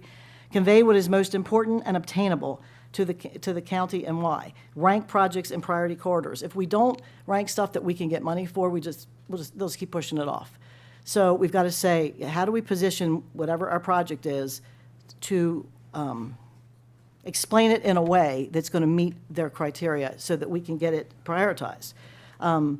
Make specific asks among the priority corridors. So you're going to have a corridor for, these are the ones we want for construction, this is what we want for planning, and then you make your specific asks among the priority corridors. We did this years ago, and I think it's switched back a few. A planning study, a concept study, a breakout project. They all would be in a different corridor. The specific asks will get more traction. Exactly what do we want to do, and spell it out and why. And then they know exactly what they're not going to figure it out for us. Like if we say we want to dualize Route 32, they want a specific, we need to go from section A to B. We've already done a huge amount of work on Route 32 over the years. We've done breakout projects. We just need some connections. So it's not that overwhelming. And that's right now, my priority right now is Route 26, and you've got others. How do we get them into the queue? Describe the completion of the corridor, the phase 2, like Maryland Route 26, you got to describe it. I put it's the main corridor through the largest designated growth area in Carroll County, the Freedom District with 32,000 residents. The corridor is the sole east-west roadway that's contiguous through the area and many neighborhoods and local businesses, sole or main access. You got to tell why we're looking for it. It's about the citizens, it's about the main corridor, it's about, it's in a designated growth area. They're not going to look this stuff up. It's like the new secretary, she's not even from the state. We've got to tell our story and sell the project and say, here's why we need it. Crash data. I got crash data from Maryland State Police. It's one of our highest vehicular areas in the county. It's a growing community. I've got all this written down for you. What we're getting ready to build, over 13 new homes, sizable new businesses moving through the planning and construction process. Currently, the suicide lanes throughout the corridor are the only option to make turns. Almost every intersection is a level of service of an E or F. There's 3 current retirement communities along this corridor with 2 additional over 55 communities consisting of over 400 homes working through the planning process. None of these properties are currently at a signalized access. Sidewalks and turn lanes are sporadic and disjointed along this corridor. Virtually no safe portion to maneuver, and no wise biker would ever attempt to traverse this roadway. This project will increase safety for all roadway users, enhance travel times, and create a walkable environment for community members and small business along the corridor. Dedicated turn lanes, complete streets, you got to say it in every one of these things. And ADA-compliant access ramps will greatly enhance pedestrian safety, signage, blah, blah, blah. Safety and accessibility enhancements needed at many access points. The state on this project has committed planning dollars to move the rest of the corridor forward to position us for federal funding as soon as possible. So right now, there's one part that we need to put the money in the budget for, and on another page, I say, we are committed to putting the money in the budget, and I want to be able to say that we've committed to putting it in the budget for that one little piece at Homewood. And as soon as we put that money in, they're going to start designing it. It'll be ready for the federal funding, the one section. The rest of it, the planning, they're going to do on their dime. And then next year, if we get this language in there, and then next year, we're going to ask for the planning money to go with that. And then we'll be in line, so when this federal money becomes available, this project's ready, and this project's ready. But we haven't been ready. That's why we haven't gotten, I'm just trying from my experience to line us up. We really have not gotten anything. There was billions of dollars put into the federal money, the Jobs Act, whatever, and it ends this year, and we haven't really accessed it. And just lining these letters up, and it's tricky, but once you see these other counties, and some of them don't apply to us because they have transit and we don't have the transit piece, but you can pick out the pieces that do align with us, and I wrote a lot of it down, I highlighted it, and just, we've got this stuff in each of those projects, and I don't know the others as well, and they're gonna, you're asking them for planning, but just change the wording and change the focus to safety, safety, safety, use those words, and then, even the tunnel, what's the purpose of the tunnel? And then, like, on the one at the bypass, I don't know how far along you are with that conversation, but that we want to sit down with you and say, we've got to tell our story. There's projects all over the state. There's tons of them. They read these, and they're like, you got to catch the attention, use those words, and bring some of these projects to fruition. Because Route 26 has been the same paragraphs almost for like 20 years. I mean, it's just... And Commissioner Krebs, if I may, I apologize. I don't mean to interrupt. When is this letter due? When is the due date for this letter? When do we have to have this in?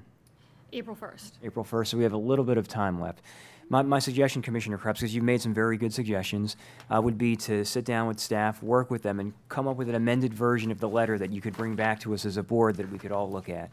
Again, I think you're making some very good suggestions, very helpful suggestions, but for the sake of timing and also for the ability for us to be able to process the changes that you're suggesting, again, my recommendation would be meet with staff, share those changes, get an amended version of the letter worked up, come back to us. And I'm going to just suggest this. I spent a lot of time on it, just on the ones that are in my district. I'm willing to help you all, but you have to do, I've printed out the stuff that says, here's what we're looking for. It says it right in that big document. It's right in the front and page. I highlighted it. I printed out these other letters. They're right online. I didn't want to use too much paper. But if you've got stuff in you want reworded, I don't have time to reword everybody's project. Oh, I'm not asking for... And maybe staff can do that, but just the way you might have a little more specific passion about it. I do, because I'm there. You might not know what the issues are there. You know what I'm saying? So I'm sort of putting some of that language here that tells that story, why this project is needed, what's coming forward, where we are, and that we intend to put the money in the budget this year for that one breakout, and then next year we intend that we'll go over it. But for all the other projects, I think we should put them in the same format if you want success, and just putting some of these keywords, and you might take your own project, and I can make you copies, and use some of these buzzwords and write your narrative. You're a great writer, Mr. President, you're a great writer, and help you, just help to lay it out and lay it in each of these corridor categories. And one's for planning, one's for construction, the whole roadway. There's one for the trails at the very end we're having a meeting, I guess, next week about that trail that goes through McKeldin or something. That's a great opportunity for us. We should say we're having a meeting about it to hear from the citizens. And it's a great, BMC is the one that put this forth years ago. But it sort of gives them an update that we're like enthusiastic about it. So we want to help you, but if we can just get this lined up a little better, and it'll be in different, we'll have a number one in this category, we'll have a number one here, we'll have them in different places, because they're all in different they're all on a different schedule, and there's a different ask. One's for construction. Once we get that ready for construction, the next money, if they have $5 million and that's what it costs, they'll say, here's one that fits. Let's do this one. And we've done safety improvements with that. I think 12 intersections, I think, at times when we were ready, and these were things we didn't have to have a match for, but the corridor projects you do, and the project was ready, and then they said, here, let's do this. So we want to get these to be ready in place for what they need, and they don't just we got to ask next year, what's the funding that we need to go to the next step for these other projects for next year? Because they're not ready, they're not even through planning yet. So, I would concur. It sounds like you've got a lot of really good information to pass on. We've been doing this letter a certain way for a number of years now, and it does seem now that we've got, I think, a better strategy to try to accomplish some of these. So I know it might be a heavy lift to do this rewriting, reformatting, but it sounds like it's probably due time. I think Commissioner Krebs mentioned a couple of the counties, do it a certain way, and those letters are going to be available online to use. And so, yeah, I would concur. It sounds like we want to do some work on this letter, change some things around, and we'll have an opportunity to discuss again. and then once you put it in the corridors, I can't really tell. I mean, you've got a lot of the information right here, but once you put it in the corridor, then you can see if there's ones that need to be prioritized. But right now, there's like 4 different corridors that you'd put them in: planning, concept, engineering, design, construction. So it might be only 1 or 2 in each corridor. It might not be a big, it depends on how far along we are with them. And, okay, and I want to give you this stuff today, so you have time to work on it. And I'm hoping that I'm here next week. I'm supposed to not be here because I got to be in Annapolis, but. So just to clarify, on the question of priorities, you're suggesting that we. And I'm not suggesting it. I talked to State Highway. This is how they request it. And they told us this years ago, and we used to do it that way, and then it got switched. And it got switched by past Board of Commissioners, and they didn't follow the instructions. And we haven't gotten really anything since then, anything of substance of a project. And so we've got to be consistent. We've got to put them in the corridors, put the planning money in.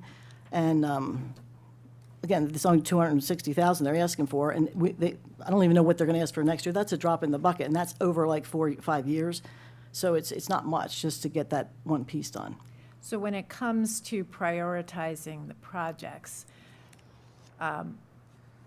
you want the letter to prioritize projects within a particular area rather than looking at the priorities. They're all going to move in a different spot. They're going to take up planning depending on the letter and how we write it. Now, if you don't write the letter and put this right stuff in here about safety, you're not even going to get it to planning, because you've got a whole bunch of other folks. So it's up to you guys. You write that section on the other projects that you're just starting with. And then the one's ready for construction, that goes in the construction category. One's ready for design engineering, that's the one we're going to put the match on this year. I think there's only one, so that would go here, because they're all in a different phase.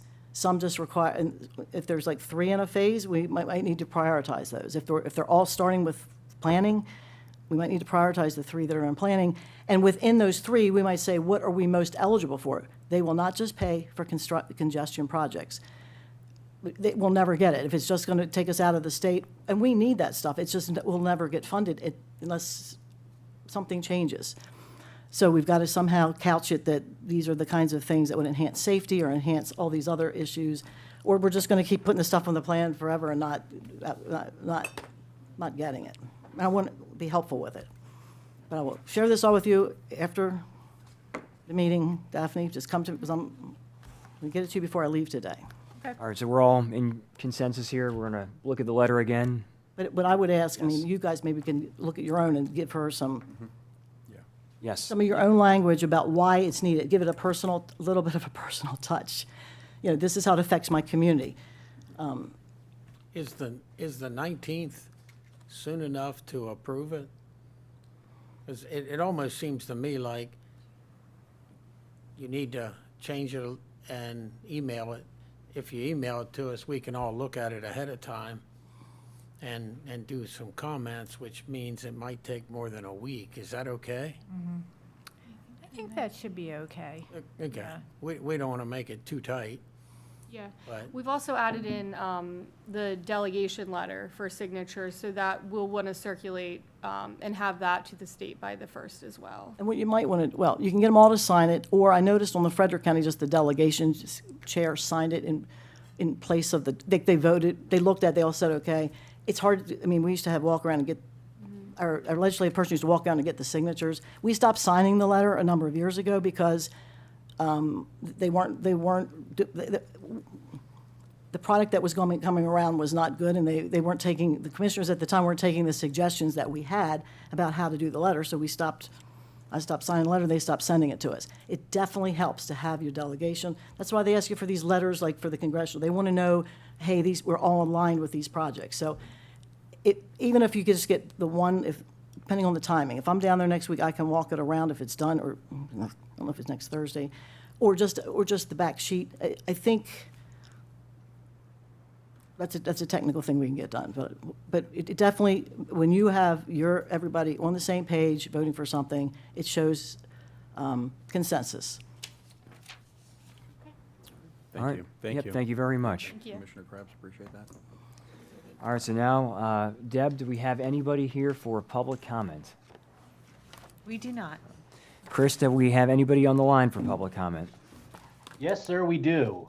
Caller, if you could please use *6 if you're still there with us to unmute. You'll have 3 minutes. Please identify yourself and give us your address, please. Thank you. Yes, good afternoon. Can you hear me? Yes, we can. Yep. Okay, well, I have to say this is a first. I'm actually can hold 2 calls at the same time. I'm waiting to testify virtually down in Annapolis on a horrible abortion bill, but they're still doing their thing. So I'll just go ahead with this. So good afternoon, and I'll try to make it short because I know you're all running late for 1 o'clock as well. Carroll County Republican Central Committee, I'm sorry, Catherine Adelaide, a member of Carroll County Republican Central Committee. We had our last meeting on Thursday, February 26th, prepared for the legislative breakfast on Saturday, February 28th. It was a great success. Thank you all so much for coming out. I really enjoyed seeing many of you at the pro-life table. We also had a food drive. I was joined at the pro-life table by Andrew Baer from Maryland, the state Maryland Right to Life. We were running our annual membership for Carroll County Right to Life. So Carroll County Right to Life is the local chapter for Maryland Right to Life. So we had 26 new people join up, which we really appreciate because there's some horrible, I know everybody thinks because of question 1, it's all over. It's not. Basically, they're trying to introduce another infanticide bill to make it legal to basically not assist a child after it's been born and let them die. And then our next meeting will be March 26th at our usual place at the senior center. I'm sorry, I don't have a timer on, so feel free to stop me when I'm out of time. As I said, I'm waiting to testify, and the good news is that assisted suicide, it wasn't that it was defeated, but through great lobbying efforts, it will not be introduced.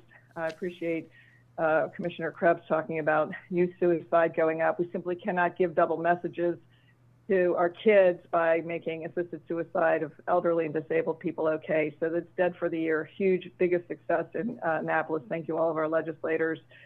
Carroll County Right to Life, we're preparing for the March 16th Maryland March for Life.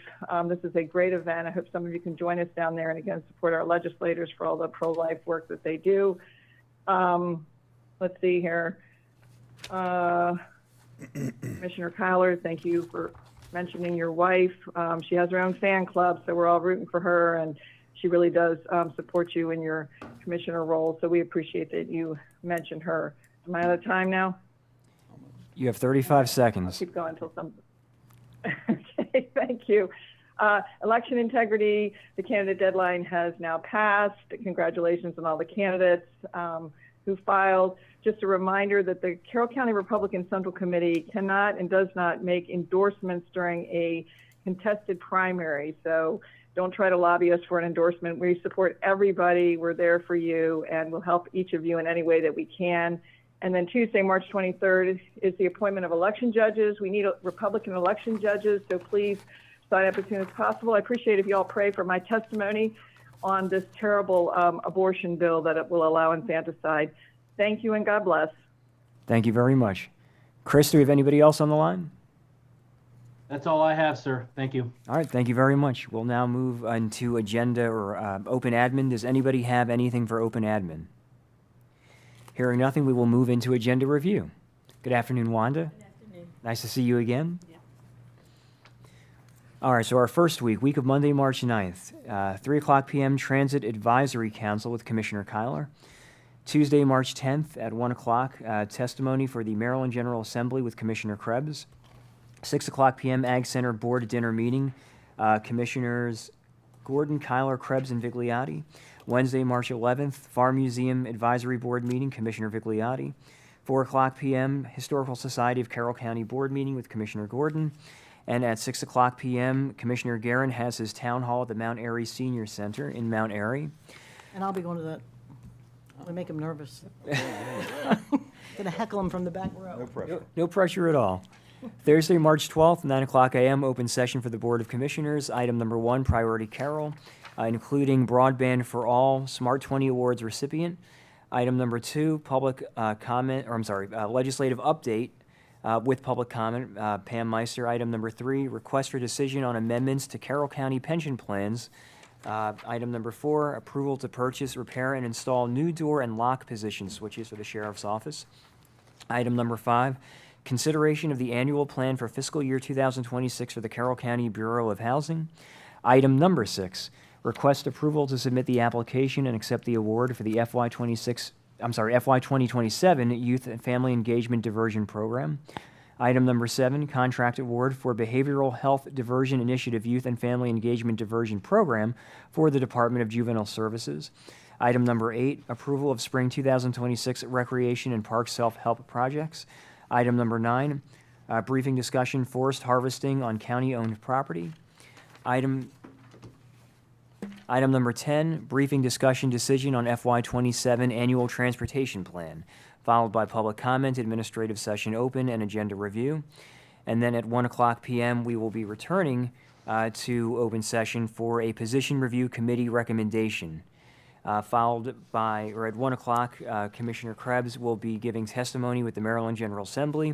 And at 5:30 p.m., Carroll County chapter of the Maryland Municipal League quarterly dinner will be attended by Commissioners Kyler, Krebs, and Vigliotti in Union Bridge.